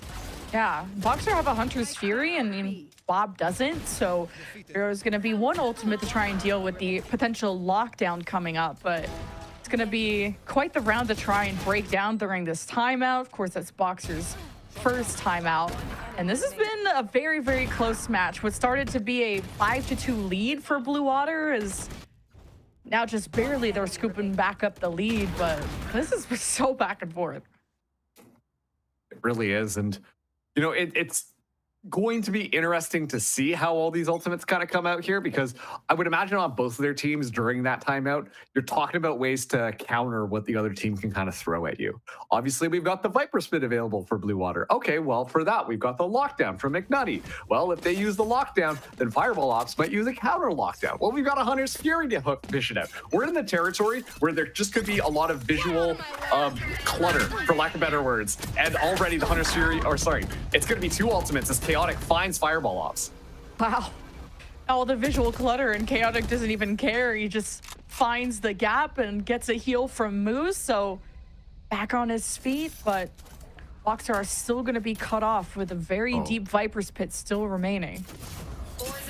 I think that was supposed to land on top of the box, but the Viper's Pit does go down. And at this point, if you are Box Rockets, you're feeling pretty darn good about yourself. You got two ultimates taking, or sorry, just the Viper's Pit already dealt with. Fair on the other side. Oh, Chaotic goes down. Oh, yeah. BOXR are really trapped in this scenario because Bob can cut them off. I mean, she's pushing down kitchen tubes, so kind of checking to see where this Moose, or not Moose, this McNutty turret could be, which would be on the flank usually, but not gonna get checked. And Bob, a pretty distant pick to try and get, and that means Sacred gets to not only punish, but Blue Water invests the res to get everyone back up. Important round for them to try and win, to build the win streak. Where the economy is from BOXR, it's gonna be tough now. You'll have the wall to plant, and BOXR will have the advantage for now. Planted.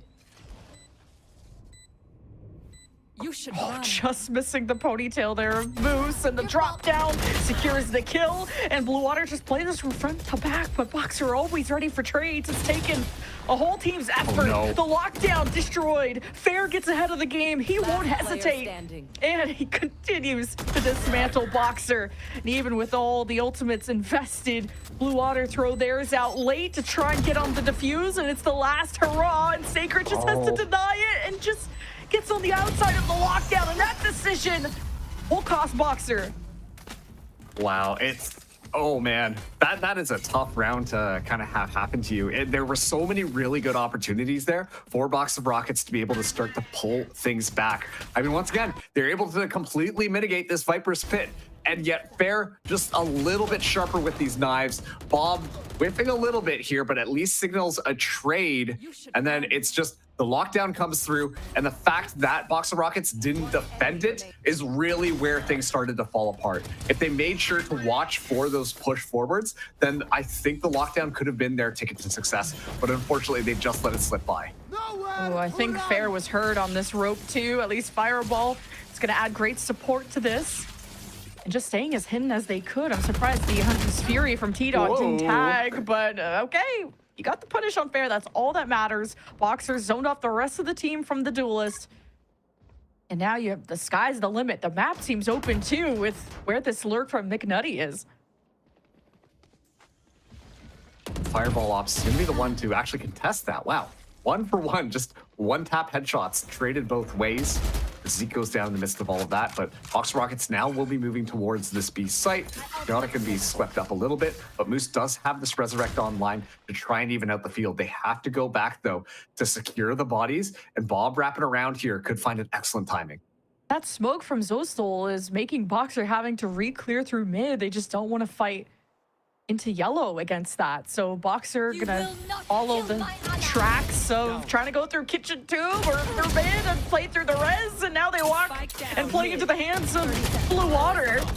At least BOXR locking at the last second. They only have Zolsol to deal with, which they had marked over at B, and well, now they know for sure where they are. Spike gets just scooped up by T-Dog, 5 HP. Oh my goodness. It just barely finds cover, but not for long. Blue Water up to 11. Wow, it's Blue Water honestly just controlling the map. Those opportunities where, you know, oh yeah, here's BOXR Rockets. They're going to go for the Resurrect online. Sure, they're just missing some timings and stuff like that. It comes down to Bob finding an excellent timing because they've already got all of this space. And then Fireball Ops comes in through middle, able to just completely take them over. BOXR Rockets had no idea that all of these members were setting up, ready to pinch down on them from these different angles. As a result, Blue Water look ready to take map number 1, which was BOXR Rockets' pick here. So Zeke gonna be up against the Storm though. Okay, a good slow orb, just so if BOXR get any information, they won't be able to follow through as quickly unless they invest some updrafts, some dashes, and Chaotic is gonna stay put and try to fight through yellow, where KJ Util will be waiting, and where 3 people from Blue Water are waiting, which they couldn't even swung off the orb. And the firing squad, the slow orb too. BOXR are so stuck. They can't even find high ground. They can't even escape. And Blue Water is going to deny any power position. And they even have the high ground advantage. Zeke, what a high IQ play. And BOXR are left in the dust. Oh. There's Zeke coming away with 4 kills on that round. Blue Water now at map point. And I think just across the board, like, it feels like BOXR Rockets, a lot of the usual stuff that you would expect from teams and clearing things out and pushing things forwards, all of that type of stuff, it doesn't feel as cohesive as how Blue Water are, because there are so many openings where Blue Water are finding these timings of just kind of popping out here and finding multi-kills just like this. There's no real util defense coming through to prevent a lot of that damage from coming through and allowing Zeke to find a multi-kill just like that. So BOXR Rockets, I mean, if you're relying purely just on raw frag potential, they're not really using their utility to prevent a lot of that flooding from happening and allowing a lot of open space for Blue Water to just find timings on them. These set plays from Blue Water were so nice, like the slow orb to the whole teaming at the right place at the right time. And speaking of which, Fair opens things up and BOXR scramble to make use of the moment, but BOXR now just relying on the pit and no cigar. 13-8 for Blue Water. Man, all of our predictions are looking very wrong right now. Yeah, we were all just like sitting back there being like, well, last time, obviously Blue Water lost. And so BOXR Rockets, this makes sense to pick them. But I'm really impressed with how Blue Water were playing. Once again, it feels like BOXR Rockets, they're more looking for timings, more looking for these raw gunfights and just assume that they will be able to win them out. But it's the due diligence of Blue Water, going for more of those set plays, playing off the utility a little bit better, playing off of each other a little bit better. And of course, Fair kind of just popping off and Bob having some absolutely clutch rounds that results in a lot of their victories. So honestly, big shout out to Blue Water, who take map number 1, which was BOXR Rockets' first map pick, and really are setting us up right now to kind of reverse what we saw last week. Yeah, no Reyna, sadly, but it's still an incredible jet coming out of Fair. We're so excited for this, and that was BOXR's map pick, as you said. So we go to Ascent to see if Blue Water can close out the series on their map pick or map 3. We'll find out soon.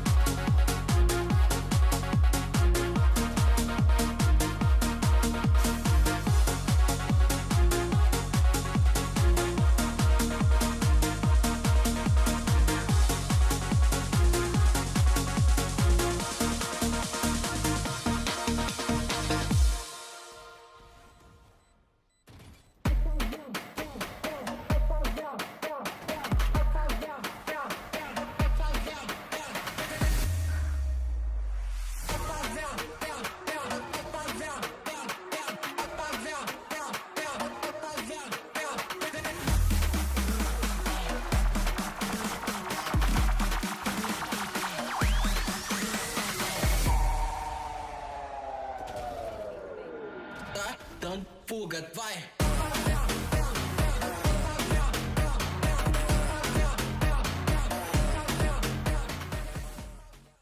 Final stage. One last shot at VCT Ascension. 16 teams. One goal.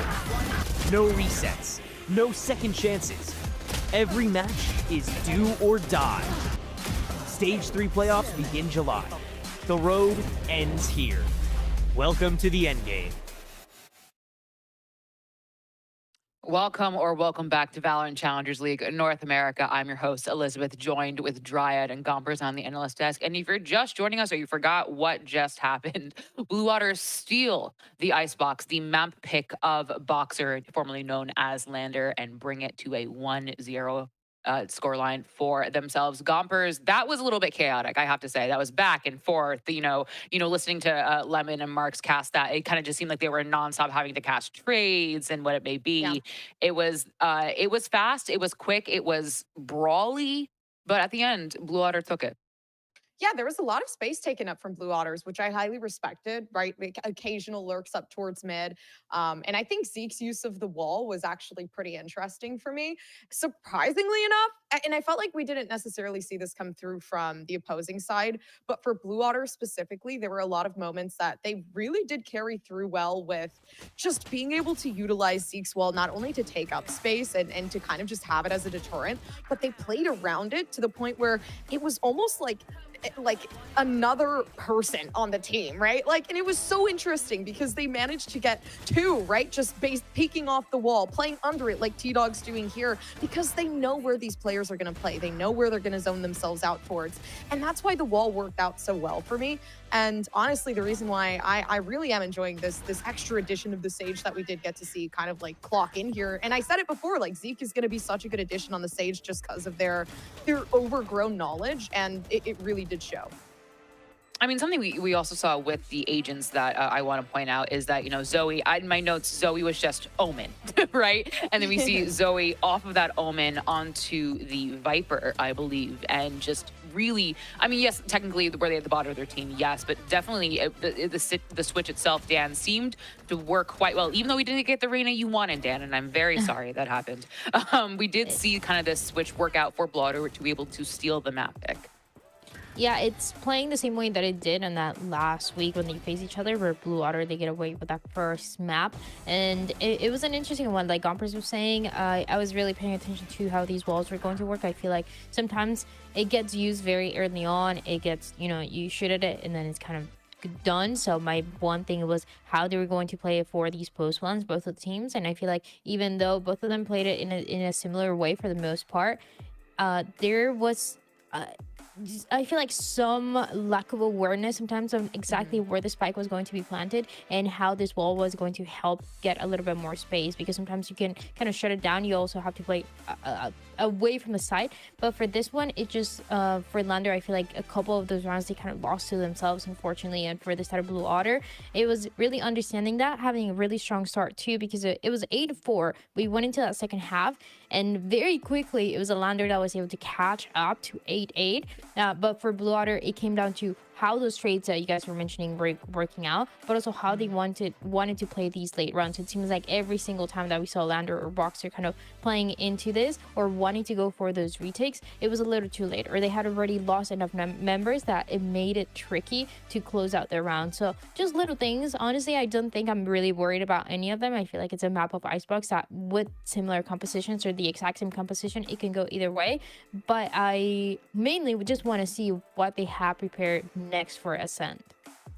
Well, Dan, something I want to highlight that you said is that that was a map loss, and it kind of seemed like they were just little things they weren't quite getting. You said it doesn't bode badly for Ascent, and granted, it is not BOXR's map pick on Ascent, but Dan, there's kind of one way to play Ascent. Either you do it or you don't, and it's pretty standard the way you play it. I believe BOXR have played it 3 times since June 1st and won it 67% of the time. That is twice if you're doing the fractions. So to kind of put all together what we're saying, if you're a BOXR fan, it's not the end of the world that you lost your map pick. It's kind of the theme of the day, Dan, no? Mm-hmm. Yeah, it happens sometimes. It definitely happens a lot in Challengers, and I feel like for a map like Icebox that we didn't get to see the to see them play last week, and they haven't really played it against each other because of that. It's something that I'm not really worried about on the side of Lander. For this map of Sand, like you're saying, it does play very similar because they are both playing with these standard compositions. And if they were playing something else, if they're playing, you know, the Fnatic comp with the Chamber, things like that, it can give you a bit more of an advantage on the attack side. But I mean, the side of Lander, when they played it before against Nightblock, they were able to get just enough rounds on the attack side, just playing the standard composition. And I honestly just want to see what happens. Playing the same thing for now 2 maps in a row, but also now playing this is the 5th different map that they play against each other. It's just a room of you're trying to read a little bit of what the Unity team is doing, but also really show what the practice has been looking like to turn this into a win. Gompers, I'm going to go to you. Something that we said with the maps that when we got the map picks and bans earlier was that this is different from the veto we had last time. For those of us, if you're just joining us and you did not see last week, this is a rematch of last week. These 2 teams faced each other last week with a different veto. If I can go back in my notes really quickly, it was Corrode, Corrode, Haven, and then Lotus remains. We're going to be going to Haven if we need a map 3, but this is Gompers. This is clearly something where they either had something cooking or they did not want to repeat last week. But going to Ascent seems like a very safe choice, like we're saying.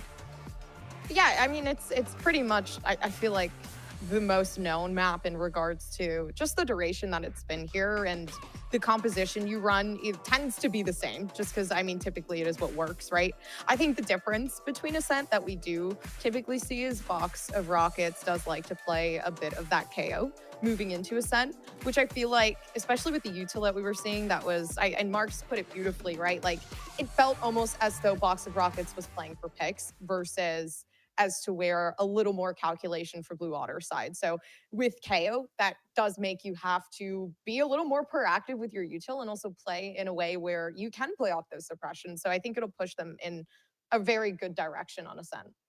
Well, Ascent is kind of like ABC, Alpha Bravo, Charlie, and it is what it is. But we could see some variations with the age select. Maybe you'll get Dan's, fabled Reyna. And have you played? You played Reyna on Ascent, I'm assuming, Dan. And I'm wrong.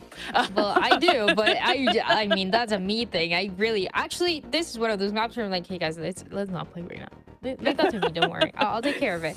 But as we get the chance to see the compositions here for both of the sides, yeah, the big difference here is that KO for the side of Box of Rockets that I honestly feel like it adds so much for Blue Otter. The only flash that you really have is going to be the Paranoia from the Omen, and that's KO is such a big part of why the standard composition works. You want the flash, and the little switch up that you sometimes have for other teams is playing that Yoru that in a way that Yoru can play the same. But with this KO, I feel like it's so much stronger. Sure, you can get some advantages as well here with the double sentinel, but you're starting on the attack side, Blue Otter. So can you get something going early on? That's my big concern.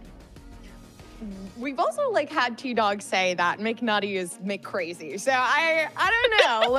This is something that I'm looking at and I'm saying are we going to see that potential really shine here? Which I hope so. I think obviously McNutty has been brought into this roster for a reason, and to be put under that care role and have kind of T-Dog as that second-hand initiator, can they work in cohesion to the point where it's almost unstoppable here, which is something I'm very excited to see. Well, folks, can Blue Otter keep their hopes alive? Remember, Blue Otter have to win this game. They have to win today in order to keep their dreams alive. Box Rockets can take a loss. I'm sure Blue Otter want to make it a clean 2-0, and I know exactly who to send it to. It is the beautiful, wonderful, talented, perfect Marks and Lemon Kiwi. I was screaming pick me that whole time, and I'm really glad that Liz picked us for this match, because this has turned out to be a banger, and we get to continue our Jet matchup between Chaotic and Fair. That was fun. We're off the bench. Let's go. Let's go. Yeah, this is going to be a really interesting one because, like the Desks kind of talked about, Blue Water, they have to win this. Box of Rockets coming into this being like, ho, we should win. Nice and easy. And then map 1 doesn't really go their way. So, Blue Water right now, they're scrappy. They're fighting for those victories. And it's going to be a really interesting matchup, especially given the fact that we're seeing Zeke kind of come in on this deadlock compared to the KO on McNutty. So There's a bit of a different compositional thing here. I think it will be really up to that initiator to really lead the way, because those flashes and on top of that too, the 0 point will do an excellent job at cutting through the utility of these attackers.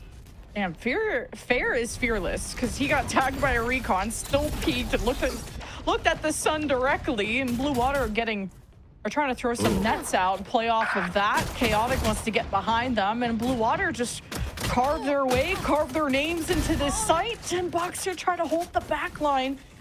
And T-Dog can play off of his shocks to maybe try to prevent the plant. Bob's pushing through glass, gets the flank in the upper hand, and that gives Blue Water the pistol. Bob's back on the team, and currently there is no Tejo, and so we're seeing Bob kind of go back to some of the more usual agents that we've seen her play before. That Sova being pretty important, but just in general, the pace being set by Blue Water, it was pretty fun to watch. It's very quick, very ready to just jump onto one site, use Fair as a distraction, because of course everyone's going to be really worried about Fair, and that gives Blue Water so much space and so much time to get themselves set up. So you can tell that they're playing with confidence right now. The question is whether or not they're going to be able to carry that one forwards. While BOXR, they're still backs against the wall a little bit more. Sacred going to be bringing in the Bucky on this round, but otherwise Blue Water definitely ahead when it comes to weaponry. I am going to start to worry about Blue Water if they're going to deathball like they did on Pistol, but that's just bodes for a pistol round. Now they're very much spread out, the complete opposite. Spike left behind, no care in the world, and Bob's lighting up the kill feed too, so bodes well to try and break open B, where Chaotic's gonna respect it and also try to get away from the drone that was just put out. Fireball 1v1 steadies against Chaotic. When it rains, it pours. That means Blue Water very much setting themselves up to get a good anti-eco. Or BOXR have anything to say about it. Yeah, and like all of the space kind of yielded. BOXR, like they can't even get themselves into position to die to the spike. They have like no map control at all. And so they need to die. That's pretty important on this round, but getting there is going to be an uphill battle. Bot's coming back. Well, it's going to be a bloody one at the very least, where the Bucky is sitting, and BOXR just going to hold on to that. So, hey, Blue Water didn't get to kick off our pistol last time. Actually didn't win any of our pistols on Icebox. And this is a good start. And even getting to farm up all these kills is great to get the ults going, of course. But so far, it's been a lot of B hits. And even A as well. So we'll see how Blue Water develop from here. Yeah, it's just a very dominant attack. And once again, like getting box of rockets into the chokehold that they really had, in the sense of like, wow, we can't even die to the spike. Well, we have to die here. Okay, we got to peek out, I guess. But just domination coming in from Blue Water, honestly. They set themselves up in perfect positions to just push through and take all of the space on the map. And Box of Rockets genuinely just don't have any response. So we're seeing a clean bonus come through. Fireball Ops very confident, buying up the Vandal, will have more than enough going to the next one as well. But Box of Rockets, this is going to be their rifling round. And you can see the things are getting a little bit more antsy for them. T-Dog holding very far back, spots out the head of Fair. So uses the Owl Drone just to confirm how many bodies might be going through. That Fair goes unchecked sometimes, but the recon is going to make him think twice about how to engage this back site, which we get the spoiler. T-Dog is just going to watch the cross and kind of help support B. Because you've kind of seen this look from Blue Water. Getting market control means they'll flood in through B main, and BOXR want to get ahead of the game, but T-Dog's been also smoked off. And this creates some hectic scenarios, including Blue Water splitting up, taking over tree. And BOXR just didn't have the right read. They thought it was going to be B, but maybe Chaotic and Wine can get the spike down and the advantage back to BOXR. But they'll have to turn around at 2 versus 4. The Hunter's Fury not going to last too much longer there for Bob, but at least it gives them the spike back. T-Dog still alive somehow. Dodged both of those sniper bullets, but Fair now just will be watching for it. gets the headshot off, and that is Blue Water getting yet another round. Their bonus coming through cleanly, and we're seeing a lot of a similar story to how the last map went, with BOXR Rockets playing more for, you know, being focused on trying to find kills. They're not perfectly playing off of each other. They're not going for combinations of utility really to slow Blue Water down. And that's leaving a lot of holes because, you know, BOXR or Blue Water, they can just run in. They've got the advantage in numbers, or they use a little bit of utility to scout things out, and it works out so much better for them. It almost feels like BOXR Rockets are relying on, like, you know, ranked strategies to try and carry them through this map. Okay, Blue Water just trying to react to this forward position off the net, off the recon. Blue Water just have the edge of information. And they get to just get the upper hand in these duels against BOXR, but just like Icebox, it's a brawl, it's a death match, it's a bloodbath to get a clean round in your favor, even with all the information on your side. So Blue Water still have to regroup. And still, like BOXR Rockets, they don't have any information as to where this hit might be going. Moose spotting out the shoulder of Zeke, at least knows something's going on here and will secure that first kill. Damage is critical. Moose has to hold this position while avoiding anything from Bob. If he plays close, he could be susceptible to the shock bolts if Bob wants to check it. And, well, does so with the gun, which much less expensive. Blue Water will close the door on that and maybe even the round, unless McNutty cooks up something special with the flank. Or no, okay. I was like, I don't know if they have a lot of time for that. Does have the 0 point as well with a rifle, so not impossible, but still tough based on the positioning. Just hearing the jump now through main, having to cross the road and look both ways, and it's a trail of bullets that'll find you if you pick the wrong side at the wrong time. Bob's just gonna play her life and out of sight, out of mind.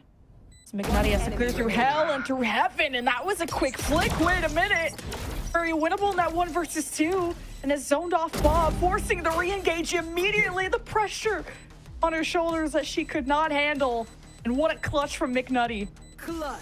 Yeah, Mick Crazy coming alive in the server. Excellently played there.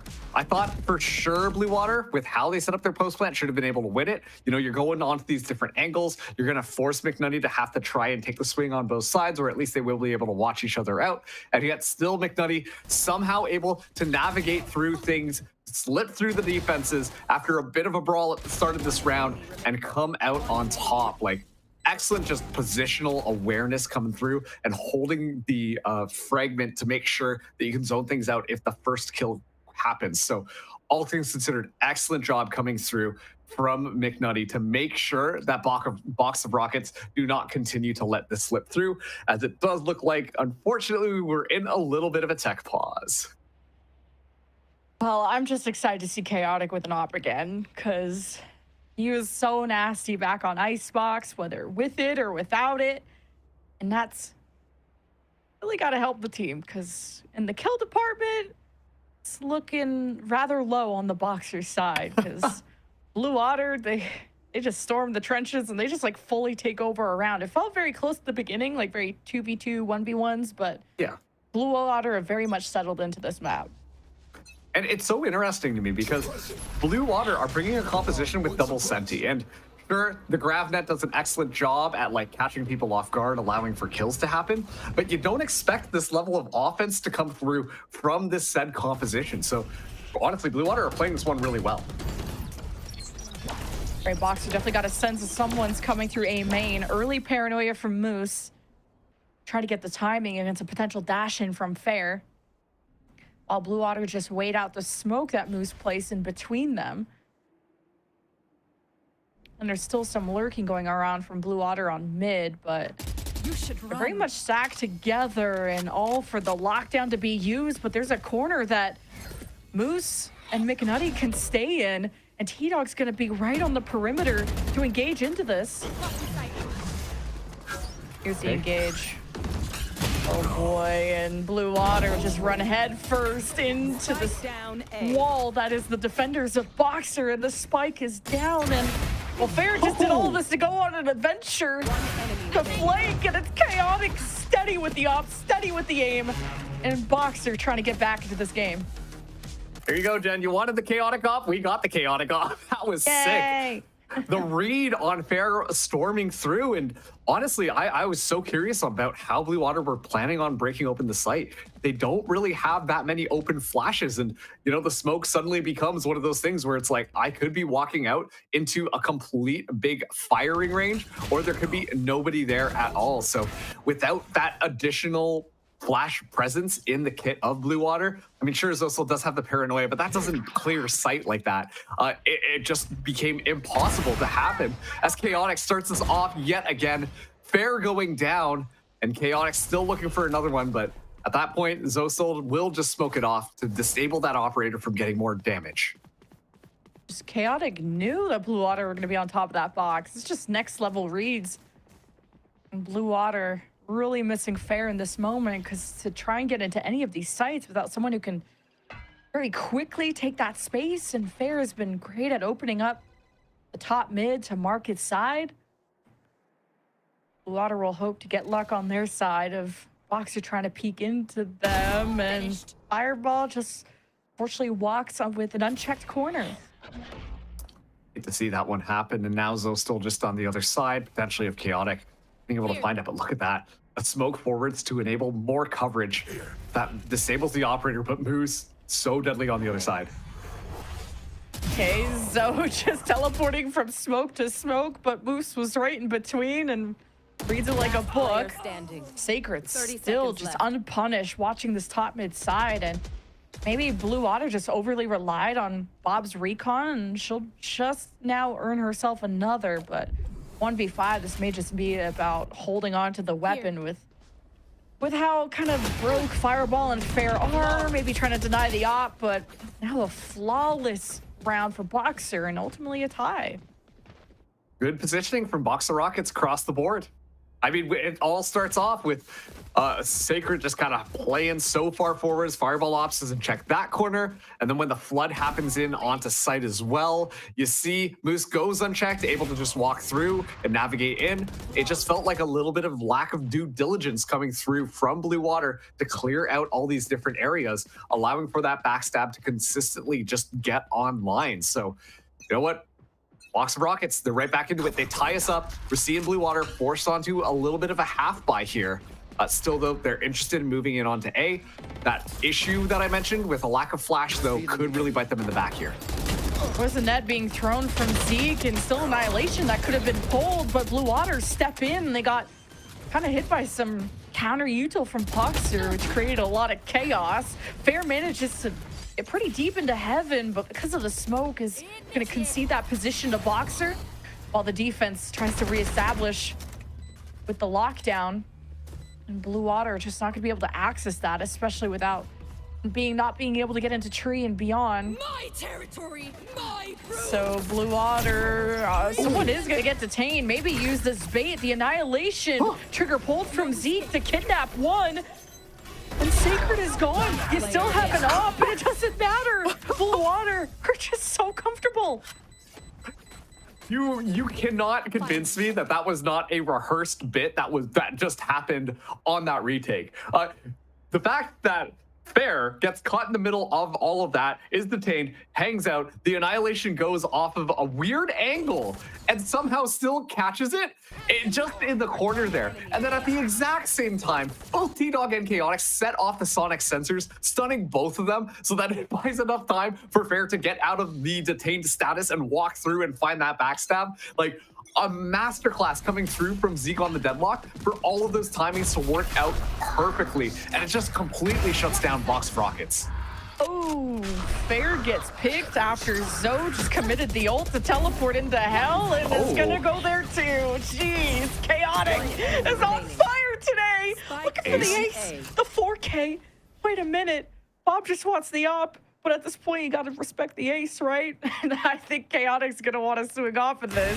Moose doesn't have the paranoia to enable this. There is the hunt, and Bob with the denial. Here's the bait, and McNutty just robs him of the ace, but a kill is a kill. You know, a kill is a kill is a kill. We love a good stat player. McNutty, just like they don't. I was top of the leaderboard at one point. I'm just saying. Still get that final kill there, but it is just the chaotic show. Pops the blades, excellent recon bolt to get an idea as to where things are going, shuts down all of the members there, and there's just simply no response from Blue Water really at just stopping chaotic just going on an absolute rampage on the team. So Blue Water, we'll try it again. The buy is scattered at best, only investing. Okay, they got 4 rifles here, and Zostel will have a stinger, but lots of information gets used right off the bat. Yeah, you didn't even need a crazy lineup for that one. And Hunter's Fury, well, if you know where we are, we just don't want you to be there either. Okay, they're gonna try the Zostel tries to teleport strat, and BOXR goes unchecked into that corner, and that's the unfortunate part with Blue Water at a disadvantage in terms of the information. BOXR knew what was coming and when it was, so Blue Water will just have to chill now. Ain't got the spike. And Fireball Ops, fortunately on the other side of the mesh. Friendly util really stopping things down, but just honestly, like you said, looking for kills, and the lack of flash, the lack on the entry, the initiation is really being felt on this A site, and yet still Blue Water really heavily favoring that A push, regardless of the outcome. It seems like they don't necessarily have an answer for stopping the defenders in heaven on A, besides just kind of going out there and Bob hitting some nasty flicks with the Guardian in hand. And while, yes, that is an excellent strategy, when you're going up against Chaotic, who has consistently been watching over A, that gets really difficult to try and execute. And previously, we saw Moose playing on the site. That time, we see McNutty playing in a different position on the site. Blue Water, rightly so, will be taking a timeout now to try and figure something out, because they're really starting to suffer from a lot of that like long-range pressure that Box of Rockets have been implementing. Just need to get a plan for B, and it's been tough to get top mid control, which has been important pillar of Blue Water's strategy to break open B, because going through main is a little sketchy against a really good Sova.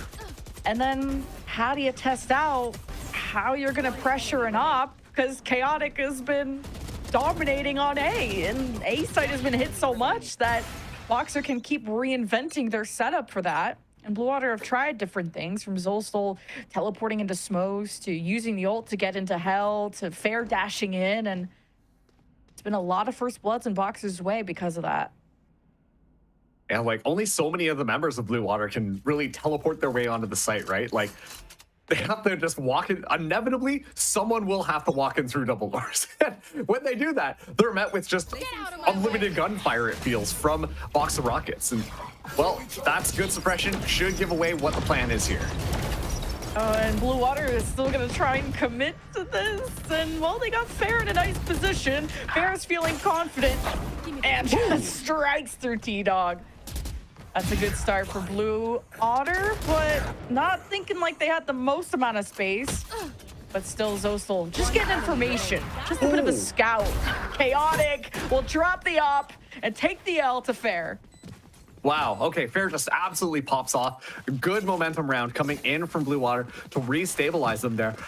You know, the same issues were still being had on that A site. These were still just kind of walking in there, and you see the members of Box of Rockets still alive in the midst of all of it. But this time, using Fair, they're able to dislocate what that pressure from heaven was. And so that makes it a lot more digestible for the Blue Water offense to clear out what is close and in front of you without having to worry about a node and without having to worry about an operator in heaven on A. So that works out fantastically for their team. A boost going to be running it down. What is this rundown from BOXR? The Hunter's Fury 2? I mean, if Blue Water are going to go down A main every single round, I would blind Hunter's Fury that too. I would teleport in their face too, but I'm Iron, they're not. And it works out for BOXR because of that. So Blue Water only down 2. It's not over, but the spike is on its way towards B, so all the pressure is on Sacred to try and hold back.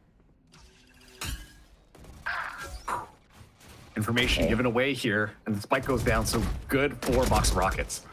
Hey, Sacred Tags up Bob, gets the attention of Blue Water, and just tries to dance and gets everyone to buy time, but BOXR are on their way. No util for McNutty, and T-Dog's got 2 shocks to try. Okay, I did not think that was gonna work.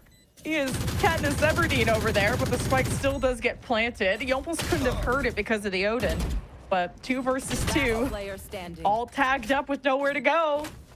And now a retake. Just with the shotgun versus the world, brings out the Vandal, knows where the one is, but not quick enough to the trigger. 6-5 lead now for Blue Water.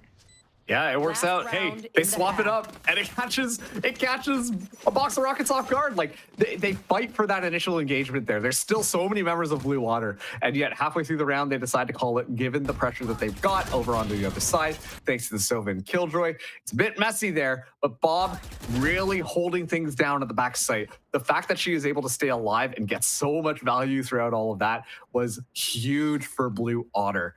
And now, we are in the last round of this half. We're seeing a lockdown available for Blue Otter. On the other side, McNutty does have the KO ultimate available. So that could be good, but what a shot. Fair already down. It's the one time Blue Otter swap things up. BOXR still get the first blood. Gotta expect the unexpected. Now a lockdown. It's gonna get T-Dog into a bad spot trying to escape, but Blue Water are smoked off, so they can't even punish that. And well, BOXR have angles all around where Blue Water are. And Chaotic is gonna continue to pick them apart unless Blue Water have an answer. And what a swing from Fireball in that moment. But BOXR are still controlling the exits, and Blue Water ain't controlling nothing. No, they really aren't there. And so BOXR Rockets will be able to get us to that 6-6 half. I was going to say, like, okay, we got the lockdown, but the spike's so far back, and I don't like this angle that we're seeing Chaotic take with that operator. It's going to be hard to cross, and then immediately the spike gets dropped, and the lockdown goes off, and, well, there's no space taken for Blue Water, and they get trapped, and there's nothing they can do. It's so hard to watch, but it's kind of how it goes. If there's no real space on the follow-up, the plan immediately falls apart. And so great stuff from BOXR Rockets to at least tie us up as we're starting to see Chaotic really come alive in this series. Swapping around 6-6, as close as ever between these two teams. Let's see if BOXR Rockets can really force us to that map number 3, where Blue Otter are able to stay alive in a Challenger Split 3. Fun little sacrificial turret that was from Sacred.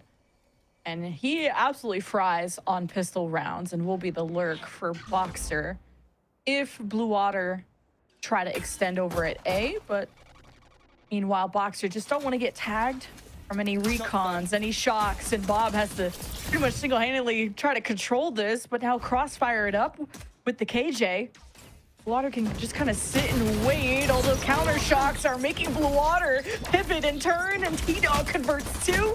Bob is tagged up, and BOXR really put the red carpet down, soaked in Blue Water blood. Try and get this B site unlocked. Oh. Okay, wait, it's not the cleanest, but surely this is just the win for BOXR, unless I cast or cursed it. Zeke to just spot the barrel and is gonna find timing, and I was wondering how long they were gonna hold that for. That's diabolical. I haven't seen that up down before. Spike did not get planted, and now BOXR have to retake the site to get their spike back. This is unexpected. Zeke in a 1 versus 3. I'm so sorry I cursed this. It's, I don't know which curse, which blessing. Zeke on equal playing field against Sacred, got the net on them. 10 seconds left. But it's still, Sacred has to play it, and Zeke clutched it. Oh my God, there's no way. Need for the All I'm going to say, BOXR Rockets, you can reach out to Lemikiwi after this and say, why did you do that to us? Because that should have been so easy for BOXR Rockets. And yet Zeke coming alive, kind of crazy with it, walking through onto the site. First of all, finds the flank completely onto T-Dog. With again, the unconventional up-down, but most importantly, secures the space, which means that there's more than enough room to go around. We see that the grab net comes back online, and so there's another tool to utilize. Time's running out, works out perfectly. Blue Otter take the pistol round. So they buy up into this one, as we do see BOXR Rockets just on a full save, pressuring towards A right now, but no ground taken just quite yet. Zeke's already shown us how much of a high IQ player he is, just based on the Sage walls from Icebox to how he approaches that 1 versus 3. But oh, Bob's approaching Evan. Just in that one and done spot, hoping to just swing off the contact turret from Fireball, and still ends up being a trade. Blue Auto just can't afford to drop weapons or anybody to BOXR. And, well, that smoke at least secures a weapon being able to get picked up here, so T-Dog will have that stinger. See the 0 point get tossed out. Thankfully, the barrier mesh will keep Chaotic at a distance, but this shotgun could be fun, as the kids say. As the barrier mesh goes down here, Zosel just on the other side has a sense that the rotation is actually coming around. And look at the positioning of the rest of Blue Water. They're moving around, trying to get a sense on what this is going to play, because 30 seconds means this is when the teams initiate.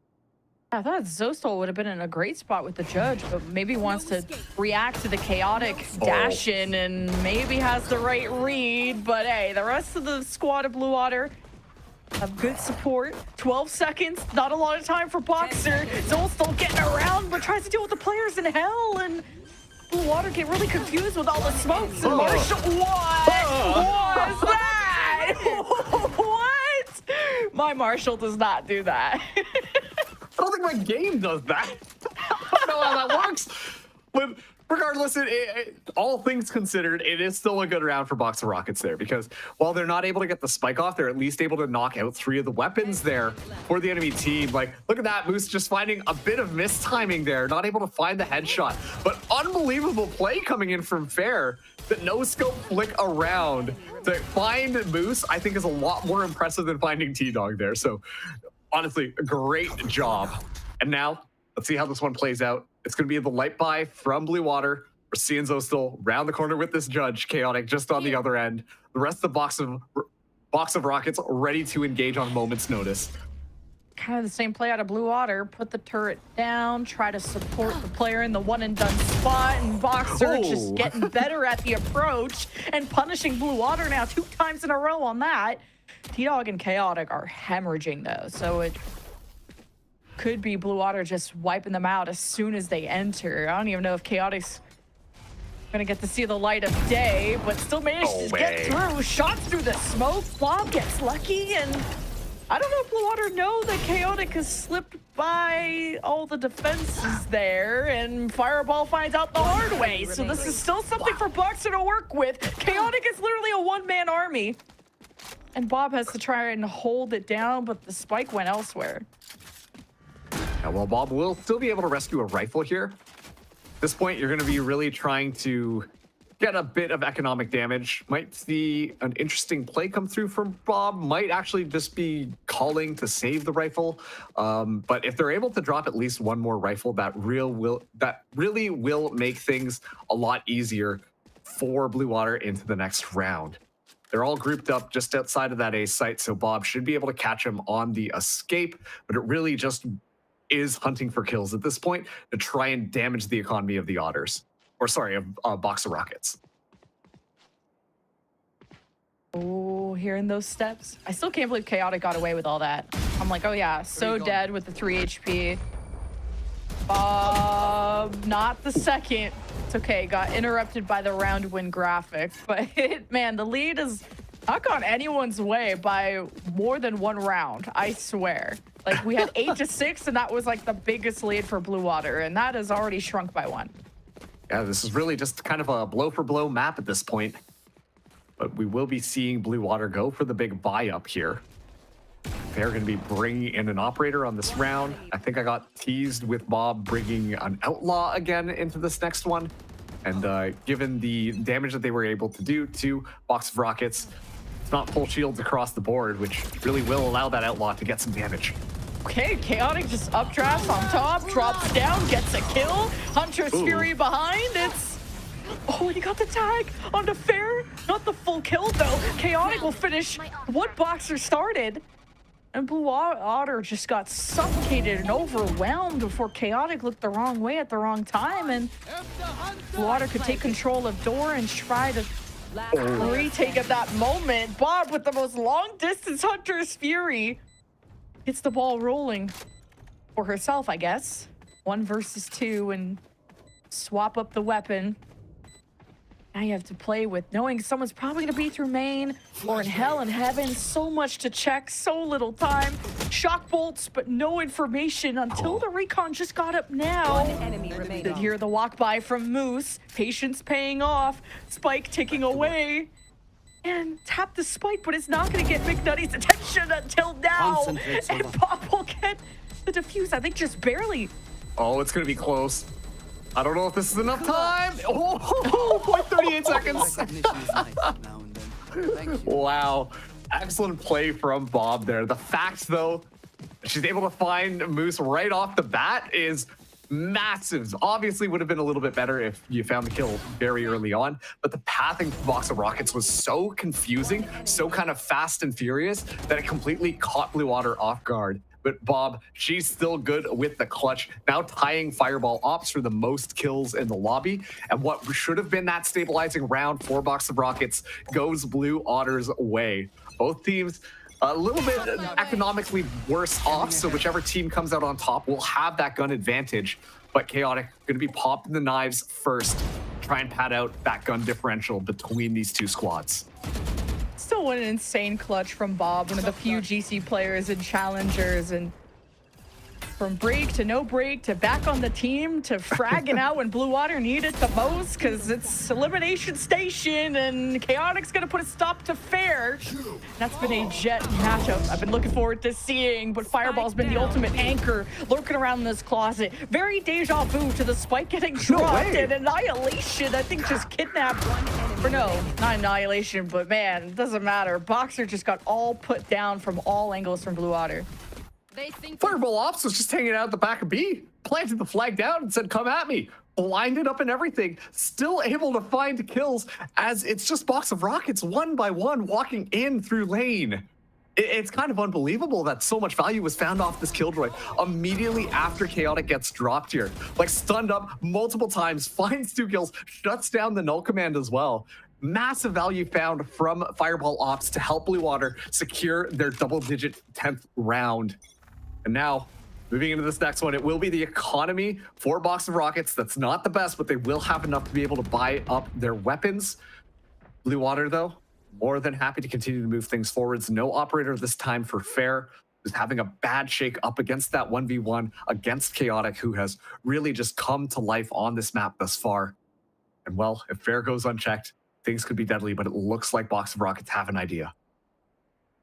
Speaking of Annihilation, Zeke will have it this time. The red icon was like the null command, but okay, Fair. Oh, no. So patient, gonna grab the easy kill and the player getting orb, and McNutty didn't react on time. Fair.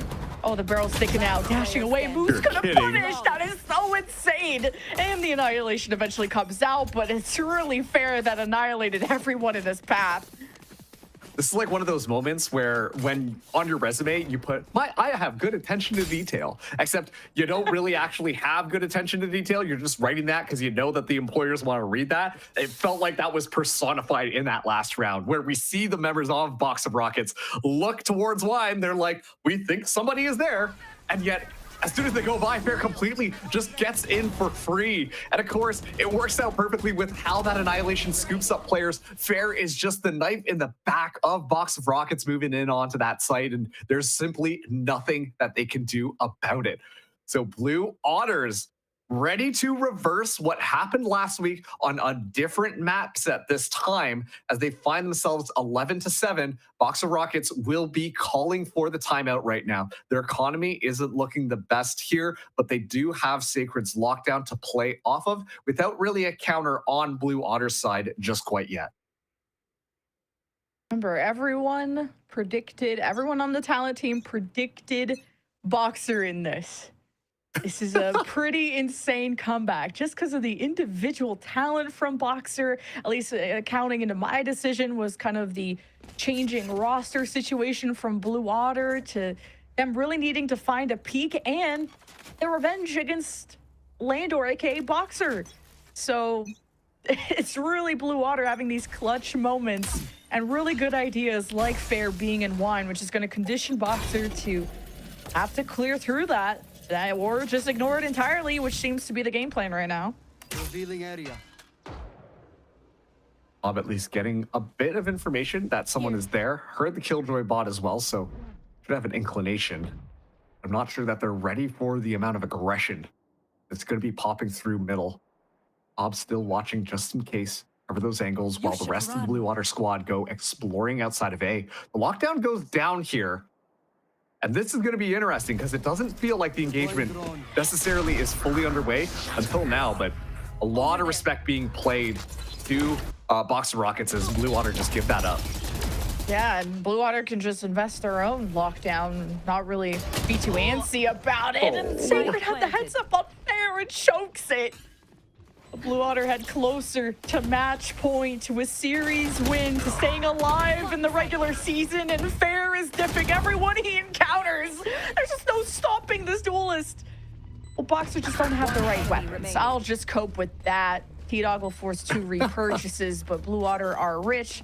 They're happy. And it was a great lockdown, too, to cause the chaos. I didn't necessarily see it, but I'm pretty sure T-Dog might have actually gotten a double kill with the Sheriff just threw one head into another, especially with Fair being so low HP. But yeah, I mean, the fact that Sacred is not able to find that kill onto Fair really just lets BOXR Rockets fall apart. And just like that, Blue Water are the ones now on match point. Things are looking pretty darn good for them. Fair does have the Blade Storm. Looks like that might be the call here. On top of the Judge, all right, that's a confidence play and a half. But T-Dog does have the Hunter's Fury. What I want to see is a bit of information being gained first before the Hunter's Fury comes out. And this is an aggressive play from Blue Water. Oh, the high-low, even while BOXR were blinded by the paranoia of Zostal, they're still fragging. Okay, the clutcher kick is kicking in for BOXR, and they just haven't dropped the body yet. But Bob's gonna be a problem. Almost the third. What a good readjustment. Good pivot from Chaotic. Silences her. Now it's a 1 versus 3. Fireball right into the crosshair, and that's a quick round. BOXR lives on and breaks the win streak from Blue Water. It's with good measure, too. Like, there never would have been a better time for that to happen, given the fact that Blue Water were ready to roll forwards. And it was a very aggressive play. Honestly, just good discipline from BOXR Rockets, understanding what might be kind of happening there and playing it smartly. They didn't crumble under the pressure of Zeke walking through them and, getting caught into the net. A little bit of panic kind of coming across the board, but they still just kind of hold their ground, are able to mitigate that. And then that time that is bought, they're aware of where Fair might be going. And so they don't just leave one person to try and deal with that jet. They deal with multiple. And you see the gunfire, the crossfire in the air kind of fly through to make sure that Fair's wings are clipped. Happens just like that, allowing BOXR an excellent advantage to move in onto the site. So it's a different look from the Blue Otter defense, but it didn't work out well for them just because BOXR Rockets were anticipating that and could adapt when we see that level of aggression come out from Blue Water. BOXR's biggest rival, Blue Water, and also a charged mouse. Chaotic's wireless mouse died. Name a better combo of esports players not charging their mouse. But hey, just speaks to the amount of warm-ups they did before the match, right, guys? But yeah, a good breathing moment too. I run into that problem all the time where I'm just using my mouse and then I'm like, okay, it's time to game. Wait a second, I've been using my mouse for hours and it's run out of battery now that I'm ready to game. You're kidding me. But, that's just kind of how the cookie crumbles sometimes. Well, BOXR are crumbling right now, and at least it won't be the end of them because they'll have a final week unless they somehow come back. And hey, 1 round can easily turn into like 5, maybe? If BOXR can turn it all around. It starts with the 1 round that they just got, but that's one of the 2 rounds they've won on their offense, despite running the double initiator instead of a double senti. So still haven't been able to really lock down Blue Water. Not quite yet, but this is the weird tipping point that might happen right now because, Blue Water, They come out of the first map feeling nice and confident. Things are looking great for them. You know, we're actually going to be able to turn this around onto Box of Rockets. Then map 2 happens. They're finding themselves a 4-round win streak. They're feeling good about themselves once again. They go for a very kind of chaotic play. Okay, it doesn't quite work out. Okay, yeah, no, that's fine. You know, we were just having fun. It's all good. Meanwhile, on the other side, Box of Rockets are like, well, we thought we were going to win this. Turns out this is getting a little bit more difficult. Let's calm it down a little bit more. Let's focus up and counter some of the stuff that's happening. Where things start to change is if we do see Box of Rockets start to gain a couple more of those rounds, then Blue Otter suddenly might be feeling a bit more of that pressure. They let themselves go. They let that confidence really seep in and get to them, and that could spell disaster. So Blue Otter, they still have to lock in to close out this series. I don't think it's over yet if they continue to do stuff like we saw on that last round. It's all up to this round. Chaotic with a new mouse. Is he nice with it? That's what matters. Sacred just trying to get away from being in mid, and sights are open. Fair gets traded, and Sacred's still reloading or adjusting, and this is spaghetti on the floor, and BOXR can't afford that. Blue Otter just gonna hose down mid, make sure no one remains, and Toastal not getting away with using the ult, I think that was. And it all comes down to McNutty to save BOXR. 1 versus 3. If there's anyone I believe on this team that can do it, it's him. But without the spike, I'm starting to lose hope. And there it is, 13-8 for Blue Otter, getting another week under the belt. Oh, man. If there's anyone who can do it, it's him. And immediately just gets shut down. Yeah. My bad. You'd be hearing from a lot of Box of Rockets players after that one, but just across the board, Blue Otter locked in. I have no better way to say it than, you know, how you look at how they came into this one. It feels like they came into this a little bit more prepared. They were playing things differently. They were trying to take these different angles. Even on that last round, you saw themselves split up and set up, ready to pressure Box of Rockets. It felt like they had a cohesive plan as they entered into those rounds where, once again, Box of Rockets were more dynamic without necessarily a game plan in place, hoping to just be like, okay, let's go on to the A side. Everyone kind of knows what they should be doing, and then we're just going to take it from there. And so Blue Otter, they reverse it on them, and they win out the series, staying alive in Challengers, while Box of Rockets, they face a defeat to a team they beat last week. That is tough. Now they're both 3-3, and if they face again, surely there's no way. But only one of them, it seems, is going to go into playoffs. I have no idea. But huge pop-off moments, especially from Zeke. I think a lot of high IQ cerebral plays from them, and Fair, just the duelist of the day, clearly. But I'm going to be looking forward to hearing what Blue Otter has to say in our interview coming up, so don't go anywhere.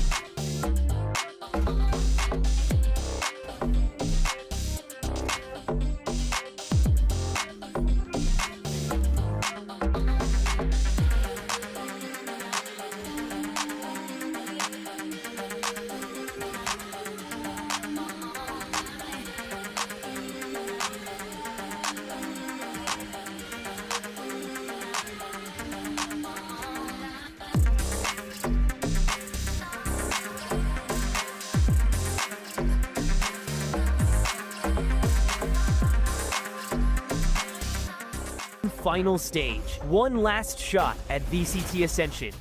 16 teams, one goal. No resets, no second chances. Every match is do or die. Stage 3 playoffs begin July. The road ends here. Welcome to the endgame. Well, for the final time, welcome back to Valorant Challengers League in North America. I'm your host, Elizabeth, joined by Dryad and the chat. Yes, this is Aura. You guys know her. Hello. She And loves Gumpers is being here too, featured but in I'm so sorry, broadcasts. Gumpers. You are the least important person right now. I have a dog. I have a dog. You're not showing the dog. Are you showing the dog? Belucho, come here. I'm gonna get him. No, Oh my I'm gonna god. get him. Look at you. Oh my god, hello. He's bringing a toy, guys. He's If you're just joining us, well, Gompers gets her dog. He hates me. He hates me. her.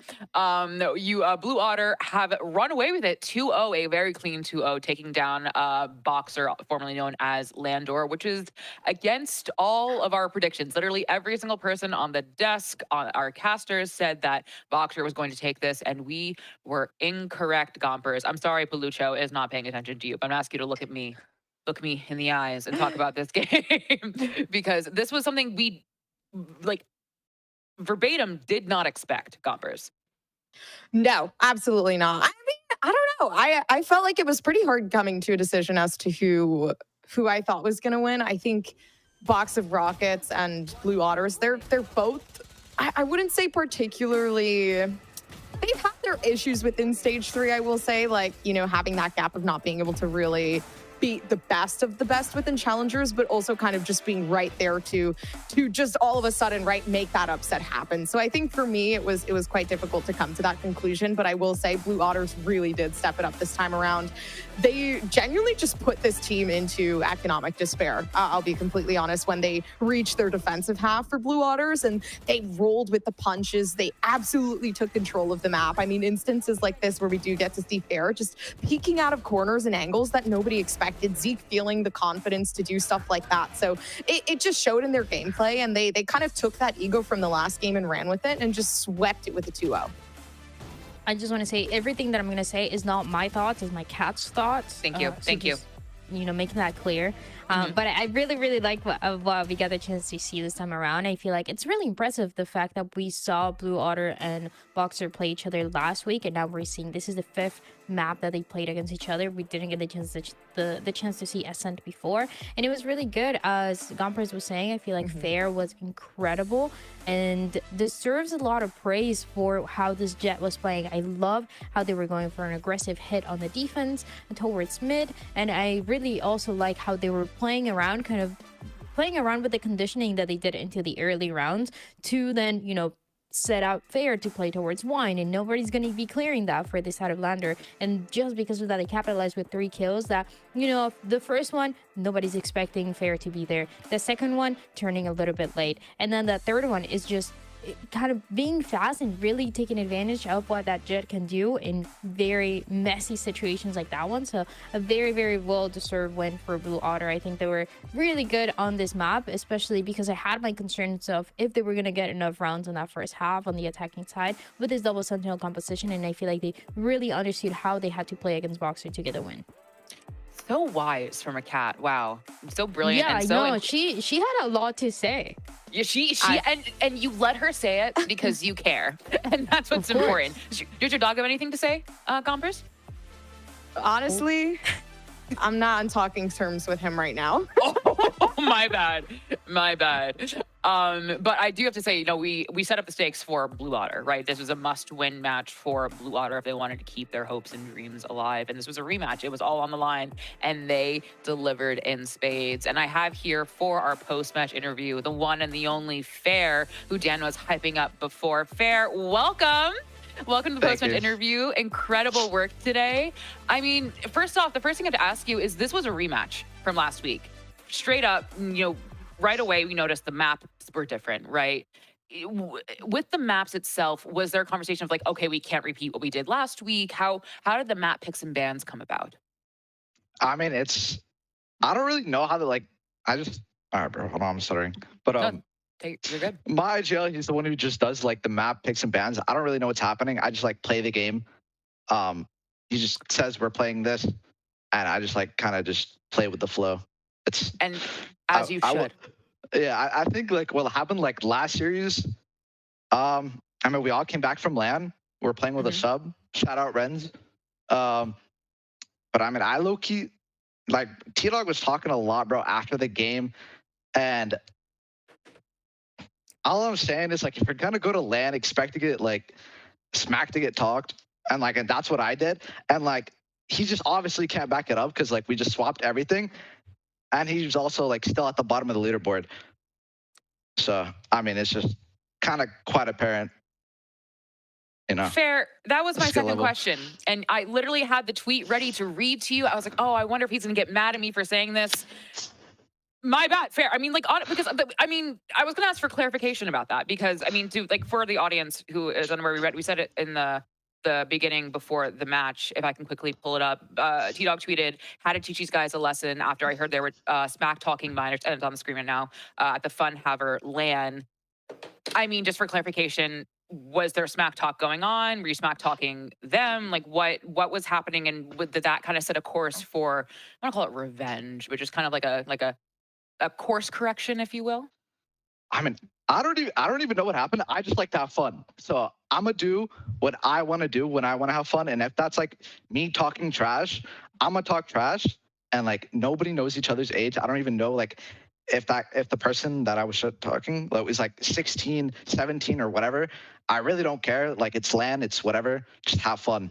And then I don't really know T-Dog all that well, but like, I mean, you just can't back it up. Like he just tweeted. I'm gonna pull up my tweet after, so if you wanna, you can see what I'm gonna say. Okay, well, I'll let you craft that, and I'll let you ruminate on that. But it seems like I mean, you brought it up yourself. Fair. Were you bothered by that tweet? Because I mean, there's something to say like, oh, it's just like esports. It is what it is. Ha ha ha. But I'm a little, to be frank with you, I'm a little surprised that this is something that you've brought up to me rather than me kind of like digging for it. I mean, it's like I have nothing against any of them. I think Chaotic's a great player. I think they're all great players.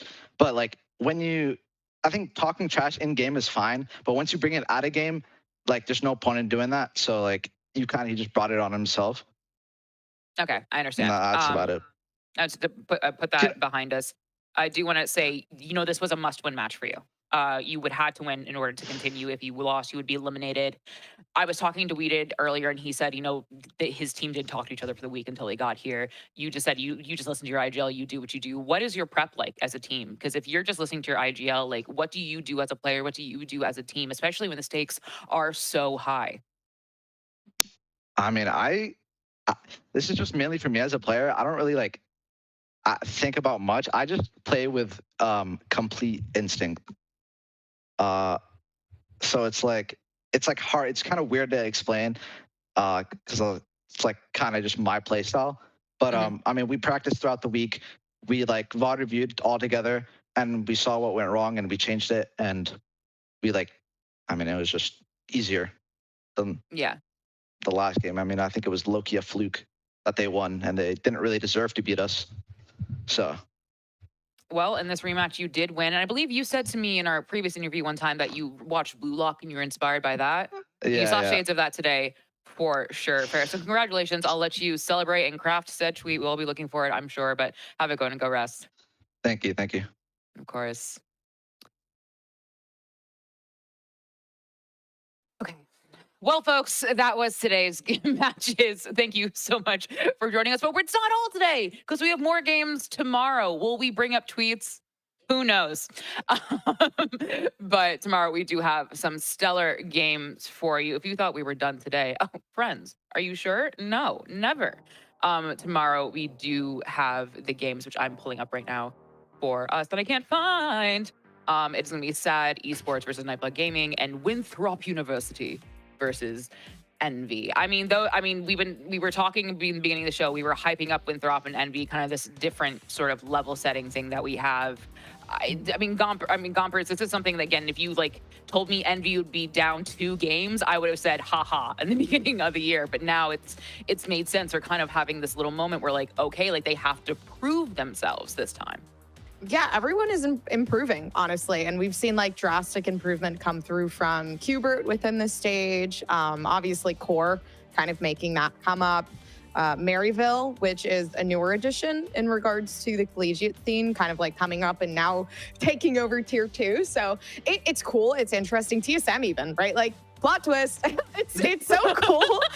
It's crazy, but it's just the way that the game goes, right? Like 1 second you get left behind, a team like Shopify Rebellion Black that should have been that dominant force to play with teams like Qbert is just all the way at the bottom, right? So it's unfortunate, but then it's also like you got to work, even though you feel like you're working 10 times harder than everyone else is working 20 times harder. And so you have to go that extra mile.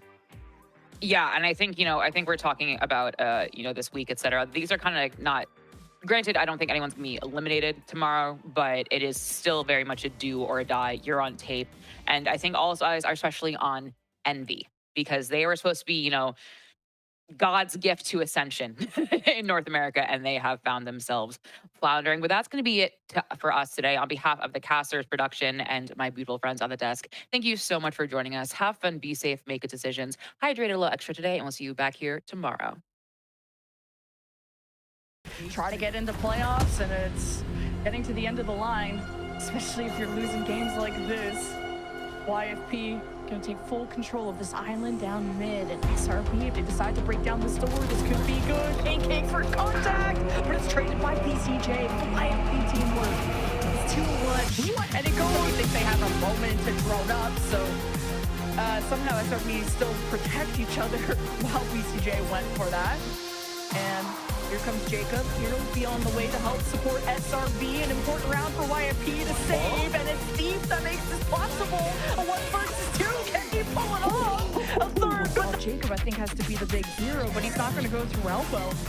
There's so many corners to check as soon as he emerges from the pit, and time is running out. YFP are smiling from ear to ear with their chance to live on and get another match for playoffs. And SRB, their demise in front, and it's too little. It's too late for them to blossom. The water was so nice, like the slow orb to the whole team being at the right place at the right time. And speaking of which, Fair opens things up, and BOXR scramble to make use of the moment, but BOXR now just relying on the pit. And No's gonna hose down mid, make sure no one remains, and Toastal not getting away with using the ult, I think that was. And it all comes down to McNutty to save BOXR. 1 versus 3. If there's anyone I believe on this team that can do it, it's him. But without the spike, I'm starting to lose hope. And try to get into playoff.